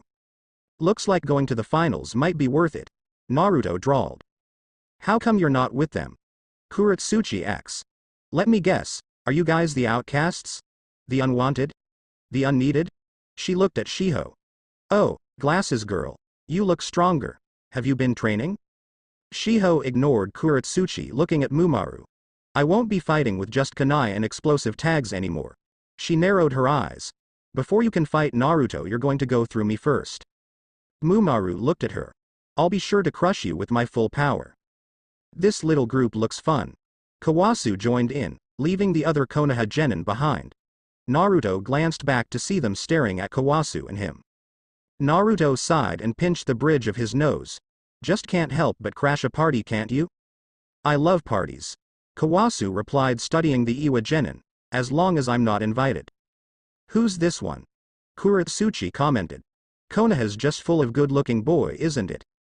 I'm Kurama Kawasu. Kawasu took Kuretsuchi's hand and gave a little bow. Can I have your name? Kuretsuchi.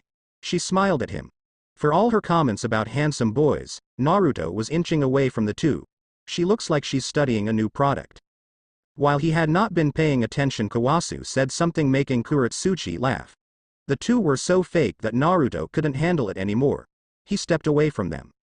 And straight into the group from Takigakure. Ah, sorry. He studied each of them before reaching out with a hand towards the one in the middle with long brown hair. It was obvious he was the leader. Uzumaki Naruto.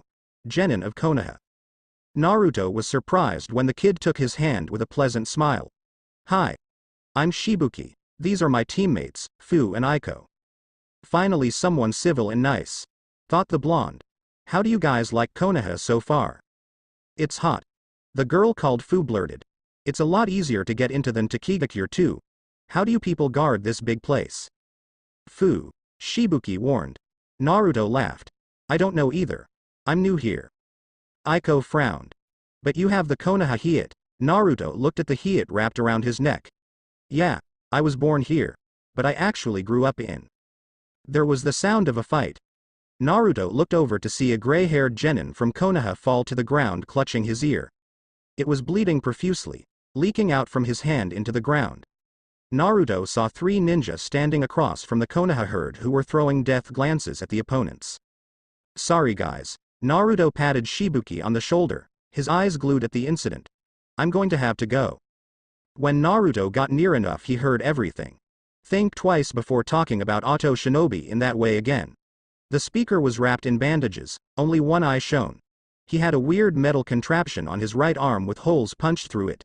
He had a straw raincoat that covered his back, which Naruto mistook for his hair at first. Seems your attack has a lot to do with sound waves. The one with gray hair muttered before he threw up on the ground. Konoha scum. The other one said. He had spiky dark hair and his forehead protector was attached to a face guard. You're all weak. Pathetic. Enough Zaku, the one with the metal arm muttered. None of them have the guts to stand up to us. The girl tucked her hair behind her ears. Come on Dosu, we're wasting our time here.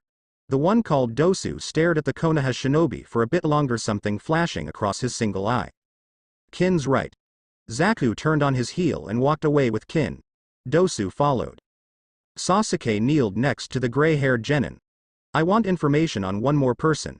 He looked straight at Naruto, and the other Konoha genin looked at him as if noticing him for the first time. Uzumaki Naruto. The boy nodded and took out a card. Here it is, he's done one C-rank mission. His abilities have to do with extensive kenjutsu. Other than that I don't have anything. He looked at the blonde and got up, though he seemed to be a bit unsteady on his feet. You're a rare case, someone I don't have information on. Enough, you maggots. Settle down. It's time to take the test. A huge man wearing an overcoat with a bandana over his head entered. Every single part of his body, except his neck and face, were covered. Gloves, boots and a bandana covering everything. He introduced himself, explaining who he was and how the exam was going to work. I'm Ibiki Morino. Other Chunin began to file into the room. There's going to be a written exam, we have arranged seats for you. Follow the Chunin and settle down while I explain the rules. The test is composed of 10 questions, the 10th question which will be inducted at the end. Each question is worth 1 point. Those caught cheating will be deducted 2 points. For those who are caught cheating 3 times will be immediately excused. He looked at the genin who were now seated. Ready. Begin. Naruto startled as a paper puffed into existence in front of him. He glanced at the girl next to him. It was none other than the Hyuga heiress. Gee, good luck, Naruto-kun, she whispered. You too. He struggled for the name. Hinata. She smiled and began to write down on her test. Naruto looked over his paper, noting the questions and how many minutes it would take him to complete each one. They only had 2 hours and he didn't want to waste his time solving problems that he could never solve. He looked at each of the questions, a smile beginning to start at his lips. His pencil snapped in half, unable to handle the strength of his grip. Naruto smiled at the paper, though he had a tick mark on his forehead. This test is a piece of cake, because I can't solve anything. Shiho, where are you now? Shiho looked at the paper, steadily solving each problem. There's no way Naruto, who's never been tested in ninja theory, to be able to solve these types of questions. This is impossible for genins to solve. It's like they're asking us to fail. Or, her eyes widened. Cheat. She looked around, careful that the Chunin proctors did not see her. Sure enough, she saw the kid in front of her using a well-known dujutsu known as the Byakugan, the chakra lines in his faces clearly outlined at the side of his face. Shiho gulped and looked at other people, and though she couldn't tell, a lot of them didn't look too worried. Actually, they didn't even look like they were working hard on their exams. Instead, they seemed to be waiting for something. Waiting for other people to finish their exams. Cheaters. Shiho pushed her glasses up and began to work on her test once more. Sai reached into his pocket and took out a pen. A proctor came over to him. Let me see that. Sai passed it over to the proctor with a smile on his face. The proctor turned the pen this way and that, finding nothing wrong with it. I like writing with pen more than pencil. Is that a problem? The proctor nodded and gave it back to him. He bent down and whispered in Sai's ear, if you cheat you're out of here, do you understand? Sai ignored it and waited until the Chunin turned around. He quickly drew tiny, almost invisible, birds on his paper. They came to life as he fed it chakra and began to fly over his test paper. He sent them to spy on other people's test papers and waited for them to return. Naruto sighed as he looked at the test. Well, I failed anyways, so, might as well not waste any time. The blonde put his head down and promptly fell asleep. Loudly. He began to snore.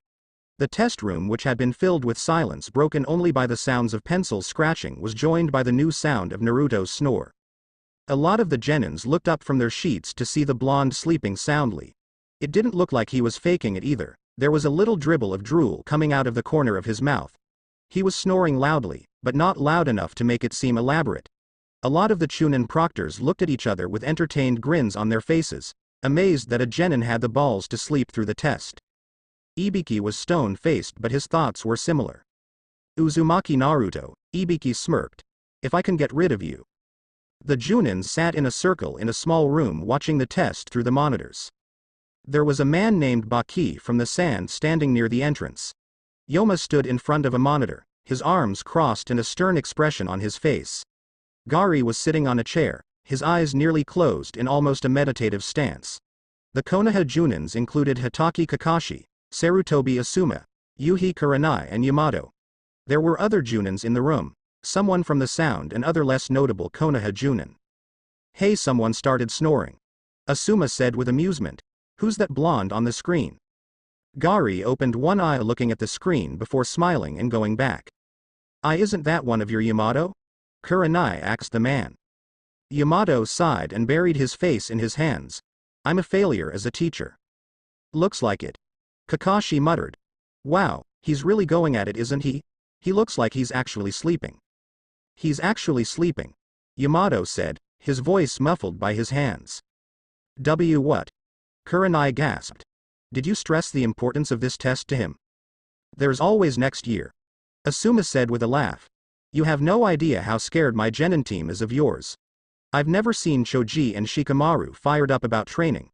When I told them about the Chunin exam, the first thing Ino asked was if your team was going to be in it. Your team is the dark horse of this exam, Kurenai commented, her eyes glued to the screen. But it looks like they'll be taken out here.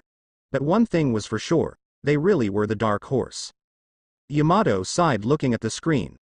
Naruto, Gari looked at the screen once again, noting the sleeping blonde's face. What do you think about this? Said another Junin next to him. Gari looked up to see who it was. It was the Junin from Suna, a head wrap covering one eye. That blonde, do you think it's some kind of plan? Gari laughed. Baki seemed surprised. I meant no disrespect. Gari wiped a tear from his eye. That boy is the most impulsive genin I've seen in my entire life. But he has strength to back it up. He turned serious. Wouldn't you say that only the king of predators has the gall to sleep in front of other predators without fear? That is a proof of the boy's confidence. If he had given up on the test, he would have left. The reason he is sleeping is because he's sure he will pass this test and move on to the next part. My students were advised not to underestimate him. The rest of the room heard Gari's assessment of the blonde. Gari was a well-known figure in the shinobi world, making his name known by becoming the leader of the Explosion Corps. Yoma looked back at Gari while he spoke, and he looked at the screen again. That blonde, is he truly that strong? I will now give the final question. Ibiki snapped the book he had been reading closed. The room was silent save for Naruto's snoring. Ibiki cleared his throat. Naruto snored. Ibiki cleared his throat again, a bit louder. Naruto snored at the same volume as before. Naruto, you baka. Wake up. Shiho screamed, standing up from her seat. Wah. Naruto yelled as he got up, a pool of drool on the desk. He looked around, realizing that he had stood up and that everyone was looking at him. He looked at Ibiki, who looked like he wanted to torture Naruto 100 different ways. Sorry. Naruto laughed and scratched the back of his head. He looked at the pool of drool on his desk. Looking at the kid next to him, Naruto realized that during the test he had taken off his jacket. Taking the kid's jacket, Naruto wiped his drool as he sat down and threw it back. Wa began the genin. Shut up.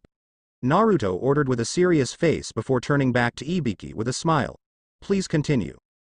Did you teach him his manners? Kakashi drawled. Yamato just buried his face in his hands. Ibiki glared daggers at the blonde before continuing. The last question, but before the last question there's a little condition. The room began to be filled with whispers. What was he talking about? What condition? Was this going to affect the test? Was the rumors that they were to fight each other to the death in the classroom true? You have to decide first whether you will take the questions or not. Naruto frowned. What in the nine hells is this guy talking about? I guess you can say this is a preliminary to the 10th question. Ibiki supported his chin with his hand, closing his eyes. By the way, for those who can't answer the 10th question correct, this will be the last time they ever take the Chunin exams. So choose carefully whether you want to take this exam or not. If even one member can't answer the question, your whole team will be barred from the Chunin exams. He opened his eyes, staring at the classroom of genin. Forever. No way. Kankuro stood up from his seat. There's no way. There's no such thing in the Chunin exams. You're lying. Shut up. Ibiki ordered. The authority in the man's voice made Kankuro sit down, though the boy was still seething. Well, you guys didn't have me as a proctor yet. That's why I'm imposing this rule. For those trash who can't even answer this question, you have no right to be Chunin. He smirked. Just so you know, the average rate of people answering this questions is 1%. 1%. Shiho thought, eyes wide open. What kind of question is it? I know Sai will be able to cheat without getting caught. How did Naruto do? Damn it, I'm too far away from Naruto to tell. So who wants to give up? Ibiki continued. I assure you that there is nothing dishonorable about giving up. There is always next year. That is one trait of being a chunin. That you can make the best decision for both you and your team. Ibiki waited. Naruto leaned back in his chair, one hand over the backrest as people began to raise their hands and began to file out. Some began to cry, unable to handle the pressure, and some just raised their hands dejectedly. He watched as a genin raised his hand to the loathing of his teammates. He saw a lot of Konoha genin giving up, though none of the people he had marked as being special. As such, the Suna team didn't even move. Neither did the Tokigakure team or the Iwa team. Most foreign shinobi did not move, and Naruto understood why. They came all this way, what a waste it would be. He still saw very few foreign ninja raise their hands and be escorted out though.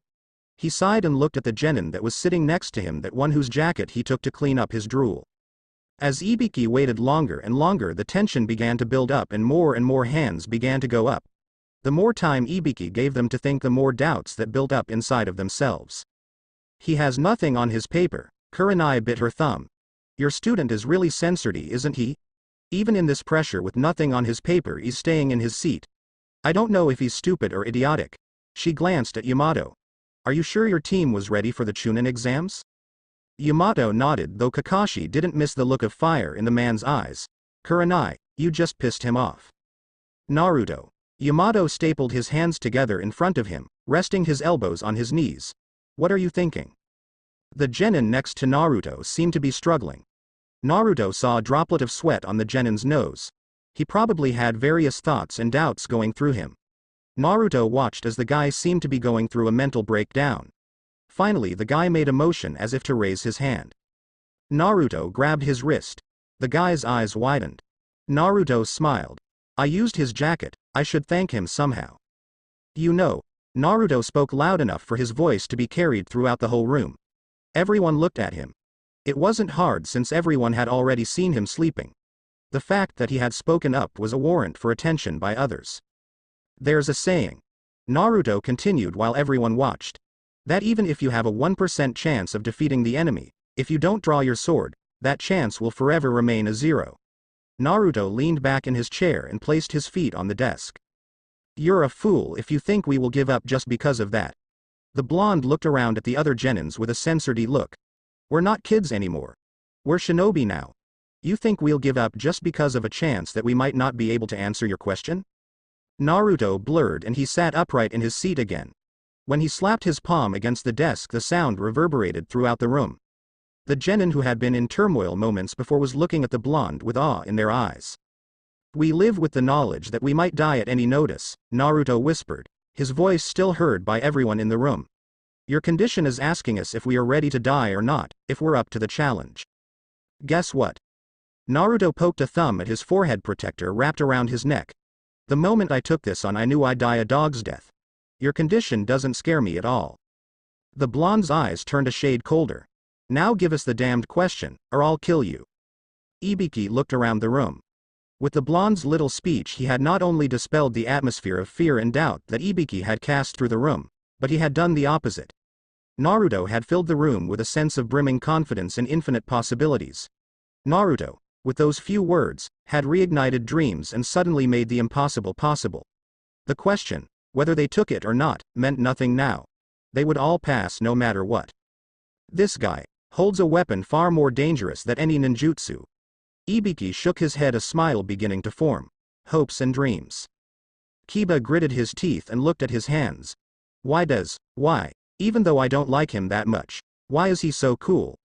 Why does he make me want to believe in him and myself? Mumaru nodded, his eyes narrow. Uzumaki Naruto, you are far more dangerous than I thought. Kuretsuchi was having similar thoughts. This guy, if he actually does become Hokage, it might be dangerous. Damn it, I sound like I actually believe he can become Hokage. I'm sure there are other people. Ibiki sighed. Looks like that's it. Yamato looked at the screen, his chest swelling with pride. Naruto. Sensei. Kakashi's eyes were wide. No, it's different from that. Sensei commanded respect, even fear. He made people believe in him, but this guy, he makes people believe in themselves as well.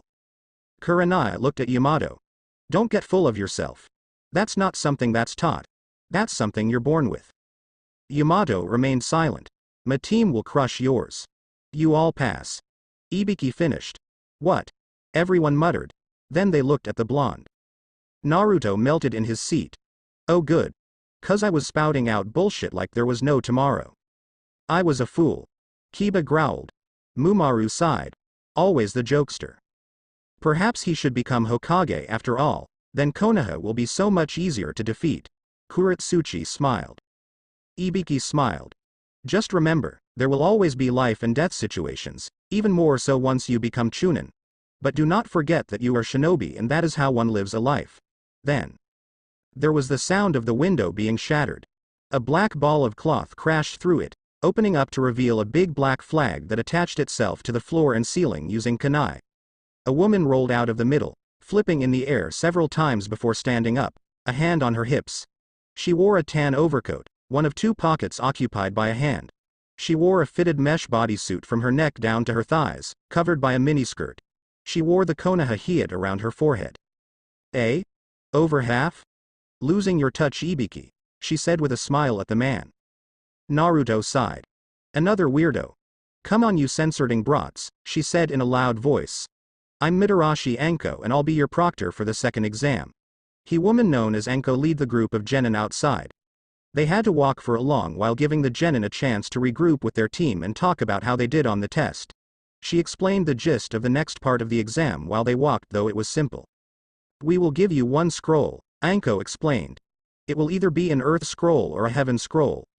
During the exam you must take the opposite scroll of yours from another team and make it to the center of the forest. Naruto traded looks with Sai and Shiho. What about food? Choji asked while they were walking. In the forest there are lots of edible things. You just have to find them. She winked. Make sure you don't pick poison mushrooms or anything by accident. Choji gulped and grabbed the straps of his backpack a little tighter, shooting a nervous look at his teammates.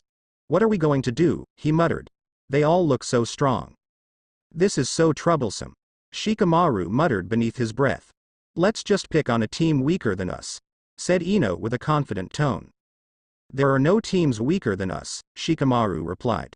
Naruto was beginning to grow nervous. Finally the test was moving on to more exciting parts. He had been nervous in the classroom, but that was because he thought he was going to fail. But not, he was nervous for a different reason. He caught people giving him strange looks. Gaara, the one called Aiko from Takigakure, and Mumaru from Iwagakure no Sato. Those three were definitely on Naruto's list for people he'd have to be careful around. Even Kawasu was eyeing him differently. The blonde realized he had more enemies than he had known. He was now going to be locked up in a place with all these people that were out to get his heads. Naruto looked at the seal that locked up his sword in his left palm. He held it for probably about 2 seconds before it was put away. He wondered what Mifune wanted to teach him. Was Mifune waiting for something to happen? Naruto was overcome by frustration. He really wanted to grip his sword and prove to everyone that he wasn't just talk. Sure, people knew his strength, but he had a feeling that fighting with disposable swords was not going to cut it from here on out. He had to figure out a way to summon his sword no matter what the cost. If he wanted to protect his teammate, that was. He glanced at Sai. The boy, ever since they started walking, seemed to be torn between something. Naruto had a feeling he knew what Sai was concerned about, but he didn't voice his opinion. He wanted Sai to look at the situation with his own eyes and make his own decisions. Therefore, no matter what the consequences of his actions were, the boy could look with no regrets. So Naruto turned away, leaving Sai alone to his own struggles. He looked at Shiho, who seemed nervous but determined. This, Anko spread her arms wide, is the forest of death. Naruto gazed upon the so-called forest of death. It was huge, to say the least. Trees were taller than most of the buildings in Konoha. Not only that, the forest canopy was so thick that he had no doubt that once they entered the place, light would be scarce. It would literally be a cage of darkness filled with monsters, ninja and otherwise. He saw a few birds fly out from the top of the trees in the distance. He wasn't sure, but he had a feeling they weren't normal birds. The forest was probably filled with dangerous beings and areas, poisonous mushrooms being the last of their worries. Naruto would be worried about staying alive long enough to get hungry in the first place. The blonde looked at the seal on his hand again, becoming agitated. You will be in there for 5 days. Anko continued, loving the looks on their faces. Some of you will survive and some of you will die. I'll tell you this right now, there has never been an incidence of no casualty in this exam.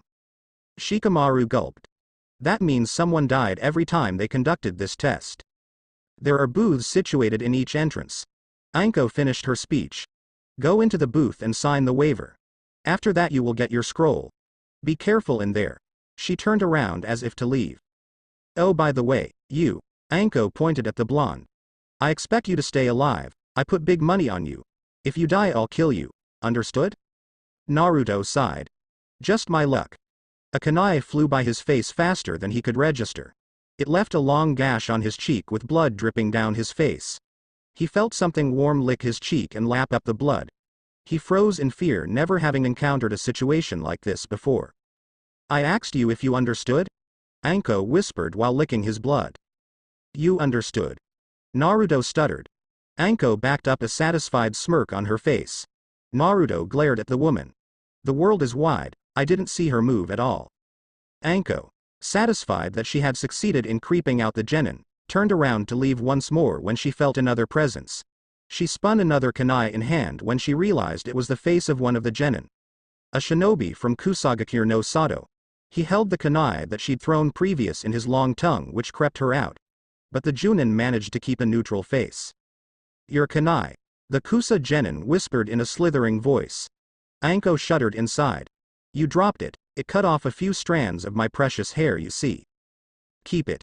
The Junin answered, walking away. Don't creep up on me like that again if you want to keep your tongue. Those should be my words.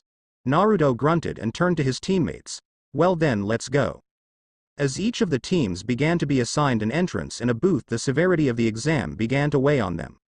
This was it. Finally they would test not their book smarts but their street smarts. In the forest for 5 days, locked up with shinobi from their own village and other villages. It was kill or be killed. Naruto saw a lot of genin throwing up and retching on the sides. He looked at Shiho. However, Shiho had seen enough battle by now, through Yamato and with the sound ninja, to grow used to situations like these. Yamato had thrown enough killing intent at them for them to get used to this. They knew dying was a possibility, but they had confidence in their skills and each other. He saw other genin teams whispering among themselves and forming strategies. Team 13 entered the booth where a chonin handed them a piece of paper to each of them, explaining that they had the possibility of dying. It asked them where they would like to be contacted if they ended up dying. Naruto didn't see what the others wrote down, but he smiled as he wrote down his. The land of iron. I was born in the summer, Naruto thought with irony, but I will rest in winter. After they signed the forms, Team 13 entered the forest of death. The Sandaime watched the screen, a smile on his lips. Naruto, you've grown up well. He turned to the person who was watching the screen next to him. Does he remind you of anyone? His partner, Danzo, remained silent. Sarutobi relented and gave into the silence as well, watching the blonde's antics in the classroom and his speech towards the other genin. He laughed as Naruto joked with his teammates. But most of all, the fact that Naruto wore the forehead protector around his neck and displayed it proudly, for some reason Sarutobi found immense pride and joy in that simple fact. Though he did worry about the boy. He had seen Naruto's capabilities in his fight with Kakashi, but he had forbidden Naruto to use any kenjutsu that could result in the boy's arms being hurt. He knew Naruto wouldn't follow the advice, but he had reprimanded the boy nonetheless. He didn't want to see Naruto lose the use of his arms simply because he was stubborn. He reminds me of the Naidem. Danzo whispered. Sarutobi smiled. Yes, he does, doesn't he? He jokes in the face of danger, spits in the presence of those stronger than him, though they are rare, Danzo continued. He has a quick mind aided by a silver tongue. He has strength to spare and allows emotion to reign control over his life. Passionate, ruthless, impulsive and loyal to his friends, he is like Tobimaru Senju reincarnate. Is this why you wanted me to come? Sarutobi shrugged. Perhaps. His eyes turned sad. Or perhaps I wanted to make things right once more. You are a fool, Hokage-sama. Danzo got up from his seat and walked away from Sarutobi, his back towards his old friend. We are far too old to engage in talks like this. Things can never be right between us ever again. We are both of the same generation, Danzo. The Sandaime lit a pipe. We can never be made right again, but perhaps we can reach agreements so that the next generation can. Danzo narrowed his eyes without turning around. What do you mean? The boy, Sarutobi breathed. Release him. Danzo remained silent. You are far too soft for your own good, Sarutobi. Danzo whispered. What do you wish to accomplish with that? The boy is far too young to be used as a chess piece in this dangerous game that we are playing, Danzo. This generation has not done anything, let us preserve their innocence for a bit longer. They will take the mantle soon enough. Grant the boy his freedom, and his happiness. He's seen too much of the world already. Danzo muttered. It is too late. Danzo, it is too late for us, but it is not too late for them. Danzo hesitated. Sarutobi, you are always like this. You always assume the best of people and you put your faith and efforts into useless dreams. You are but an old fool placing his hopes in dreams long gone. The world is far too cold and far crueler than you know, Sandame. But, Danzo glanced over his shoulder at the Sandame, who seemed satisfied, waiting for his answer. You always were. Fine. Danzo answered. Keep the boy, but I expect something in return. Sarutobi tilted his head. What do you want in exchange? The Uzumaki boy. The Sandame started. For a month. Nothing more. Before the third part of the exams. Danzo interrupted, walking out and not giving Sarutobi the chance to speak. If we are to have a Jinchuriki in the village, I will have him trained properly in the shinobi arts, not in those damned forsaken barbarian skills. Sarutobi sighed. What have I just done? Team 13 sat in a small clearing discussing what to do. The test is 5 days long. Naruto took out a shuriken and whirled it in his palm, handling the blade without sustaining a single cut. No, you're wrong, Naruto. Shiho answered. The test is shorter than 5 days. Sai finished.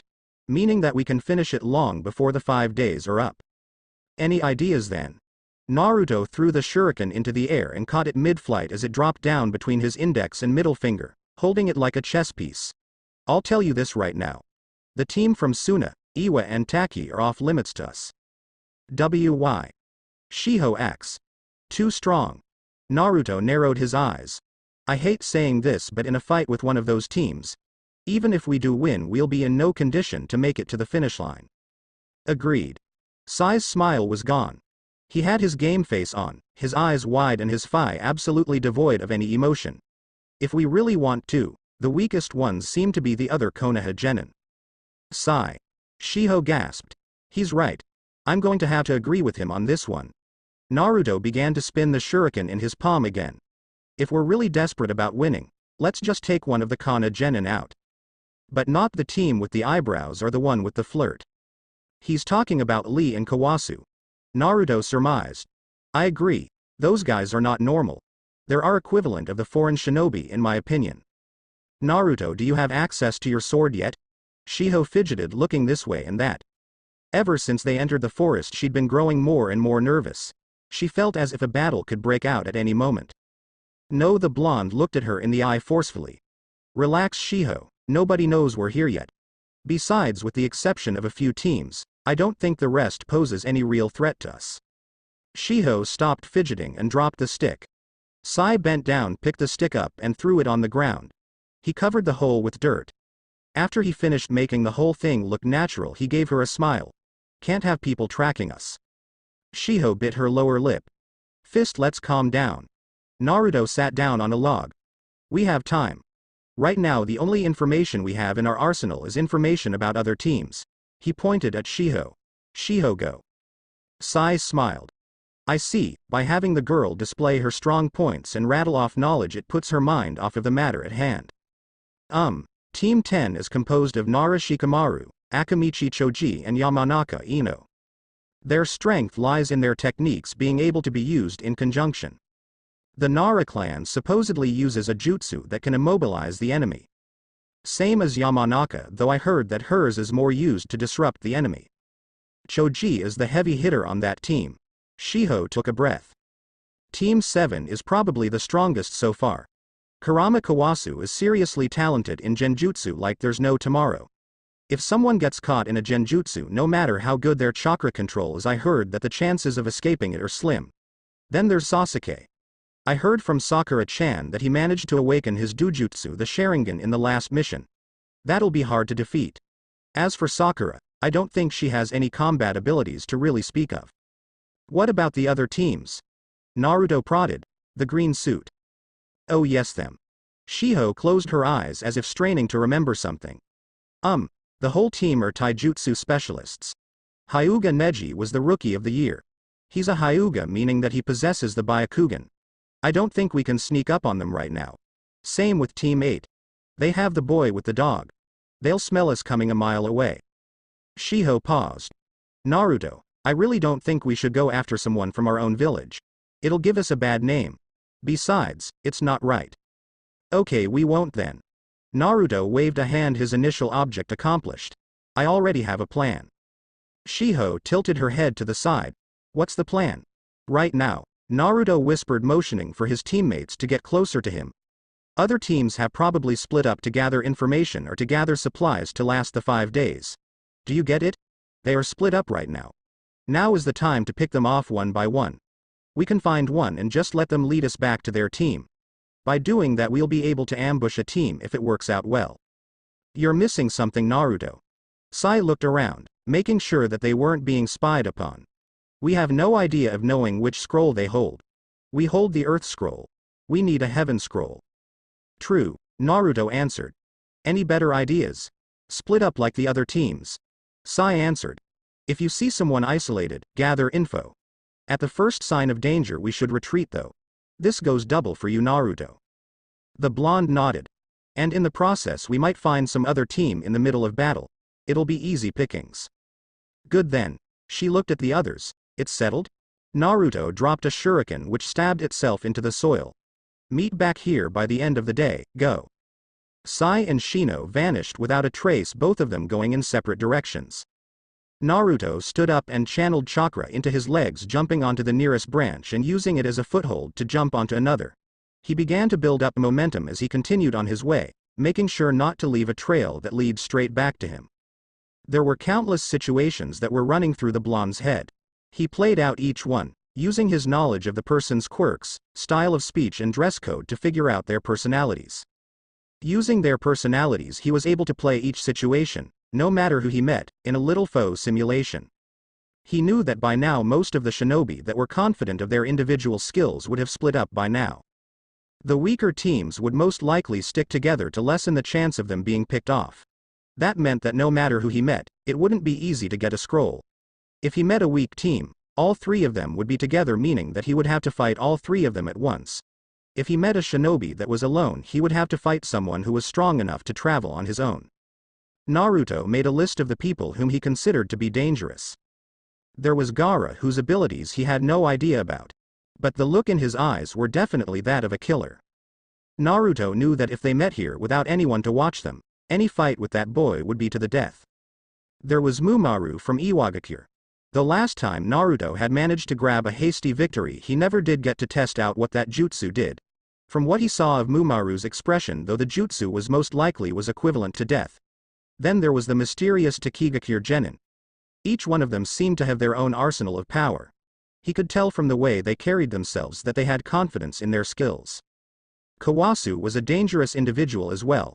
While Naruto wasn't really aware of the extent of the boy's talents, he would be a fool to dismiss him. Just because Kawasu acted like he was a fool who was only looking for didn't mean he was one. Anyone who knew how to look below the surface would find a sensitive personality tempered with training. Naruto wondered how Kawasu was facing this test. That left very few targets for the blonde.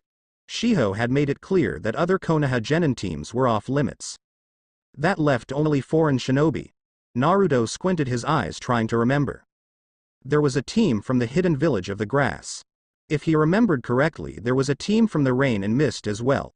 Then there was a team from the sound, the one that had attacked the Konoha Genin a few years above them. Naruto did some math in his head. If they took too long in getting a scroll from foreign shinobi, there would be none left. There was an abundance of Konoha shinobi in this exam and they would be ripe pickings. It would be a miracle to have all of them pass. Naruto flipped forward his hand, going into the holster on his thigh and throwing 3 shuriken behind him. While upside down he formed hand seals for the shuriken cage bunshin no jutsu, creating dozens of more shuriken. The air hummed and then broke in a cacophony of noise as the shuriken stabbed themselves into trees, The numbers enough to even dislodge a branch here and there. The blonde, while upside down, flipped sideways multiple times in the air so that he landed on his feet on the ground. Despite falling a dozen feet, Naruto did not show any discomfort, using chakra to soften the impact. He already had 4 more shuriken in his hand which he threw. His assailant blocked them while holding a kunai in reverse grip. He seemed unhurt by Naruto's initial attack. He was glaring at Naruto, bandages covering the lower part of his face. You just turn more and more like a mummy every time we meet. Naruto lowered his stance, taking out more shuriken from his holster. Mumaru didn't reply, lowering his stance and holding the kunai closer to his body. I don't want to face off against you here. The blonde held the shuriken in between his right hand's fingers. His left hand was behind his back. So why don't I go my own way and you go yours?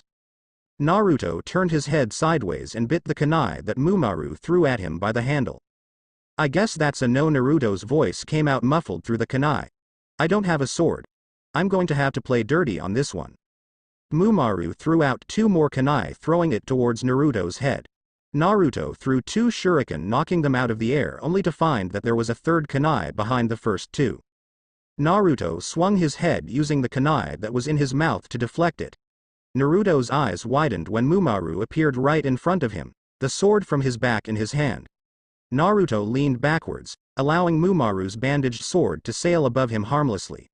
The blonde twisted his head once more, leaving a shallow cut on Mumaru's wrist with the kunai that he was still biting onto. Mumaru, if he felt anything, didn't show it on his face. Then again his face was bandaged up to his nose. Mumaru continued with the swing and dug into the ground with his sword, using it as footing to kick Naruto on the chin with both feet. Naruto flew backwards, somersaulting with one hand and throwing shuriken with the other. He skidded across the ground on his feet and formed hand seals for the shuriken cage bunshin, creating a storm of shuriken. Mumaru jumped upwards, dodging the torrent of shuriken, and looked backwards. The shuriken acted like beams of steel, bringing down one of the gigantic trees of the forest. Just how many shuriken did he make? Mumaru thought as he landed on the ground again. He sheathed his sword behind him again and gathered his hands in front of him. I practiced this technique day and night just for you, Naruto. Jinten. Genkei Hikari no Jutsu. A transparent cube came to life in Mumaru's hand with a brightly lit sphere in the center. It flew towards Naruto at an unbelievable speed. The blonde forced all the chakra into his legs to barely dodge it in time. Naruto could not believe the resulting explosion. The cube seemed to simply blow up, obliterating everything in its blast radius, throwing up dust and debris. Naruto watched with wide eyes until the dust cleared, revealing a large crater in the shape of a cube with nothing there. There was no sign of burnt grass. There was a rock revealed that was missing 1/4 of a cube, its shape perfectly square. If that hits me, I'm dead. Naruto swallowed and looked at Mumaru. This is getting dangerous. Mumaru breathed. 3 more. My limit is 3 more. I need to get him with one of those. Naruto leapt away from Mumaru, forming hand seals. A shadow clone appeared next to him with a puff of smoke. The clone formed the hand seals for a henge no jutsu, transforming into a large 3-bladed shuriken. Each blade was about 4 feet long, and when Naruto grabbed it by the ring, Mumaru saw Naruto straining himself as he threw it towards Mumaru. The shuriken flew, cutting through the air, buzzing like an insect. Naruto formed more hand seals, multiplying the shuriken into dozens, possibly hundreds of 10 feet long whirring blades of destruction. Mumaru had no time to prepare. The shuriken were a wave of death, mowing down trees and rocks alike. There were so many shuriken that if someone was watching from afar, it looked like tiny meteor or raindrops, except it wasn't falling from the sky. The destruction radius was impossibly large for someone to comprehend, and anything caught in the wave was reduced to nothing more than rubble. It was a storm of metal, promising death for anything that stood in its way. When the sounds of tree falling and rocks crumbling ended, silence reigned. Naruto was panting from the extensive chakra use. He was holding the shoulder of his right arm with his left hand. The shuriken had been heavy enough so that he had tore something when he threw it. But as usual, his abnormally fast regeneration kicked in and he felt the familiar numbness before it returned to normal. The blonde looked for Mumaru. Mumaru's torso exploded out of the ground a few feet away from Naruto. His palms stretched towards him, that damned cube pointed at him. Naruto's hands immediately flew into hand seals, creating a dozen clones in front of him. Mumaru fired his technique, the cube soaring towards Naruto. Naruto's clones transformed with a puff of smoke in a single file line, each of them turning into 8-bladed shuriken resembling shields. The cube mowed through 8 of them before exploding, censoring up everything and destroying anything remotely near it. The rest of the clone shields disappeared from the resulting shockwave as debris flew out, piercing them. Naruto stood across from Mumaru, his arms crossed in front of him. Mumaru came out of the ground, forcing himself up with his arms. He drew the sword from his back and rushed towards the blonde once more. Naruto took out shuriken and put them between his fingers and blocked the sword strike with them, the shuriken acting as brass knuckles. The 2 genin tried to overpower the other to no avail, getting a good look at the other one's wounds. Naruto had a line of blood coming out from the corner of his mouth. Both of his arms were bleeding from a multitude of tiny cuts from the debris of the explosion. His legs had their pant sleeves ripped away. The blonde still fought on, gritting his teeth as more blood poured out from his mouth. Mumaru had a large gash on his chest that he had sustained when dodging the wave of shuriken. There were 2 other large gashes on his other arm which was bleeding profusely. Mumaru's legs seemed to have sustained no damage, though when Naruto glanced down they were shaking with fatigue. Mumaru seized that moment and head-butted the blonde. Naruto rolled backwards, throwing a few shuriken towards Mumaru as he did so. Mumaru blocked a few of them with his sword, but one of them got through and left a long gash on the side of his cheek, the Iwa genin barely dodging the throw. Naruto landed on his feet, bleeding from his forehead. Hands exploded out of the ground and gripped his ankles, making him fall forward. What the hell? Naruto screamed, but it was too late. Mumaru had already formed another cube in his outstretched palms. I hid that clone while I was in the ground. I was looking for an opportunity like this. He didn't even take the time to sheath his sword, instead he had thrown it at the side, afraid he would lose the moment. Mumaru didn't spend the next moments talking or gloating, instead he fired the cube, eager to defeat the blonde. The cube swallowed Naruto, who had his arms crossed in front of him. Naruto's eyes widened as the sphere began to glow. Oh shit, I'm dead. Ino watched the battle, her eyes wide. Ino, Shikamaru warned. We have to get out of here. We're way out of our league on this one. Both of them are ridiculous monsters. We have to get out of here. Shikamaru. Ino chided in a furious whisper. Are you stupid? If one of them defeats the other, we can take out the other one and take his scroll. What makes you so sure one of them has the scroll? The lazy genin acts. Because of how strong they are. Just like how I have our scroll, the strongest of the teams should be holding the scroll. That's how you lose. Shikamaru did not voice this. Ino, even if they do each other, and I don't think even us 3 combined will be enough to take one of them out. He gulped. Besides, did you see their attacks? I've never seen shuriken that big that were thrown. If either of their attacks come our way, we'll be dead. Forget about scrolls, Ino, we could die from this. Choji nodded. Ino, this is a really bad idea. Just standing here is dangerous. I mean, what if Naruto wins? If Naruto wins, there might be a chance that kid is holding a scroll that he doesn't need and that we need, Ino muttered. Look guys, there's a chance for us to get something without losing anything. Man up and keep watching this battle. What's Naruto going to say when we conveniently appear just when he finishes fighting? Shikamaru thought. What if he takes our scroll instead? I have a feeling he might be able to. Choji's eyes widened. Ino. Ino snapped her gaze back to the battle and gasped. The sphere engulfed Naruto, who had his arms crossed. Naruto, Shikamaru whispered. He turned to Ino. We have to save him. It's too late, Baka. Ino screamed. It's exploding right now. Mumaru saw the cube explode with Naruto in it. He turned around and picked up his sword, putting it back into its sheath on his back. He closed his eyes in respect. A worthy opponent. You were strong, Uzumaki Naruto. Impossibly so. If I had not killed you here, you would no doubt have become a danger to Iwagakure and the other ninja villages. I have just saved you from a lifetime of war and ninja deception. You should be thanking me. Goodbye, Naruto. Mumaru staggered a bit as he took a step. He didn't bother to go and retrieve the scroll. His dust release technique would have obliterated the being known as Naruto and anything he had on him. Mumaru gathered chakra into his legs to leap away. Something cold touched the back of his neck. Mumaru stiffened. Naruto stood behind Mumaru, his clothes reduced to mere rags. He was breathing heavily and blood covered his whole entire body. The blonde was hunched over, his mouth open and blood dripping to the ground and staining the grass. One arm hung limply at his side, but the other one had grabbed the back of Mumaru's neck. How? Mumaru whispered. Naruto didn't answer. Rather, with a strength that shocked everyone, he picked up Mumaru by his neck and flipped him over towards the other side, crushing him onto the ground head first. Mumaru struggled until everything spun around him. Naruto lifted him up and threw him sideways, this time throwing him against a tree. Mumaru went through the tree, a dozen splinters as long as 2 feet long lodging themselves in his back. The boy landed on the ground with a little puff of dust.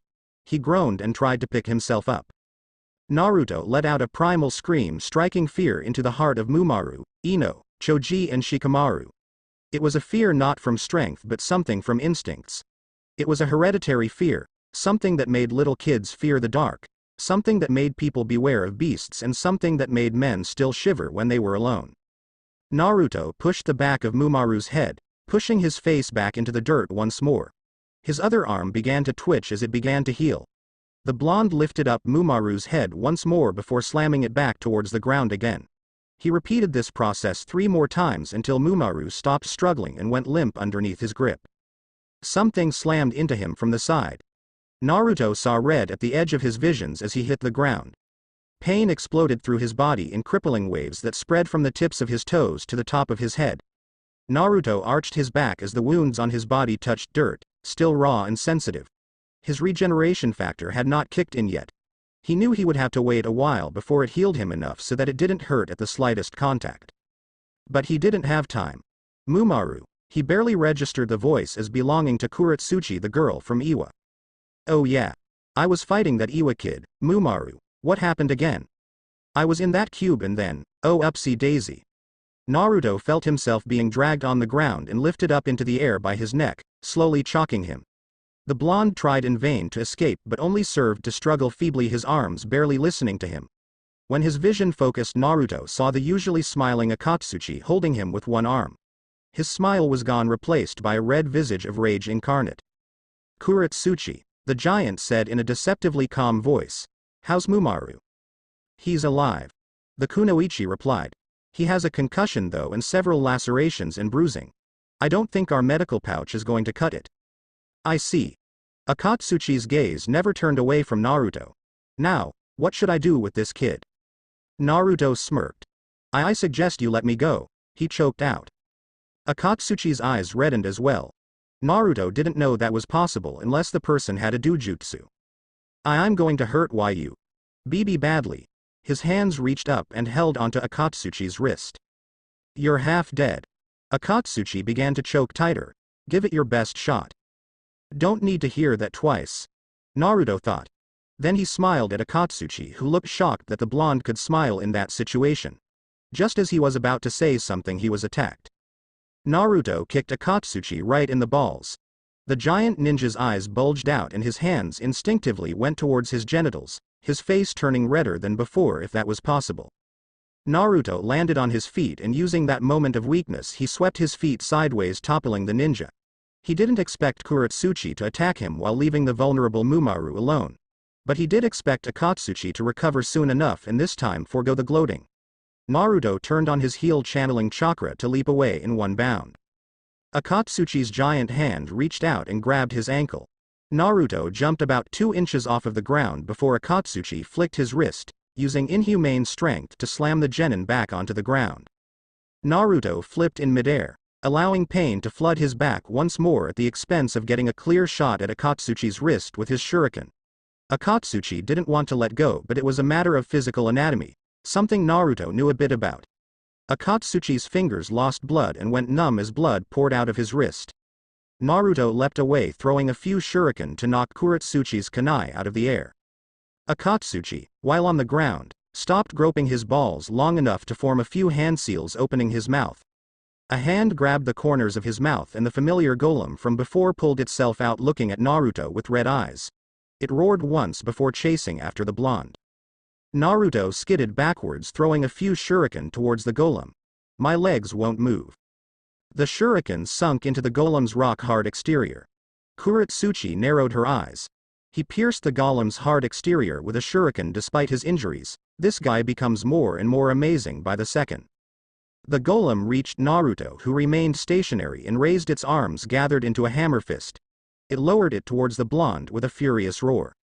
Just when Kuretsuchi thought Naruto was going to splatter on the ground like a piece of pancake, the blonde disappeared in a blur at the last second, appearing behind the golem. He formed hand seals in the blink of an eye, creating dozens of clones around him, each of them as bloody and weakened as he was. He's going to create a diversion and escape Akatsuchi, Kuretsuchi warned. Akatsuchi began to form hand seals.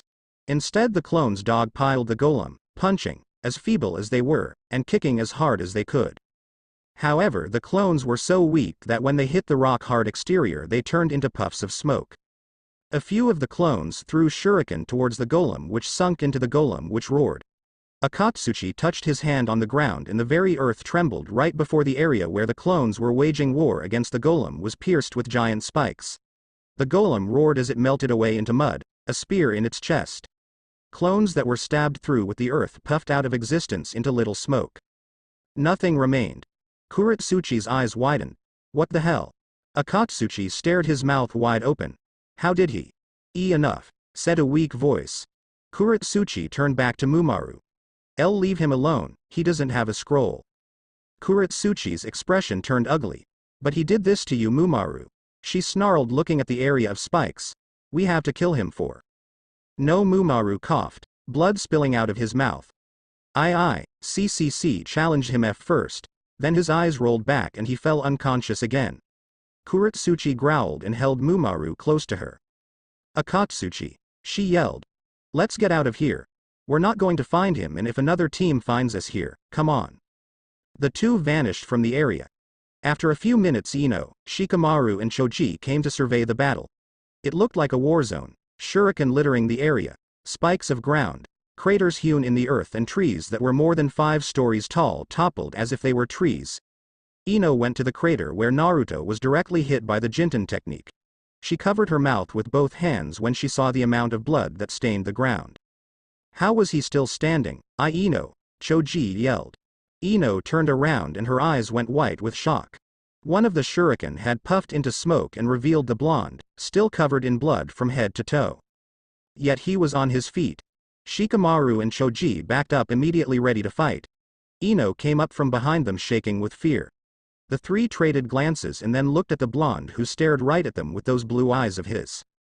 He was bloodied, most likely out of chakra and pushed to his mental and physical limits. But they had a feeling they were going to lose. What's up with this pressure? Shikamaru gulped. Why am I scared of a half-dead genin like him? Naruto took a step forward. They froze.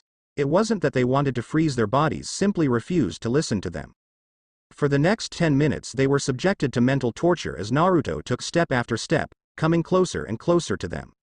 Finally, after having reached them, the blonde kept on walking, ignoring them and continuing to walk past them, leaving a trail of blood on the ground. The three remained silent, completely rendered immobile and powerless by the sheer pressure that the blonde was exuding.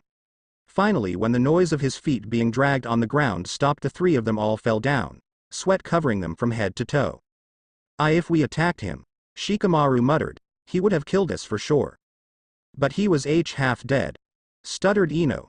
But somewhere deep inside she had a feeling that Shikamaru was correct. Choji fainted. See Choji. Shikamaru and Ino screamed, rushing to the aid of their teammate. Sai paused.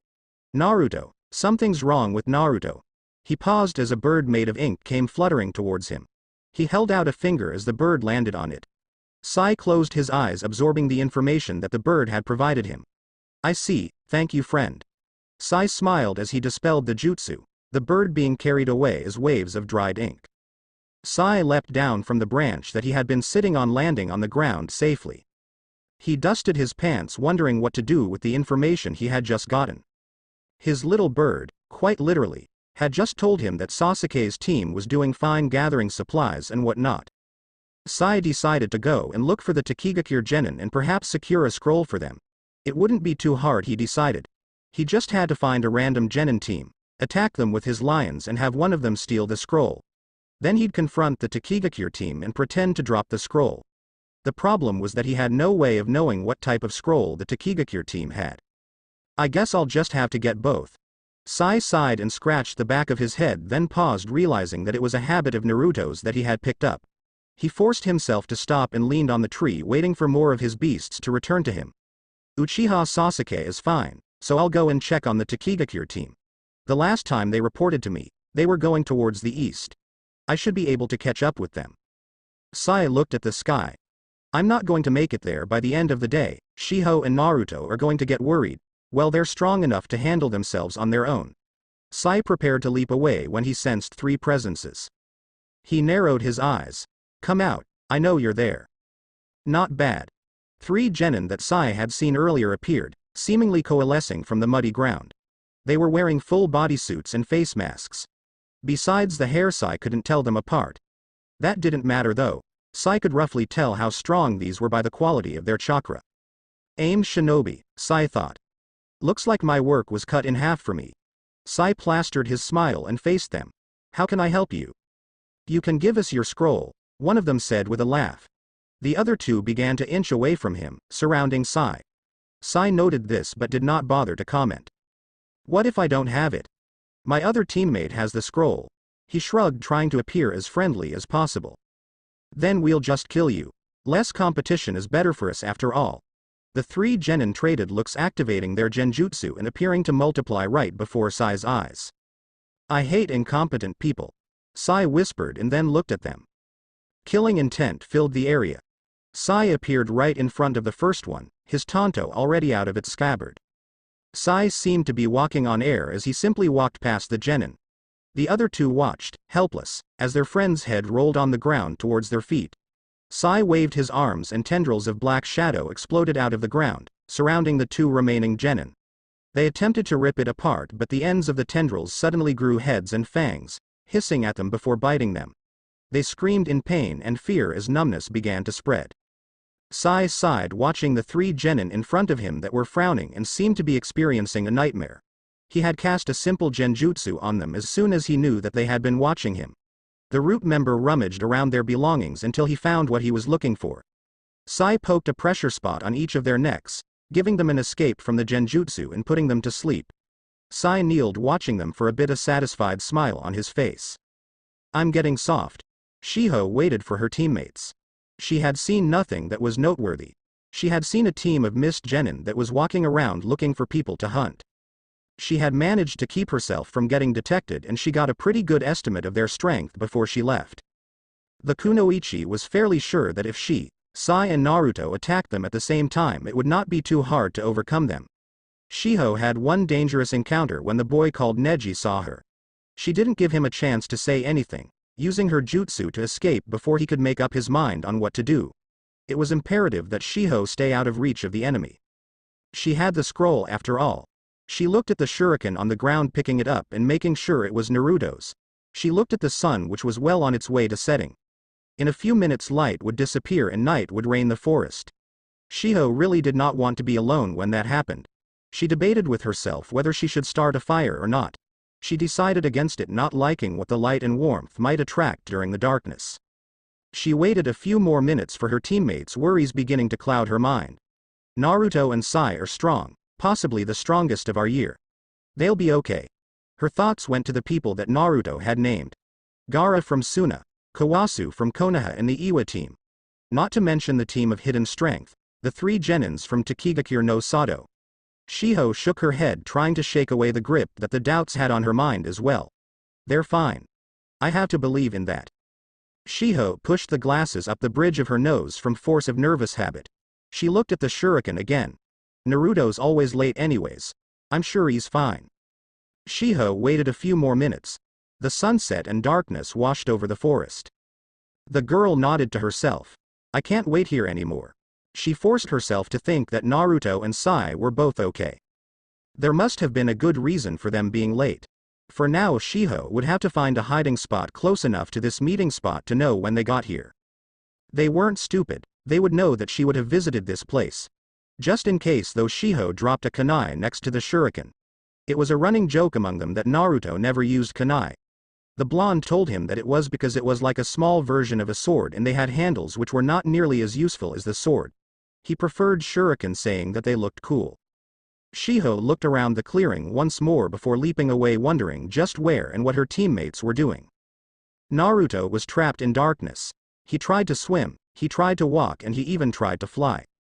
The blonde couldn't feel himself moving no matter what. He had no sense of direction in this place and no sense of movement. The blonde finally did what he hated to do, opting to wait instead of waste his energy like this. He wondered if this was a genjutsu that was cast on him by the enemy. However, he was not sure if it was because it didn't feel like one. He wondered if Kawasu, the self-proclaimed genjutsu prince, finally got him while he wasn't looking. He doubted it. One had to be conscious for a genjutsu to work. The last thing he remembered was kicking a katsuchi in the balls, then transforming into a shuriken. He felt like he was missing a lot of the details in between, but it wasn't important. For some reason he thought he saw a yellow pineapple that smelled suspiciously a lot like potato chips. Naruto tilted his head, deciding to figure out what that image in his head meant first. The first thing came to his mind when he thought about yellow was his own hair. Pineapple reminded him of someone, but he wasn't sure. The potato chips, he preferred ramen to pineapple. Thinking of ramen brought memories of the land of iron. When it got ridiculously cold so that their breath frosted over long before it ever left their throats, Takezo always took him to this local shop that served the hottest and best ramen in the land of iron. It didn't matter how far they were from it, they were wanderers by trade anyways. Naruto remembered those days fondly, always moving, staying in cold mountains and training day and night. He remembered Takezo trying to drill into him the virtue called patience. Even the great samurai Musashi gave up. But he had gave Naruto the patience to wait for something at least. Takezo used to refer Naruto to a dog. Naruto sighed, a smile on his lips. He realized that he was floating, his arms folded behind his head and his legs crossed, lying down as if he was at the beach. We finally meet. The blonde, startled in the world, spun before him. He was in front of a cage, bigger than anything he had ever seen before. The only thing bigger he could think of was a mountain. But mountains got bigger gradually as you climbed it.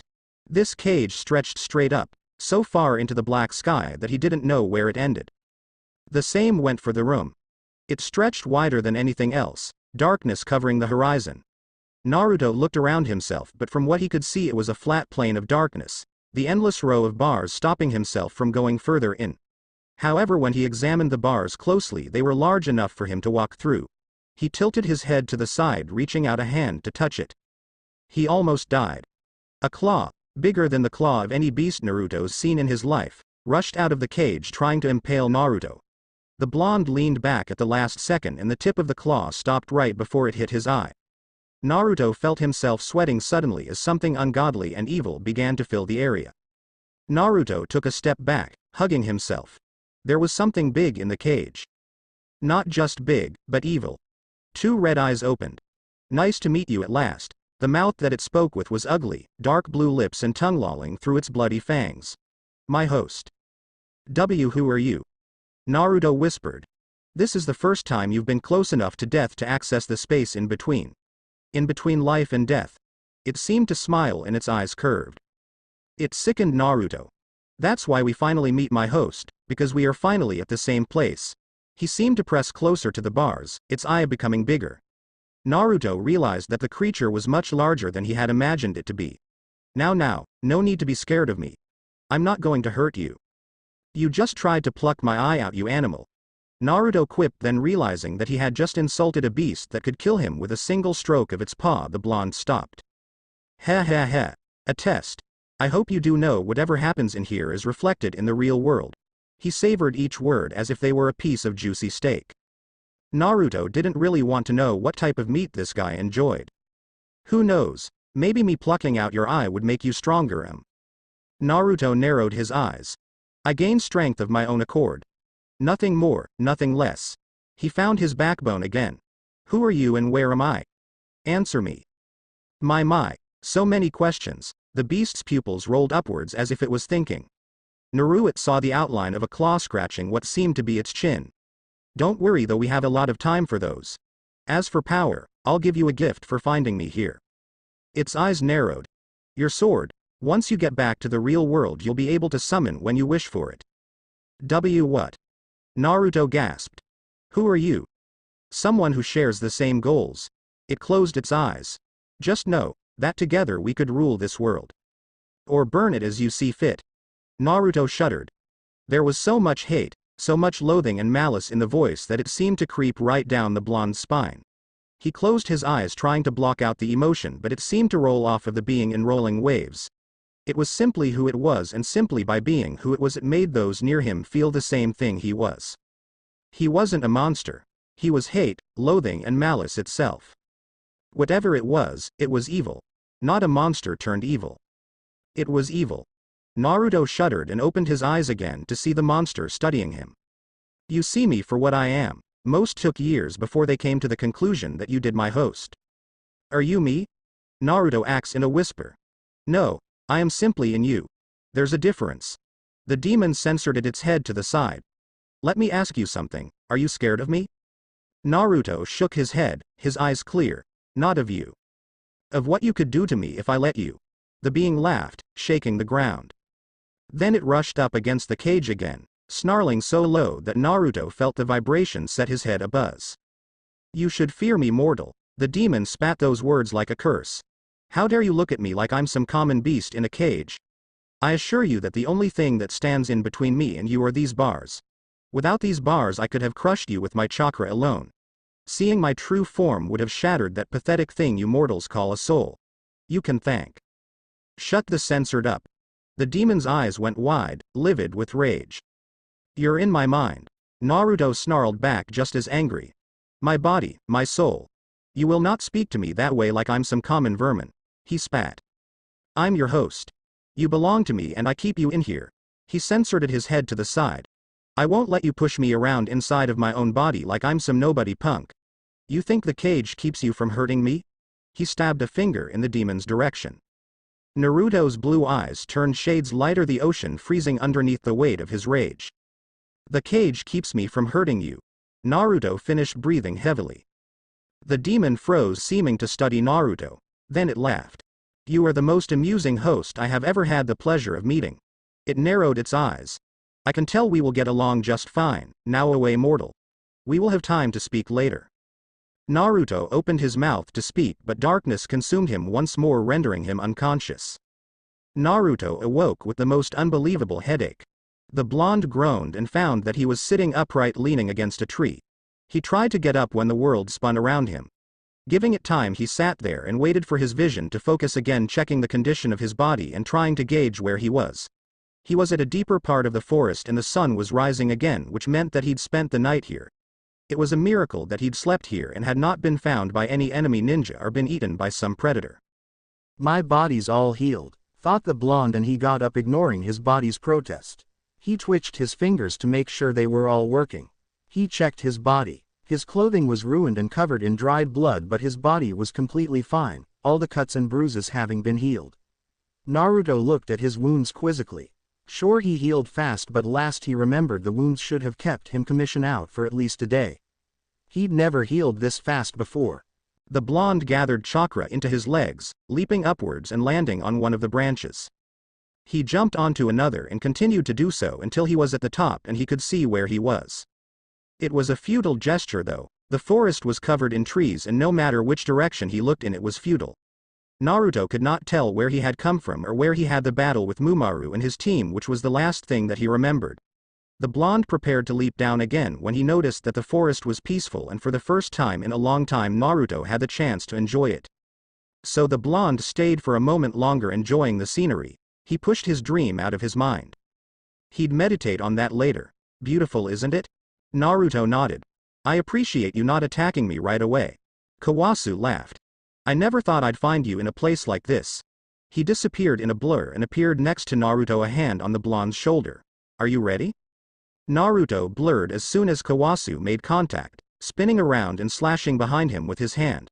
Kawasu leapt away and landed on a branch of a different tree, a faint smile on his lips. Naruto leapt away as well, sticking sideways on a different tree. No, he wasn't sticking sideways. The world simply appeared that way. No way, thought Naruto with shock evident on his face. When he touched my shoulder just now, Naruto closed his eyes and gathered his hands together. Kai, he muttered. When he opened his eyes again, the world was upright once more. If you have hesitated a second more, Kawasu, the heir of the Kurama clan, the prince of Genjutsu, muttered. I would have had you under my full control. As expected of someone I'm interested in, Kawasu licked his lips. You caught me at a bad time. Naruto stood his body straight, his left palm facing the right. He began to channel chakra into it and the seal on his palm began to glow. Naruto appeared next to Kawasu, his sword in his hand. The sword was still in its scabbard. Unlike other katana, it was set completely straight. The guard looked like the three-bladed shuriken that Naruto favored so much. Kawasu noticed right away that the sword was longer than a lot of other swords, reaching almost 5 feet long. The blonde held it by the scabbard in a reverse grip and it was touching the back of Kawasu's neck. Let's see what's stronger, your genjutsu, Naruto whispered. Or my kenjutsu. Naruto flicked his wrist backwards. The scabbard that was touching the back of Kawasu's neck swung forward. Kawasu moved with the blow, immediately ducking forward and flicking his wrist at the same time throwing a kunai towards the blonde. Naruto continued the turn with his sword and blocked the kunai with his handle, turning around and facing Kawasu, holding his sword with both hands. Kawasu leapt away and smirked, his eyes turning red for the briefest of moments. Naruto whirled into confusion as everything turned into a swirl of blue and purple. Kawasu turned into the same color as the sky, which was purple. The trees turned blue and so did the ground. Naruto felt as if he was stuck in a two-dimensional world. The blonde snarled, realizing what this meant. If Kawasu threw a kunai from the sky, it would be purple, blending with the sky, and if he threw it from the trees he would make it blue. Not only that, Naruto couldn't tell the differences between the ground, the trees or even the branches. He would have to stay where he was. The Jinchuriki spun the sword with both hands in front of him like a windmill. He heard metal clanging on metal and knock away kunai or whatever metal weaponry that Kawasu had thrown at him. He's infusing the kunai with minuscule amounts of his chakra, thought the blonde as he continued to whirl the sword in front of him. That's how he got me into the genjutsu. Naruto took his sword and slammed it onto the branch that it was sitting on like he was using a staff. It sent out a visible wave of chakra, dispelling the genjutsu and giving Naruto a full view of everything that was going on. Kawasu stabbed both kunai in his hand into Naruto's chest, flinging him off of his feet and sending them both plummeting towards the ground. You're not fooling me. Naruto muttered, blood leaking out of his mouth as they fell towards the ground. This is a genjutsu, isn't it? Kawasu smirked at him. We'll know when we hit the ground, won't we? Naruto thought back to the exact moment when Kawasu touched his shoulder, hitting him with the genjutsu. Then he thought about the countless kunai that he deflected using his sword. The moment that Kawasu had touched his shoulder was when he got caught in the genjutsu. Naruto had expelled his chakra to dispel it, but in actuality Kawasu fixed his genjutsu to make Naruto think that he had expelled his chakra.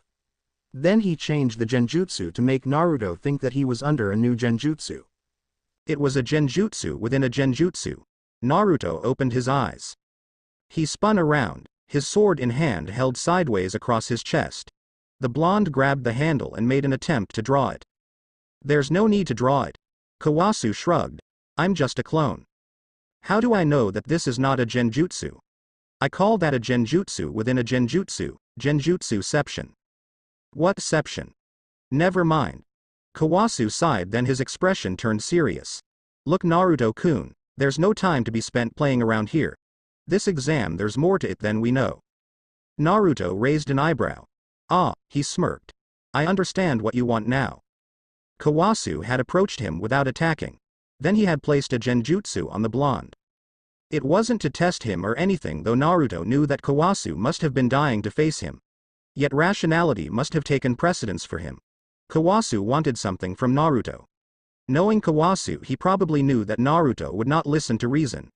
Kawasu chose to be the sensible one and place the genjutsu on Naruto so that he'd have time to get away. Naruto wouldn't attack a clone for no reason. There was something that only a clone could do. Trading information. Naruto hugged his sword to his chest and sat down on the branch in a cross-legged posture. He cleared his throat. What do you want? I heard from Ino that you fought the Iwa team and you were hurt badly. Kawasu gave the once-over to Naruto. Doesn't look that badly hurt. What do you want?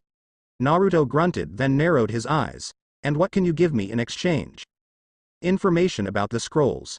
Naruto frowned. The information that Kawasu was offering wasn't worth the information that he could give. For someone of Kawasu's intelligence, it wasn't like him to offer free information like this. Kawasu wasn't stupid. It wasn't like he didn't know the value of Naruto's information versus his. Kawasu knew that Naruto's information wasn't worth much. Sure, it was worth something. Maybe if they had set their targets on ambushing the Iwa team. But the Iwa team had 3 people that was strong, if not stronger than Kawasu. Sakura, from what Naruto heard, was useless, and Sasuke was a bit stronger than normal, hardly something they'd consider to be a monster. There was something else. Naruto thought to Kawasu's personality. He wasn't someone who'd come to him offering information freely like this. He was shrewd and cunning, someone who appeared to be joking and not serious. However, he was, in Naruto's opinion, the most cruel out of them all, the one closest to being a ninja. He was the kind who would do anything for the sake of a mission and for his family. He was cold. There was something else here that Naruto did not know. He didn't think Kawasu would tell him. Kawasu watched as the gears in Naruto's head spin, already knowing that the blonde had figured something out. This guy's too smart for his own good. I don't like it. If I give him just one thing to go on, he traces it back to the starting point. Kawasu cleared his throat, a little petty action to interrupt Naruto's chain of thinking. It didn't work. The blonde continued to stare at him with those blue eyes of his. Brains and bronze both. I really can't tell him anything. Naruto tried to think of all the possible things that could have Kawasu help him. There were only one logical conclusion. Kawasu owed him something. But what? Naruto had never done anything that could have Kawasu be indebted to him. So either Naruto had indirectly helped Kawasu, or Naruto figured it out. The blonde stood up, his sword clutched by the scabbard in one hand. Where's Sai and Shiho? Kawasu's eyes went wide. This guy, they helped you somehow, didn't they? Naruto felt his lips tug into a smile. I haven't had the time to be worried about them yet, but now that you've reminded me, I miss my cute little teammates.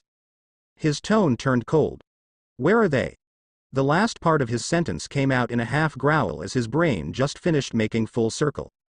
Kawasu knew the weight of the information that he could offer Naruto. He had just tried to pass it off towards Naruto as goodwill to make it the opposite. He had just tried to get Naruto to owe him something. The Kurama had simply found the silver lining in his dark cloud. Naruto couldn't really find it himself to blame the so-called Genjutsu prince. It was all a part of being a ninja, something that Naruto was understanding more and more about it lately. He now understood why Takezo had emphasized theoretical situations and human interactions so much. He knew if he just trained Naruto in the samurai arts, Naruto would simply be a grunt, all strength and no show. But Naruto knew. Being a ninja was all about deception, trickery, and above all, trying constantly to see the bigger picture using what tiny bit of information he had. It was about trying not to drown in the bits of information that they threw at you, trying to mislead and trick you. Naruto understood now that it was a world without blood or tears. Everyone was your friend and at the same time, your enemy. Naruto could trust someone only to stick a knife in your back as soon as you were turned around. Kawasu just doing what he had been taught to do. How did he? Kawasu coughed.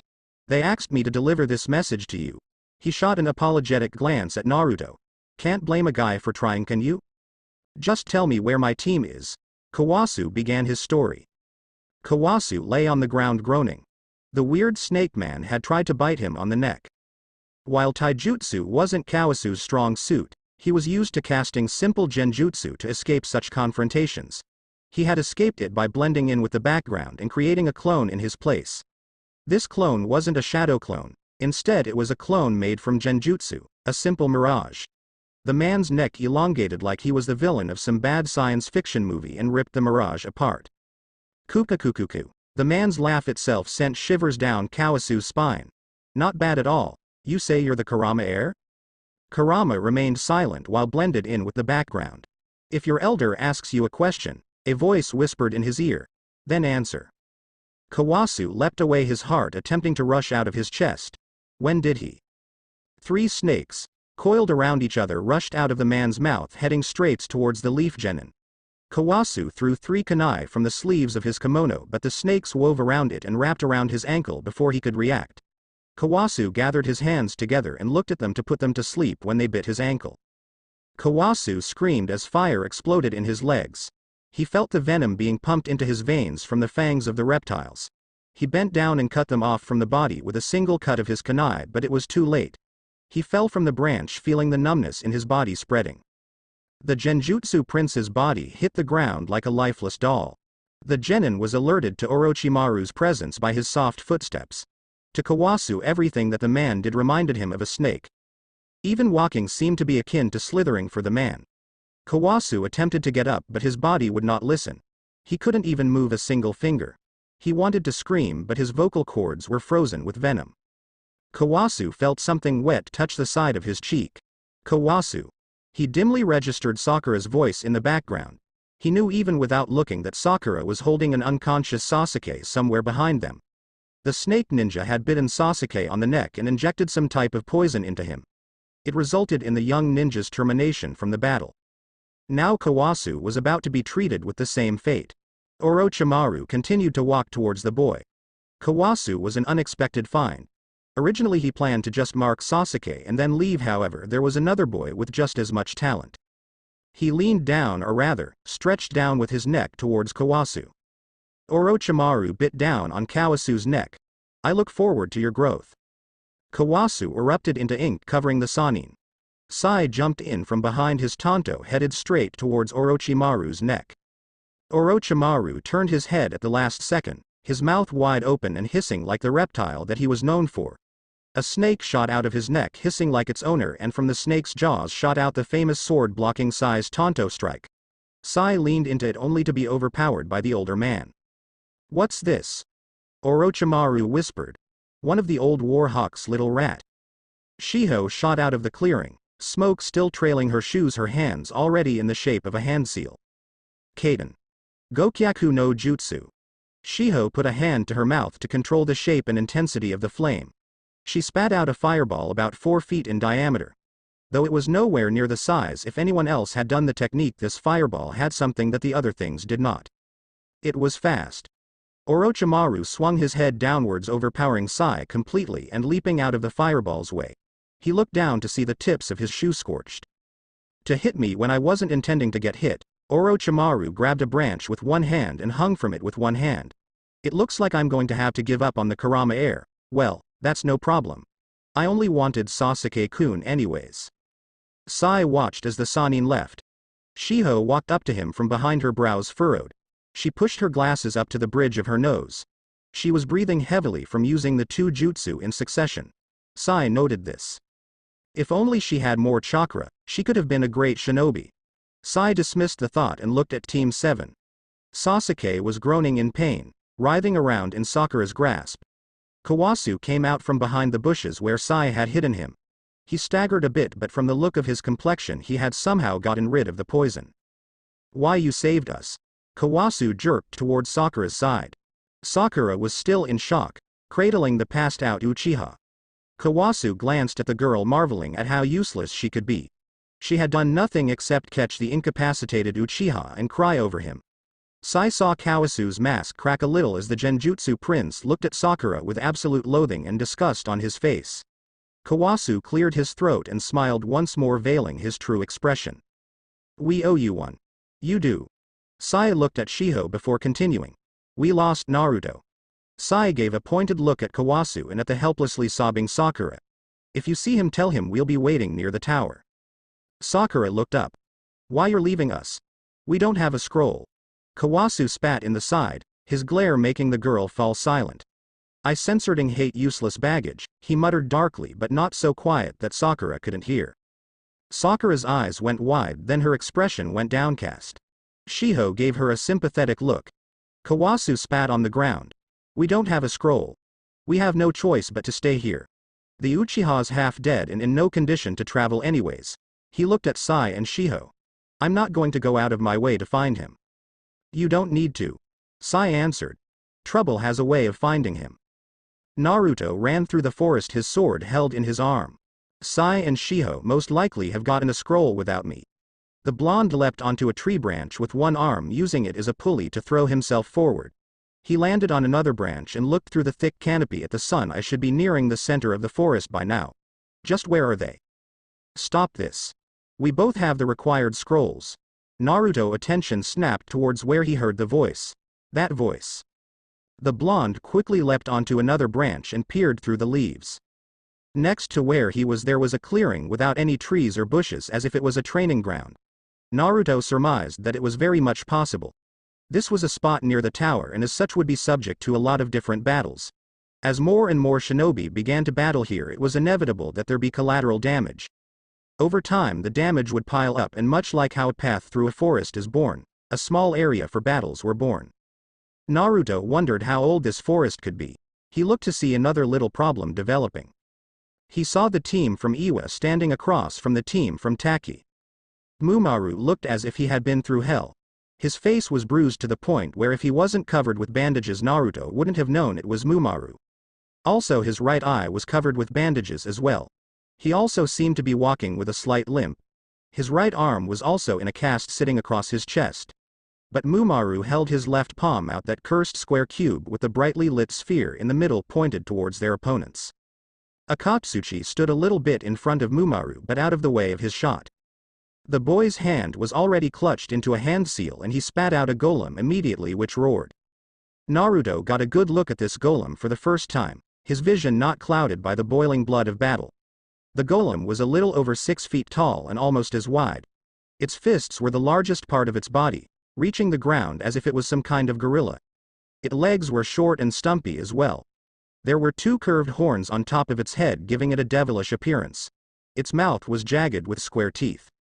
Kuretsuchi had a katana in her hand slightly behind the other 2. She had a calculating gaze in her eyes that Naruto knew had lurked in there before but had not been able to see it for sure. Now he was sure of what type of person she was.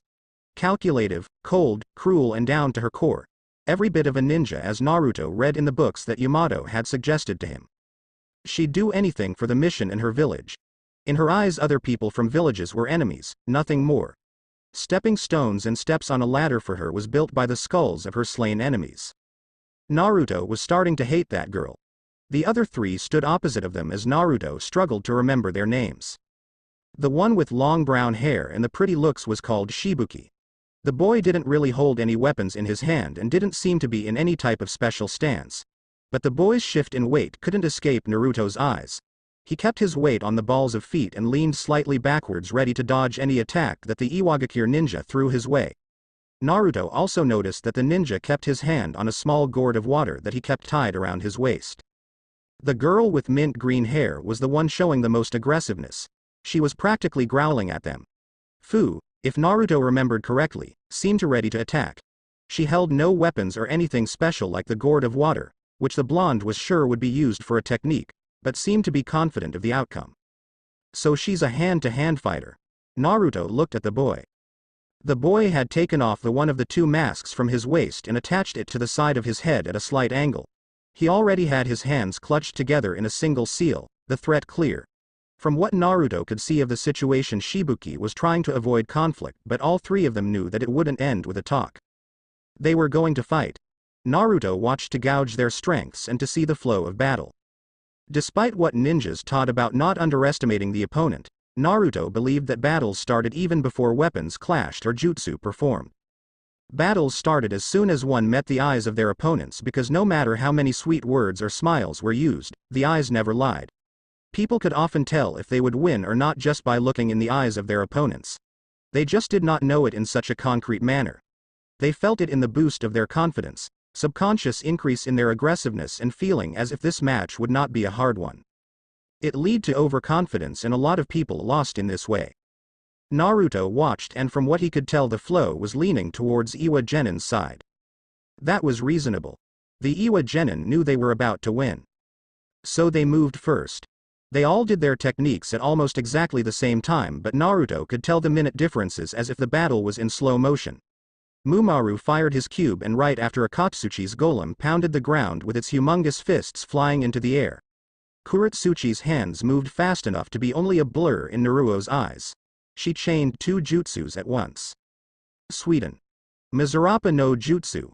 Kuretsuchi jumped into the air, spewing out a large stream of water that flew towards the Takigakure Genin ahead of Mumaru's Jinten technique. The 3 Takigakure Genin leapt backwards and the water torrent hit only the ground, bouncing upwards and hitting the Takigakure Genin. The force was lessened considerably though, and when it hit them the Takigakure Genin did not feel anything except something like rain hitting them. Kuretsuchi had counted on this. She quickly turned the water into her second jutsu, chaining the two together. Yoton. Sekaigyo no Jutsu. Naruto's eyes widened at the lava release technique. She's a Kekai Genkai user. The quicklime came from her mouth not in a steady stream but as a small white bullet that seemed to stretch like a blanket as it neared the genins. It didn't have great speed but seemed to be heavy. To Naruto it looked like a ball of flour, though when it hit the ground where the water was it splashed over the Takigakure genin like the water had. That's where the trap lay. The quicklime substance hardened like cement, immediately trapping the three in place. The expansion of the cube came suddenly, trapping all three Takigakure genin in place. It's over. The cube flashed all white, indicating the explosion of the sphere within. Let's go. Mumaru muttered, picking up a piece of cloth from the ground that Naruto hadn't noticed. It was a black jacket. Instead of putting his arm through the sleeves, Mumaru just hung it over his shoulders like a cloak, turning from the scene of the explosion as if to walk away. Mumaru? Kuretsuchi's smile was faltering off of her face. There's a little problem. Mumaru turned around, his mouth curving up from underneath his bandages. If you ignore us like that, Fu said through the clearing dust from the explosion, it's not funny. Fu stood in front of her teammates, her skin darker than before. There was also a weird sheen to her skin, the sun reflecting off of it so that it looked as if it was shining. With a sudden realization, Naruto realized that her skin had turned into steel. Behind her stood Shibuki, completely unhurt, and behind Shibuki stood Aiko.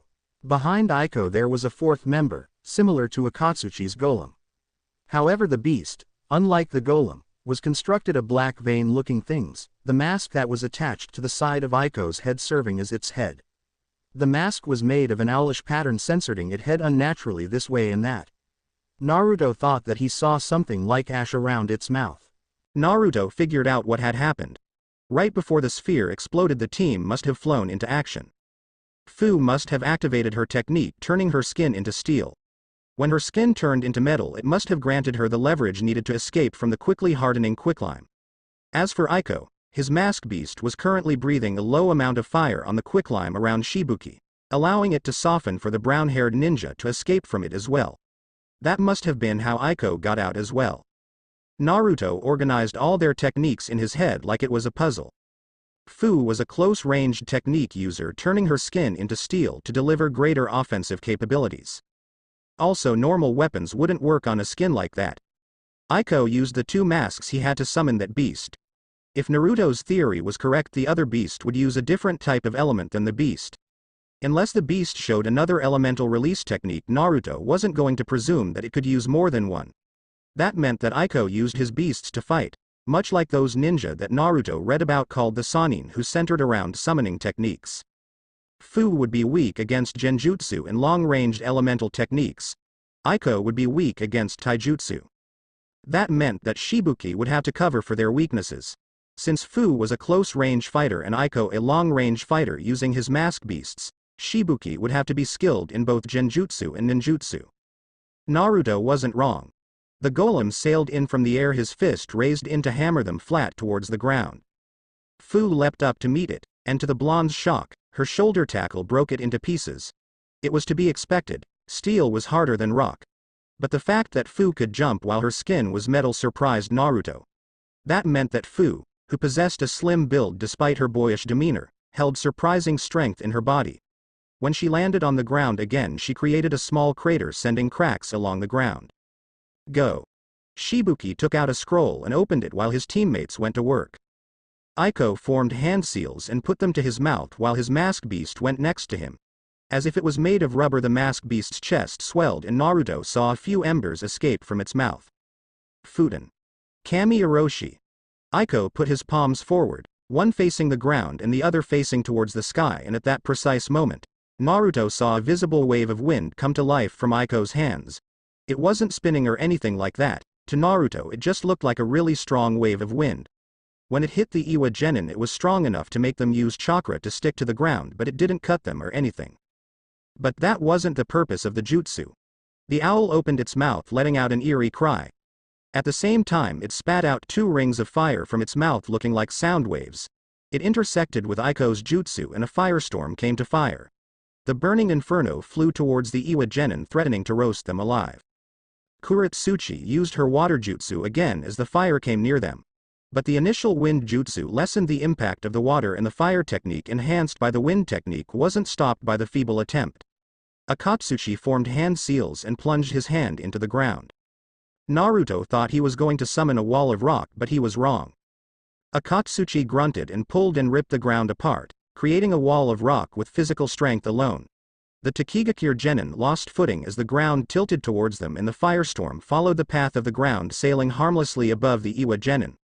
When Naruto looked closely, Akatsuchi's arm was covered with small bits of rock, clinging to his hands like a greave of sorts. Then Fu came out from the firestorm, her skin darkened and smoking but otherwise seemingly unhurt. The Iwa nin's eyes widened in realization. Fu's steel skin was an invulnerability of sorts. The technique allowed her to plunge into most jutsu without fear. She entered the inferno willingly, using her own teammates' jutsu as a cover. The Iwa genin could never have imagined that anyone would enter the jutsu so willingly. "They're better than I thought," thought the blonde with narrowed eyes. Fu punched Mumaru as she fell on the ground. Her steel skin added to her weight, and the fact that she had jumped down from the footing that Akatsuchi just created for her almost doubled the impact. Mumaru's head slammed against the ground so fast that Naruto was sure that the Iwa genin was unconscious. Then to Fu's shock, it melted into mud. The firestorm provided cover for the Takigakure genin, Naruto thought as he watched. Why not for the Iwagakure genin? A pair of giant hands exploded out of the ground, grabbing Fu's ankles and putting her off balance. Kuretsuchi's katana shot out of the ground, hitting Fu's descending chin with the sound of metal hitting metal. The katana screamed in protest as it bent under Fu's weight before breaking into pieces. Kuretsuchi and Mumaru shot out from the ground. "What an absolute defense," Kuretsuchi said with disgust, looking at the mint-haired girl. Mumaru didn't even bother putting his hands together to perform his signature Jinten technique. She had survived it once, and he wasn't about to waste his chakra on a useless endeavor. Akatsuchi came out of the ground as well, still holding Fu's ankles. Then, in a surprising display of casual strength, he spun her around before throwing her towards the Takigakure team. The steel user shot towards her own team like a bullet of steel, piercing the earth that Akatsuchi had pulled up. Aiko appeared right underneath Fu, timing his jutsu perfectly. He put his palms out again, shooting a burst of wind that stopped Fu from flying any further. She was dexterous enough to use the half a second time in the air to spin and land on her feet, creating a small crater once more. Shibuki, under the cover of the firestorm and the wall of earth that Akatsuchi pulled up, had summoned a giant gourd of water almost as tall as he was. Naruto saw him perform a few hand seals before he slammed it into the gourd. "Suiden. Suiryuden no jutsu," Shibuki whispered. The gourd's cork exploded with pressure as a dragon of water came to life, soaring into the air before descending towards the group of Iwa ninja. But they had prepared their jutsu as well. "Yoton. Sekeiden no jutsu." Kuretsuchi put a hand to her mouth sideways in the shape of a fist. She began to fire fist-sized balls of white quicklime which pierced the dragon, quickly turning into balls of white cement within. As the solid material began to react with the water, it began to weigh down the dragon, slowing it in speed and decreasing it in size, and the cement fell through it. Akatsuchi grabbed the top of the cliff that he had created and with a roar pulled it down, his hands still covered with bits of rock. He slammed it down once more, making the ground an even plane once more. Mumaru ran on top of it, chakra gathering in his hands to perform his Jinten technique once more. Aiko and his beast gathered once more, sending another wind and fire technique in conjunction towards the Iwa genin, using the ground that was flat as their advantage once more. Mumaru finished forming the cube in his hands, sending it flying towards the combined technique. The techniques never met each other. The blonde that they had seen before appeared next to the cube that was flying towards the firestorm. He held his sword with two hands, one hand on the scabbard and other hand on the handle. When the cube was about to touch him, he ducked underneath and hit the cube on the scabbard in between his hands. The cube tried to expand when the blonde let out a scream, sending the technique bouncing upwards towards the air. "He just changed the direction of my dust release." Mumaru stared with his wide open as the blonde sent his strongest technique into the air. It's supposed to be unstoppable. Then the firestorm reached him. Naruto faced it and drew his sword in an upwards arc, cutting the inferno in two, sending sailing on either side of him. The 6 genin stared. "Sorry." Naruto faced the Takigakure team with a smile on his face. I have a new sword to test out. He turned towards the Iwa team. And I owe them a debt. Shibuki stood on top of the cork which was suspended in the air by the continuous upward stream from the gourd of water.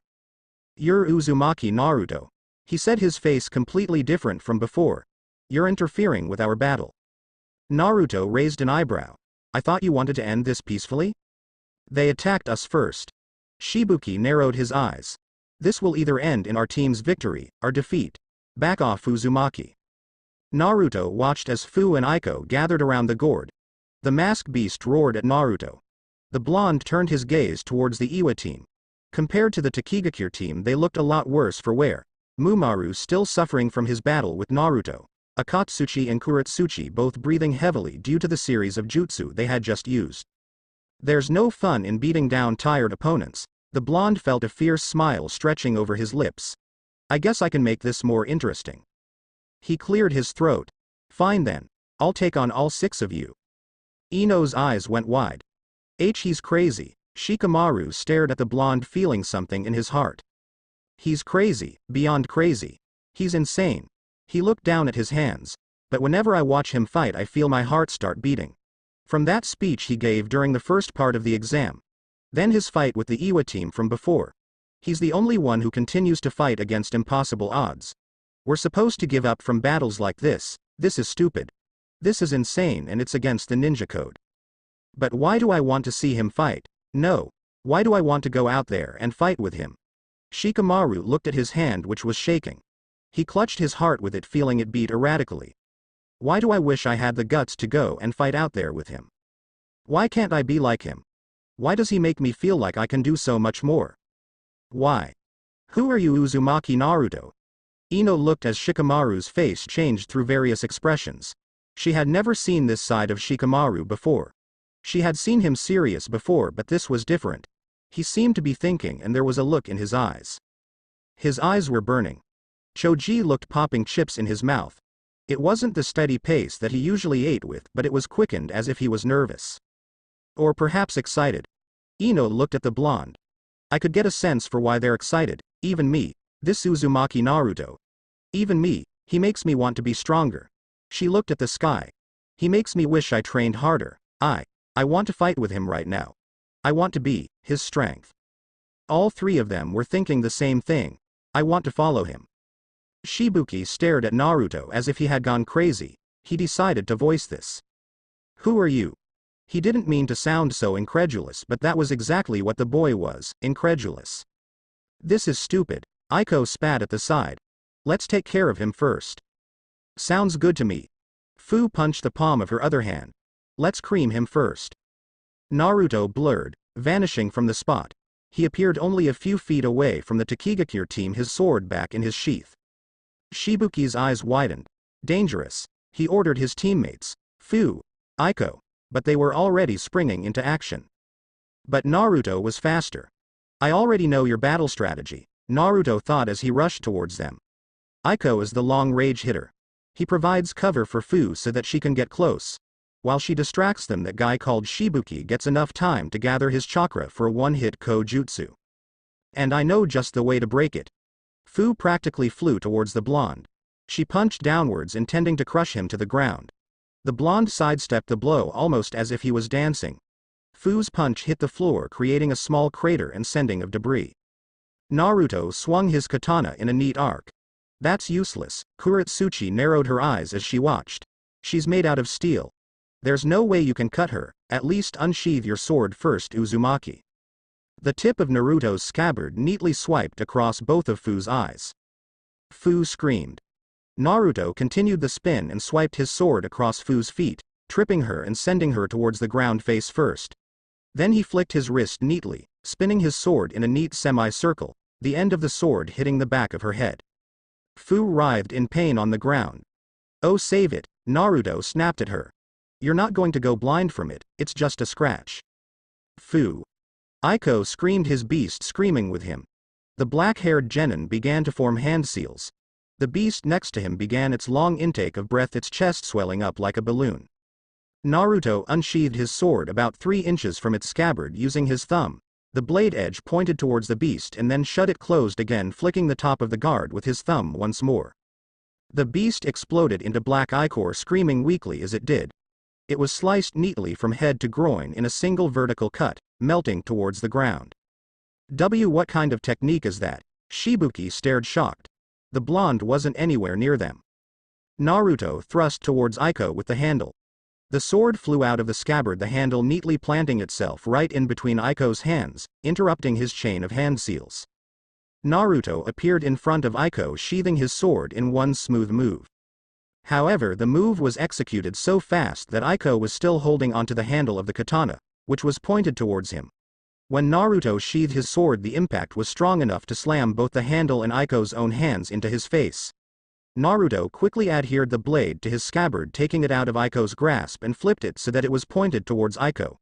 With a single thrust, Naruto's katana entered Aiko's stomach, bending the boy's body in half. Aiko spat up blood, falling towards the ground unconscious. Shibuki jumped down from the cork, a sword made of water in his hand. Naruto danced towards the Takigakure Genin, his sword tracing the ground in a circular arc. When he was near enough, Naruto sliced sideways at a slight upwards arc. Shibuki brought his sword to meet its ascent. Then Naruto's katana suddenly lowered itself and rose once more, hitting the edge of Shibuki's chin. Shibuki felt the world spin and did not notice anything as Naruto brought his sword down immediately, once more hitting Shibuki's hit in the opposite direction. Shibuki fell to the ground unconscious. Kuretsuchi swallowed. She and Mumaru traded a look. Both of them had been trained a little bit in the way of the sword, kenjutsu. As a result, they could roughly estimate the blonde's skill level. The move he had done just now to Shibuki was something that wasn't possible unless he possessed incredible speed and control over his sword. First, the blonde traced the ground with his sword so that when his sword escaped the ground, its speed and impact was almost doubled. Shibuki estimated its trajectory and tried to block it. However, at the last second right before their blades met, Naruto lowered his stance drastically. This speed couldn't be achieved by simple arm movement. At that precise moment, Naruto had lowered his whole body, bending his legs, his arms and his torso. When his sword was underneath Shibuki's hand, having passed by neatly, Naruto forced his body upwards in an explosive movement. Suddenly lowering one's stance, then moving it upwards, required countless hours of body control. That explosive movement had decreased the angle of Naruto's sword, allowing it to hit Shibuki's chin, abruptly giving the Taki Genin no time to react. The first strike rattled Shibuki's brain, making him drop all sense of awareness. The second strike rattled it again immediately in the opposite direction, rendering him unconscious. Shibuki's chance of winning had turned into zero as soon as he decided to meet Naruto in swordplay. Swallow's return. Naruto whispered beneath his breath the name of his technique. He turned towards the Iwa team. They watched him. Aiko lay unconscious in a pool of his own vomit and blood from Naruto's thrust towards his stomach and intestine. The blow had been strong enough to rip his stomach and eject everything contained within. Naruto kicked him and turned him over so that he wouldn't drown in it. Aiko's beast lay next to him, slowly dying, its breathing a quiet rasp. Shibuki lay on his back, a drool of blood leaking out of the corner of his mouth. Fu lay on the ground, whimpering and clutching her eyes. "Come on," Naruto whispered to them above Fu's whimpering. "Or should I go to you?" Killing intent filled the clearing. Kuretsuchi, Akatsuchi and Mumaru had never encountered a situation like this in their entire lives. They had never been scared to this extent either. Kuretsuchi's legs gave out and she fell to the ground, hugging herself, feeling herself shake. What a monster. Is this what this test is about? And no, I don't want to continue. Mumaru was shaking as well. If I challenged him while he had his sword, the genin gulped. I'd be dead by now. There's no way I can fight a monster like him. Stop shaking, Mumaru. Akatsuchi's rich baritone cut through the haze in their minds. Get up, Kuretsuchi. Now. Akatsuchi didn't exactly snarl or snap, but he said it in a firm voice, leaving no room for argument. We are Iwa shinobi, Akatsuchi told them, his voice turning kind once more. Mumaru, you will be the next Tsuchikage. Kuretsuchi, you are our current Tsuchikage's granddaughter and daughter of one of the greatest ninja that Iwagakure no Sato has ever produced. He looked at the blonde. We will not go down without fighting. Nicely spoken. Naruto's face was cast in shadow, hiding his features. He should be tired by now, Akatsuchi swallowed. We have a chance if we work together. Naruto looked up. his blue eyes clear as the sky. Then let's dance. Naruto flew across the clearing, the chakra that he had gathered into his legs being released in one burst. The ground where he jumped off of actually cracked and split from the pressure. Kuretsuchi and Akatsuchi began to form hand seals. Naruto grabbed the handle of his sword and thrust towards them. "He's all the way over," was the train of Kuretsuchi's thought before the air pressure from the thrust of the sword hit her hand with enough force to break her chain of hand seals and crush her hands against her nose. She reeled from the blow, putting a leg back to keep from losing balance. Naruto thrust twice more, but Akatsuchi already knew the result. Kneeled down and placed his palms on the ground, creating a wall made of rock. He saw, or felt more, 2 holes appear in the rock wall he had created, exactly the size of Naruto's sword. Naruto leapt into the air and in one smooth movement drew his sword. His draw itself sent a slash made of air pressure towards them. Akatsuchi extended the wall to cover them from above as well, thickening it to prevent the slash from coming through. Naruto saw his slash hit the wall of earth, leaving a large gash but unable to penetrate the thick barrier. The blonde landed behind them to their exposed backs. Mumaru, already anticipating this, had turned around his Jinten technique in hand and fired promptly. Naruto sheathed his sword in one smooth movement and hit the cube once more on the middle of his scabbard. With a loud scream, the blonde bent his legs, then heaved upwards, bouncing the cube into the air once more. "How's he doing that?" Kuretsuchi was trying to get rid of the spots in her vision that the impact with her own hands, which had been in a hand seal closely resembling a hammer fist, had given her. Naruto drew his sword, sending a slash of air pressure towards them, then swung his sword again in the opposite direction, his grip facing up this time, sending an additional slash of air. Akatsuchi tried to touch the ground, his palms gathered together to erect another wall. A paper-thin blade of chakra, in the shape of a long triangle, shot out from the ground, impaling both his hands together and holding them in place. Akatsuchi's eyes widened and he looked at the blonde who had stabbed his katana into the ground. Then, to Naruto's shock and admiration, Akatsuchi tore his hand from the chakra blade sideways and slammed his palm to the ground. But Naruto wasn't one to not expect such things. Underestimating the opponent is the greatest way to lose. Don't think you are the only one who will never give up. Yamato's words rang in Naruto's mind. Another blade of chakra, thin as paper, shot out of the ground and impaled Akatsuchi's hands once more. The other blade of chakra disappeared into the ground as the other one came out. The slashes made of air pressure hit the Iwa team, sending them flying backwards, slamming them into the wall of rock that Akatsuchi erected earlier, leaving 2 long neat lacerations on their chests.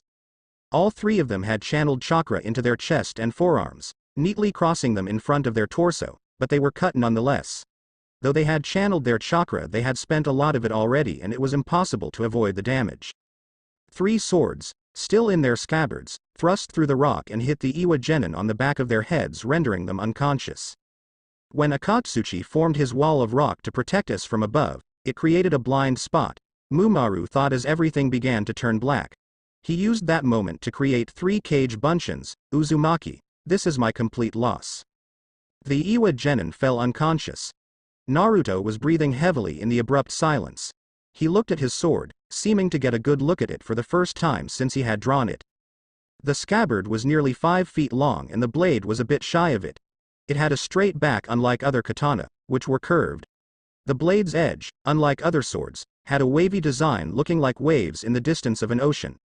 The guard was a perfectly round circle with 3 blades jutting out from it, evenly spaced.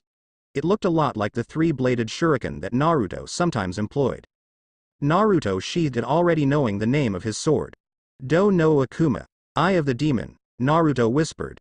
"It's only fitting, since those who look into will only face death." Naruto felt a weird chill as he said this, and he thought back to those red eyes he saw in his dream. He shook his head, ridding himself of the thought. He fell to one knee, holding his sword by the handle with both hands and using it as a staff to keep himself from falling over completely. He saw his vision grow cloudy before focusing again. "No chakra backlash in my arm, but the sword is too big. It's eating up all my chakra just for me to do a single technique." "Naruto," said a familiar voice. The blonde looked up to see Sai and Shiho running towards him. Naruto smiled. "Oh, okay, it's okay for me to pass out then." Naruto fell forward, placing his left palm on the end of Demon Eye's handle. It shone brightly before entering the seal on his left palm. Naruto embraced the darkness and its sweet whisperings of welcome rest. End. Review. Did you like the chapter? It was kind of crappy and awkward in the beginning, but I think it became better near the end. Was Naruto too OP? Though in my defense the 6 genin were tired from the battle, Shibuki didn't drink the hero water. Fu never got to use Nanabi's chakra. Aiko had another mask left. The Takigakure team was caught by surprise. Iwa team on the other hand, Mumaru was still wounded. Akatsuchi and Kuratsuchi did most of the fighting against the Takigakure team, so they were tired too. I think it's only fair that Naruto beat them. Though a little barely. We'll see. This brings us to a close on the second part of the Chunin exams. MZR 90. No, he has no idea about anything. As capable as he is, he's lacking in a lot of types of knowledge such as the political matters of Konoha. I think it'd be too OP if he knows too much. Those types of stories kind of turn me off when he knows too much and throws around that knowledge like it's nothing. McNitra. Sai just had a hunch. Power of friendship, I guess. Also, Sai received a mission to protect the Uchiha boy and to make sure that the Takigakure genin are doing fine. Politics, ya know. Also, as for what Mifune wanted to say, well, the Kyuubi unsealed it, so I guess it has something to do with him. I wonder if Mifune knew about the Kyuubi. Hunter Azrael. I don't know much about swords. You know the movie Seven Samurai? The guy with the big sword? It's not that big, it looks like a regular katana with a straight back unlike other curved swords. That's how I picture it anyways. Wandering Crimson Sage. I decided to make Naruto a wee bit weaker with this sword. He just got it and I don't want everyone to know he's that epic yet. As for the sword's powers, I have a few ideas I'm toying with in mind. I don't want to copy anything. I want to come up with something original, so I'm debating with myself. If anyone has an idea though, not too epic. I like it when Naruto gets all bloodied and beaten the shit out of. I think that's more epic than just owning anyone with 2 or 3 moves. Of course, it depends on the opponent. JadaBeast 42. I'd love to repost it, but I don't have the files. I might rewrite it in the future, but I'm spending my time writing this FIC at the moment. I know this story doesn't have the character depth that the other one did. I find Shiho really hard to write about and explore. I don't know, she doesn't feel real to me.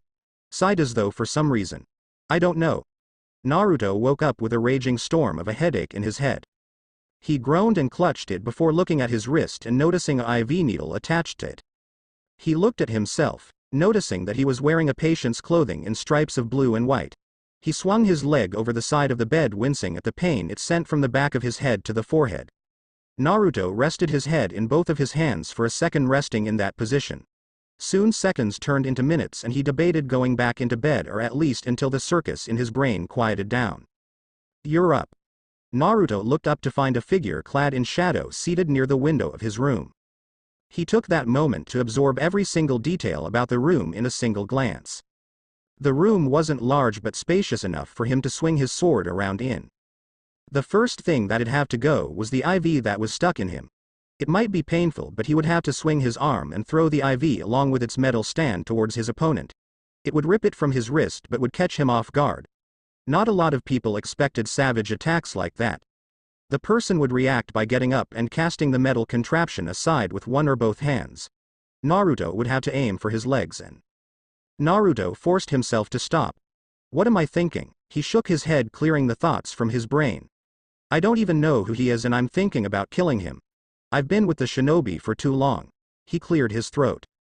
Who are you? Naruto thought the man's lips curved up into a faint smile at the corners. Then just as quickly it had appeared, it disappeared. It was almost as if the man could tell what kind of thoughts the blonde was having. Naruto cleared his throat again and planned to repeat his question. I just came here to see how you're doing. The man stood up, walking into the shaft of sunlight coming through the window. Naruto. He was a tall man with waist-length spiky white hair tied into a ponytail. There were 2 shoulder-length bangs that framed both sides of his face. There were red tattoos of sorts that ran down from his eyes. Instead of a forehead protector that marked his allegiance to a specific village, he wore a forehead protector with the kanji for oil. There was a large wart on the right side of his nose. The man wore a shot green shit kimono and pants of the same color. Over it he wore a long red jacket. On his back there was a large scroll. He knelt in front of the blonde. "Hey kiddo," the man whispered. "So I finally meet you." "Who are you?" Naruto said through narrowed eyes, getting a full measure of the man. He was powerful, much like the older ninja that Naruto had met. But a bit different. If he had to compare it to something, Naruto would compare it to a tree. The man's power was like a well-aged oak tree. Thick trunks, thick roots, overflowing with life and strength. Naruto would compare most genins to seedlings or perhaps small trees. The genins were trees that were well-aged that most people saw. But this man was a tree that reached towards the sky, housing other forms of life and wouldn't be uprooted by a simple storm. His beliefs had been set a long time ago in his youth and he had stayed in them. He was a tree. He reminded Naruto of Sarutobi, the third Hokage. The man got up, a confident smirk on his face. "I'm called Jiraiya." He folded his arms. "I guess you could say we were going to meet sooner or later." Naruto studied the man, wondering why he was here. From what he could tell, the man wasn't hostile towards him in any way. Rather than that, he seemed glad to meet the blonde. It wasn't something he was used to, but he'd take what he could get. Now if only the circus inside his head would shut up. Jiraiya slowly formed hand seals. Naruto noticed this but did not interrupt. If the man wanted to hurt him, he could have done so while he slept. Instead, the man had waited until Naruto had become awake. Whatever jutsu Jiraiya was using wouldn't hurt Naruto. Most likely he wanted to show the blonde something important. After forming the hand seals, Jiraiya bit his thumb, creating a thin line of blood dripping over his hand. Naruto recognized this as a summoning technique. Jiraiya touched his hand to the ground and a summoning seal made of chakra-infused ink spread all over the floor, and a puff of smoke accompanied the arrival of something. Naruto stared at the giant toad that croaked at him in greeting. Its skin was the color of orange, riddled with buhl markings. There were bandages wrapped around his torso and a beaded necklace around its neck. Its eye was yellow with a horizontal black stripe in the middle, as most beasts of its species possessed. It clutched a long scroll in its tongue. Jiraiya touched Naruto's shoulder. "Listen, boy." His eyes shifted left and right as if looking for something. "I was sent here to explain some things to you." "Explain what?" Naruto had an ominous feeling in his chest. "You're going to be involved in something very dangerous." The blonde groaned. "Why does this always happen to me?" He grunted. "I was taking the stupid exam, and judging by the sun, I've been asleep for a whole day." 2 days. Jiraiya quipped. "Exactly," Naruto exclaimed. "How could I have gotten involved in something when I wasn't even conscious?" "You must have a talent for finding trouble, or at finding me," Naruto muttered. Jiraiya nodded. "Either way, you're involved in something dangerous right now. Soon the preliminaries are going to be held for the third portion of the Chunin exam." "Preliminaries?" Naruto censored his head to the side. "I see." He looked at the stand next to his bed and saw his holster there. He strapped it onto his thigh without thinking. "Stop thinking about the exam." Jiraiya snapped. He held out a hand to the toad. The toad unfurled its tongue and dropped the scroll in Jiraiya's hand. He saw the man bend a little underneath its weight. He dropped to one knee, spreading the scroll on the ground. He looked up at the blonde. "There are more important things." After the preliminaries, he continued to talk while opening up the scroll. "You will be taken to a dangerous place. You will be training under one of the most dangerous men in this village, if not the most dangerous. He will most likely place you with a group of other kids your age and allow you to train with them." "You Uzumaki Naruto," Jiraiya looked at him in the eye, "will be entering the Anbu Root Training Corps." What? Naruto knelt to study the scroll that Jiraiya had opened up. "Why? I don't remember applying." "This is an A-rank mission." Jiraiya whispered, his voice deadly low. "You are to enter and form a profile sheet for every member you see there. It might be dangerous, but you will be paid handsomely for your information."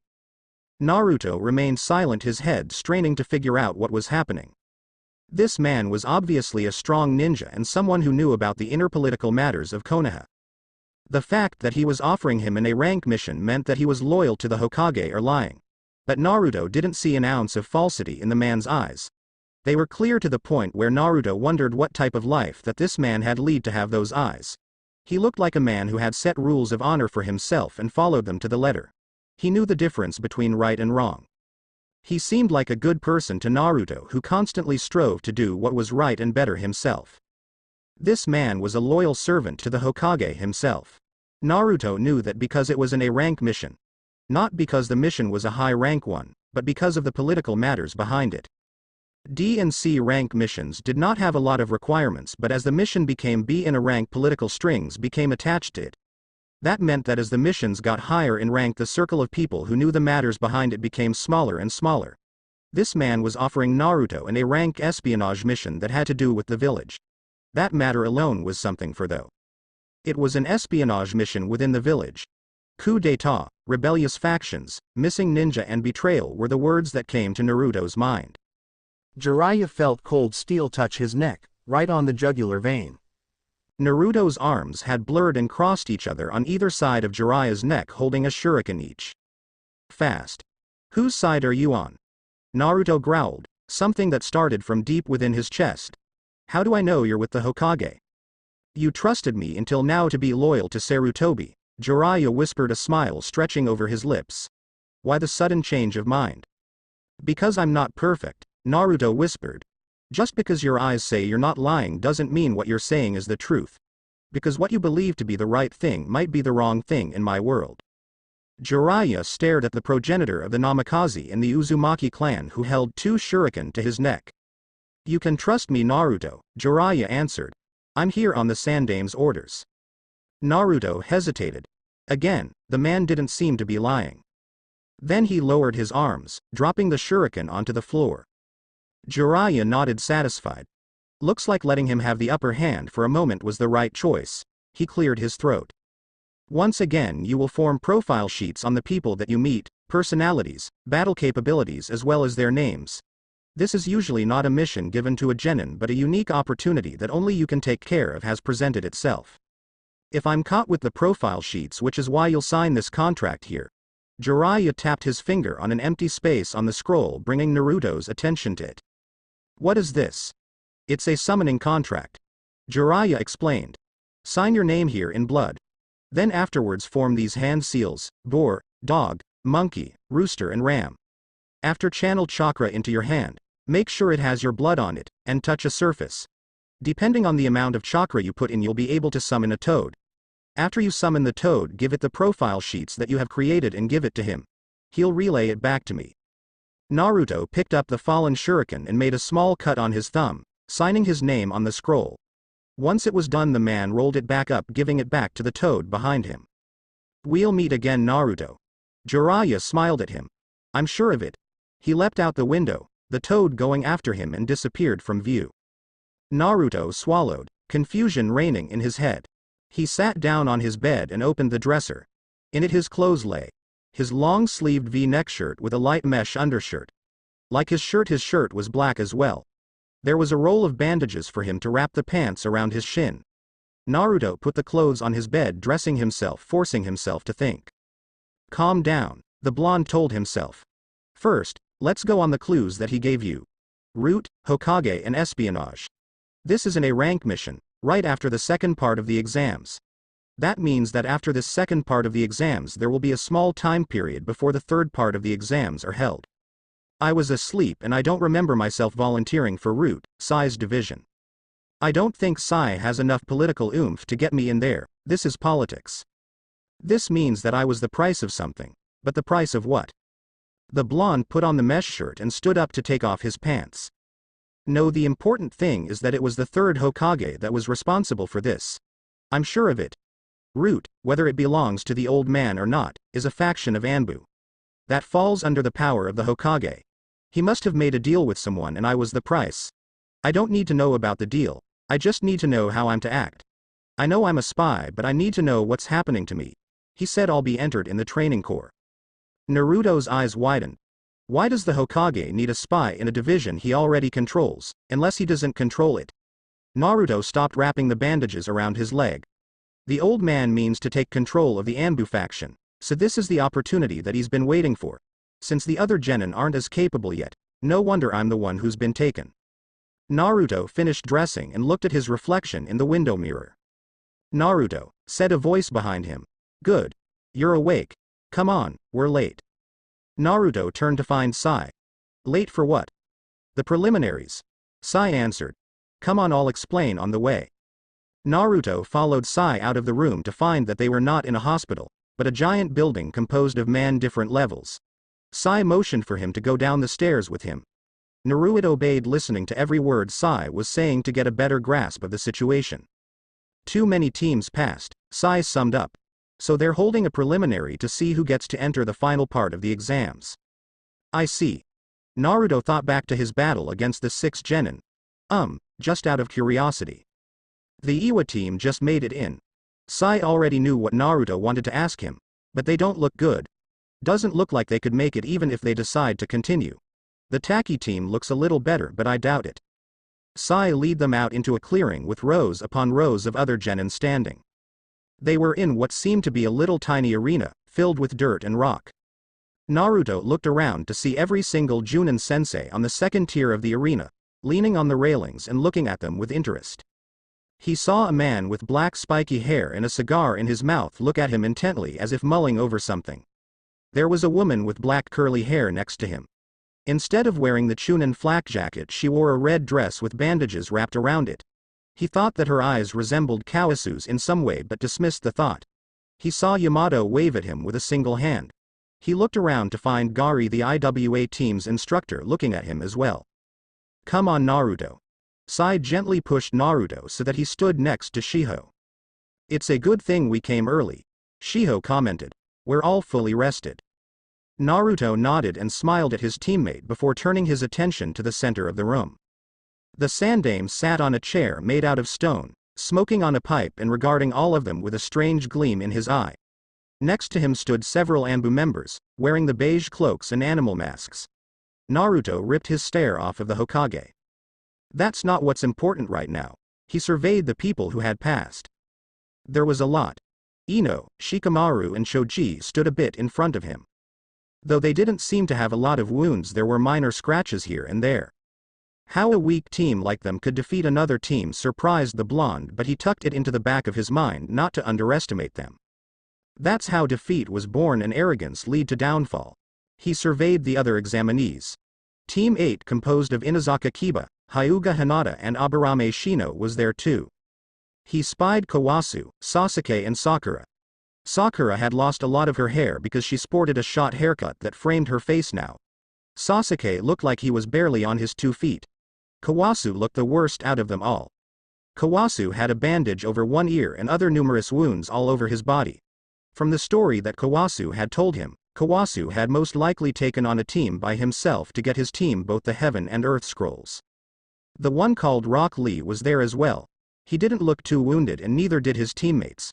Naruto recognized them from the information that Shiho had given him. Hyuga Neji, the counterpart of Sasuke from the year prior.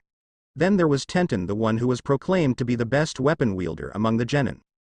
He turned his gaze on the foreign shinobi. The Iwa team looked like they just came in. They were still breathing heavily, their shoulders shaking. Mumaru's wounds had worsened over the last few days, blood seeping through the bandages that he wore around his body. Akatsuchi's hands were bandaged. There was dried blood crusted all over his arms, no doubt from the wounds that Naruto had left for him on his hand. Kuretsuchi looked like she was the best off from her team, bandages wrapped horizontally around her face to cover her nose.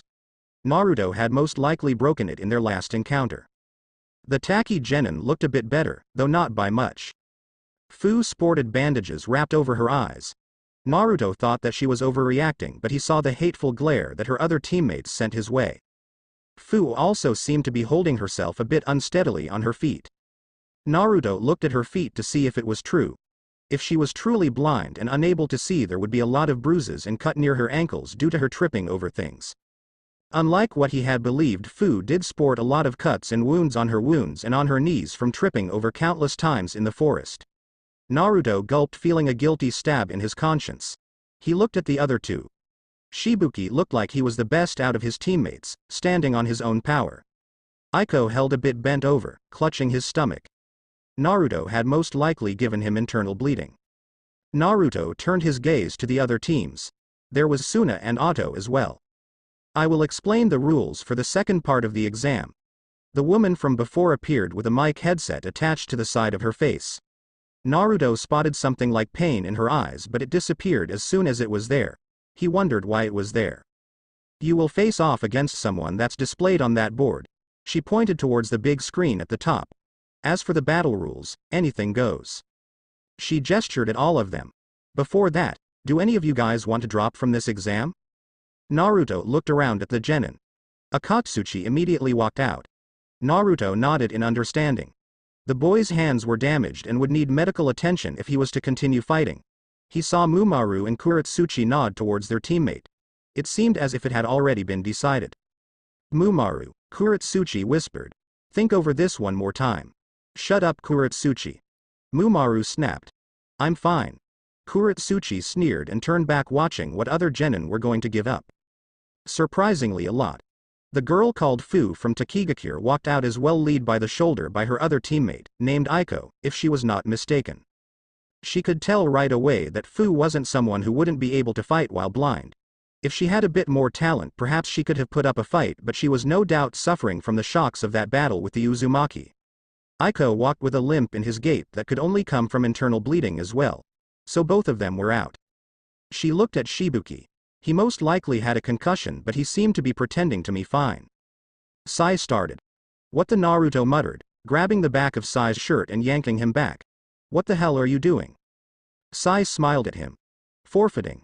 Naruto frowned. What do you mean forfeiting? You're fine. Sai shrugged. This wasn't in the mission parameters. Screw the mission. While Naruto was talking, Sai twisted his torso, taking off his jacket and walked away, leaving the blonde with a simple black jacket in his hand. Shiho Naruto turned around. She was walking right behind Sai. Hey, what the hell? Naruto cursed, throwing the jacket onto the floor, gathering everybody's attention. Sai and Shiho froze for a moment. Shiho turned around and gave Naruto an apologetic glance. I just wanted to know what it was like to be a regular ninja. Naruto. Her eyes were hidden behind her glasses. Now I know. Giving no chance for the blonde to retort, the two walked away. Naruto stood there speechless. Now if that's settled, Anko began. Another ninja appeared. Hokage-sama, he muttered, coughing a few times. If you'd allow me, the proctor of the third exam, to explain the rules. The Sandaime glanced at the man, already knowing who it was. He had short brown hair and dark eyes with painful-looking bags underneath. Though he appeared young, he seemed to have a chronic cough from some unknown disease. He wore the standard Konoha ninja uniform, his Konoha hiat acting as a bandana. On his back was a katana with a rectangular handguard. Hayate, the Hokage, traded a look with Anko, who nodded back. Go ahead then. Thank you, Hokage-sama. Hayate turned towards the genin and coughed a few times. First of all, I congratulate all of you on passing the second part of the exam. Hayate began to describe the rules while Naruto glared at his teammates, whom were standing next to Yamato. He missed most of the directions but got the gist of it. It was to be a series of one-on-one battles. Heka Hayate told them that he would step in once the victor was clear. Now the first match will be between, the board flashed, Uchiha Sasuke versus Inazaka Kiba. Can the rest of the participants, Hayate coughed, go upstairs? Naruto went upstairs next to Yamato, Sai and Shiho. Near them stood Kiba's team, composed of the sensei named Kurenai, Hinata and Shino, that seemed to be watching the battle with interest. Naruto glared at his teammates. Sorry, Naruto, Shiho shrugged. But I want to try again next year. She smiled at him. Don't worry, we'll be watching. Naruto grunted and looked at Sai, waiting for his reply. Sai smiled. I told you, it wasn't in my mission parameters. Naruto ignored them and looked at Yamato. I heard about what you did. Yamato was looking down at the battle below, watching Sasuke and Kiba exchange a few blows. He reached down with a hand and ruffled Naruto's hair. I'm counting on you, Naruto, to show them that Team 13 is not made of a bunch of pushovers. Naruto smirked. Victor.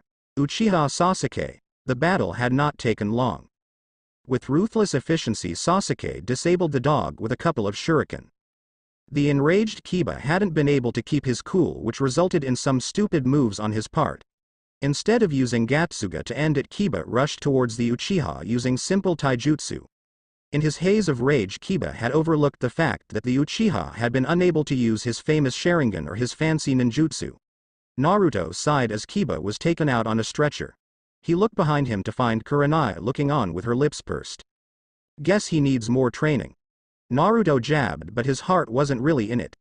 Everyone was straining to look at the board, which would flash the next names. Naruto hissed in victory.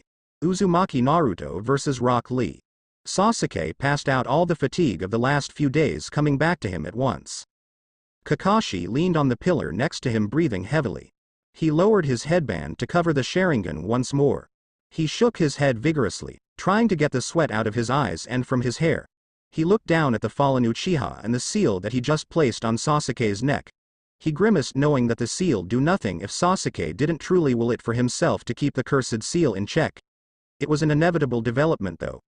Orochimaru was a lot older and a lot more experienced and versed in the arts of Fuinjutsu. He couldn't expect to outdo Orochimaru in this area. Not yet anyways.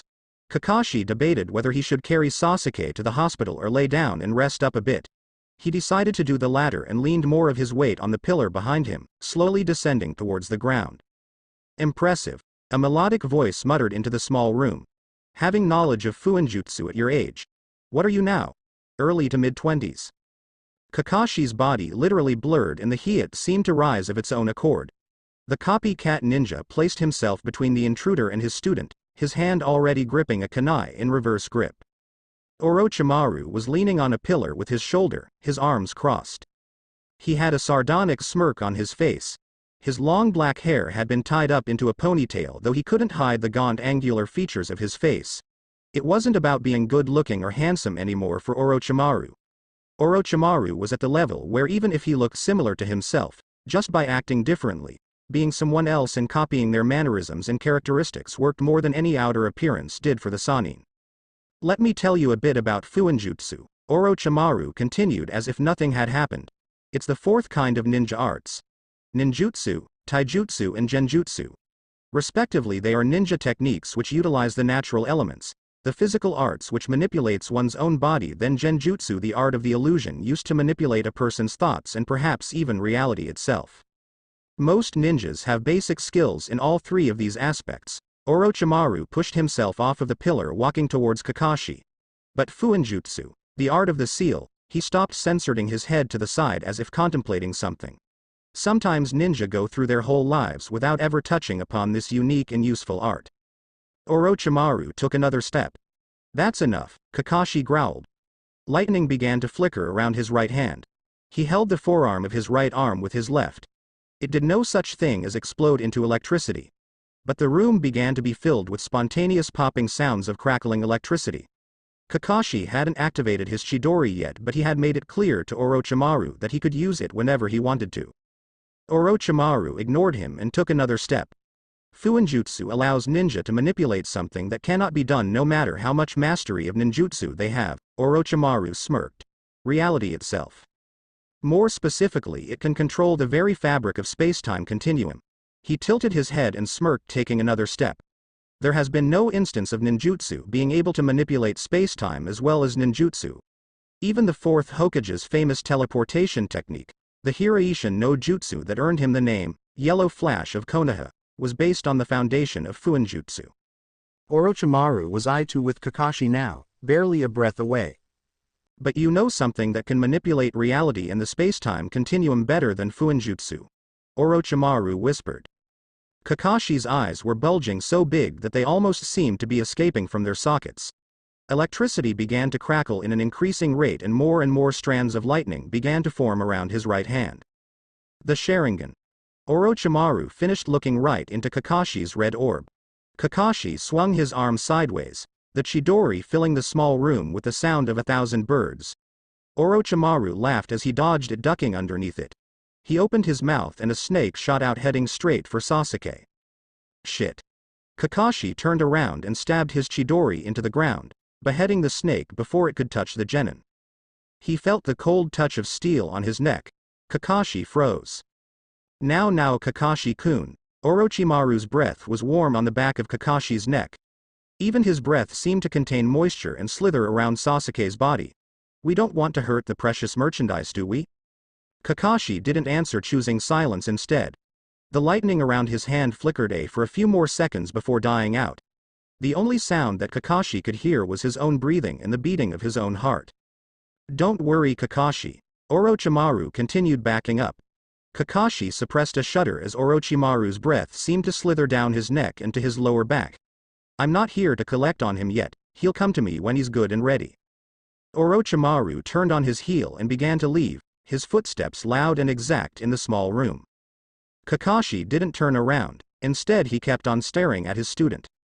Obito, Rin, Sensei, Kakashi looked at Sasuke. No, no more. No more. Kakashi yelled, spinning around, his eyes bloodshot with rage. Orochimaru's face was right in front of him, his face almost split in half with a wicked smile. But his eyes were anything but smiling. They were the eyes of a predator. Of a snake that just found a good prey to devour. Or perhaps I'll just take you instead. Orochimaru whispered, his eyes wide, his tongue flickering in and out. Killing intent filled the area. Ooh, Kakashi stuttered and groaned. Orochimaru smiled crookedly and turned around, leaving the frozen Kakashi there. You're a good ninja, Kakashi. But you're still years away from reaching my level. As for the Uchiha, he paused walking, then resumed again, throwing his words of farewell. Raise him well for me. Kakashi fell to the ground on his knees, his arms limp on either side. He was staring at the ceiling, though there was nothing there. He looked as if his soul had escaped him. He began to shake from the aftereffects of their little clash. To think I was thinking of taking that on, Kakashi swallowed. I was a fool. Naruto leapt down into the small arena, landing on the balls of his feet. He channeled chakra into the circular seal in his left palm, slowly drawing out a long katana. Its guard was a 3-bladed shuriken and the blade was a bit shy of 3.5 feet. Some of the genin noted the obvious reduction in length but did not comment. They assumed that it was a doing on the blonde's part. Naruto twirled the sword with one hand by the middle of the scabbard, watching as the ninja clad in green jumped down from his stand. Hayate cleared his throat. Are you both ready? Naruto smirked, holding his sword by the middle of the scabbard, the handle pointed forward. Lee got into his own stance as well, bending his leg and putting one palm out towards the front. Hayate looked back and forth between them. Nice eyes. Asuma leaned on the railing where Yamato and the Genjutsu mistress were standing. What do you think about this matchup? Asuma asked them, smirking and lighting a cigarette.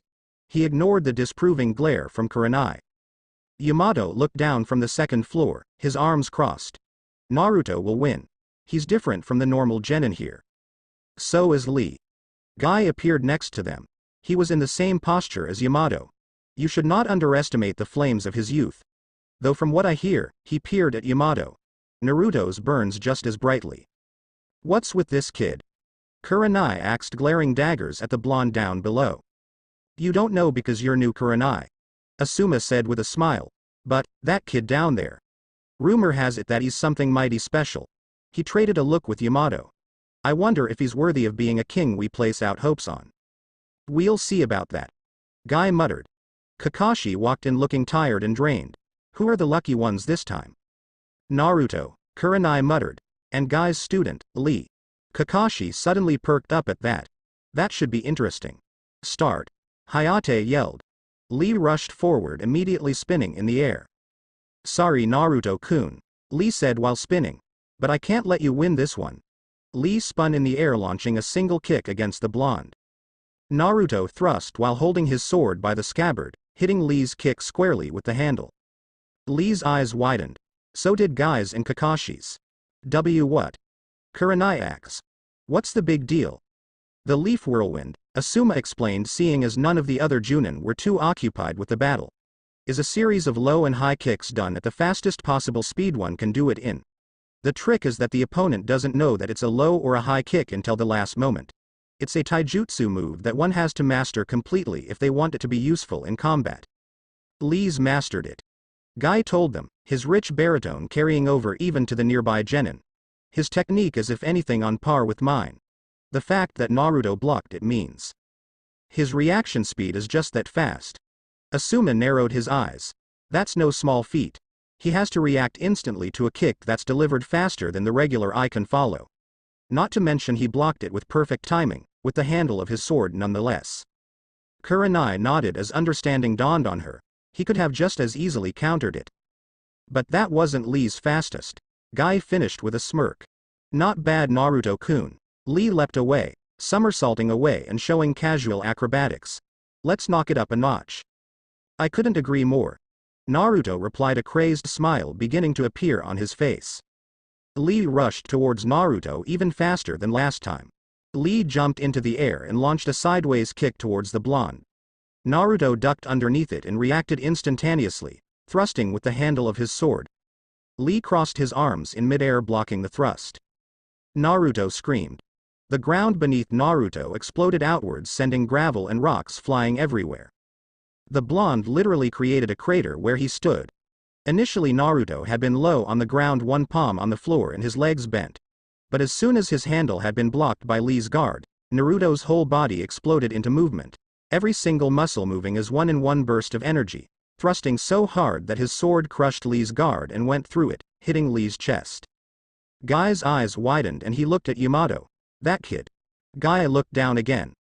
All his muscles were used at the same exact moment in conjunction with one another.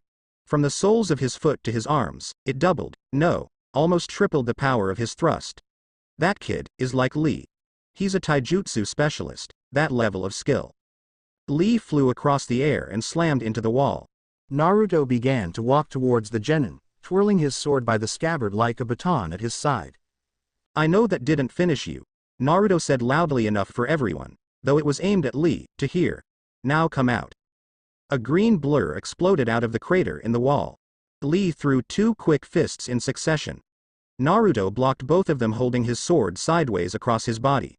The taijutsu specialist flipped forward, both feet leaving the ground in an overhead kick. Naruto lowered his stance once more, holding his sword sideways above his head. He grunted as the kick hit his scabbard, forcing him to bend his legs to absorb the weight of the kick. Then the second heel landed. The second heel slipped past Naruto's sword, headed towards his forehead.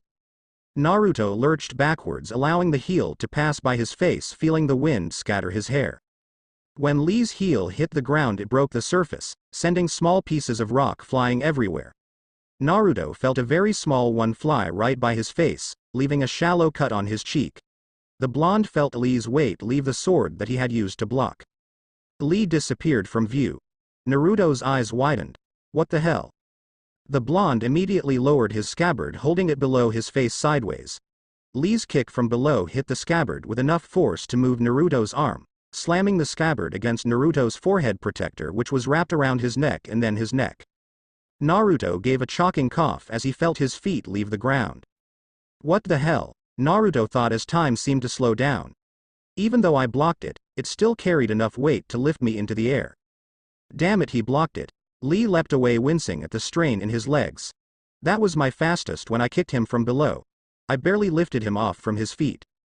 Naruto skidded along the ground backwards and Lee did the same. The blonde flicked his wrist, spinning his sword in a vertical arc.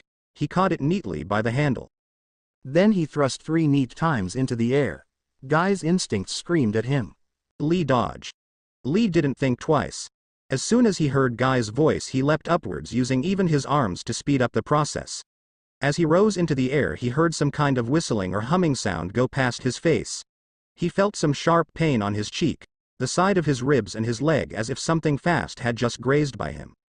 The audience gasped.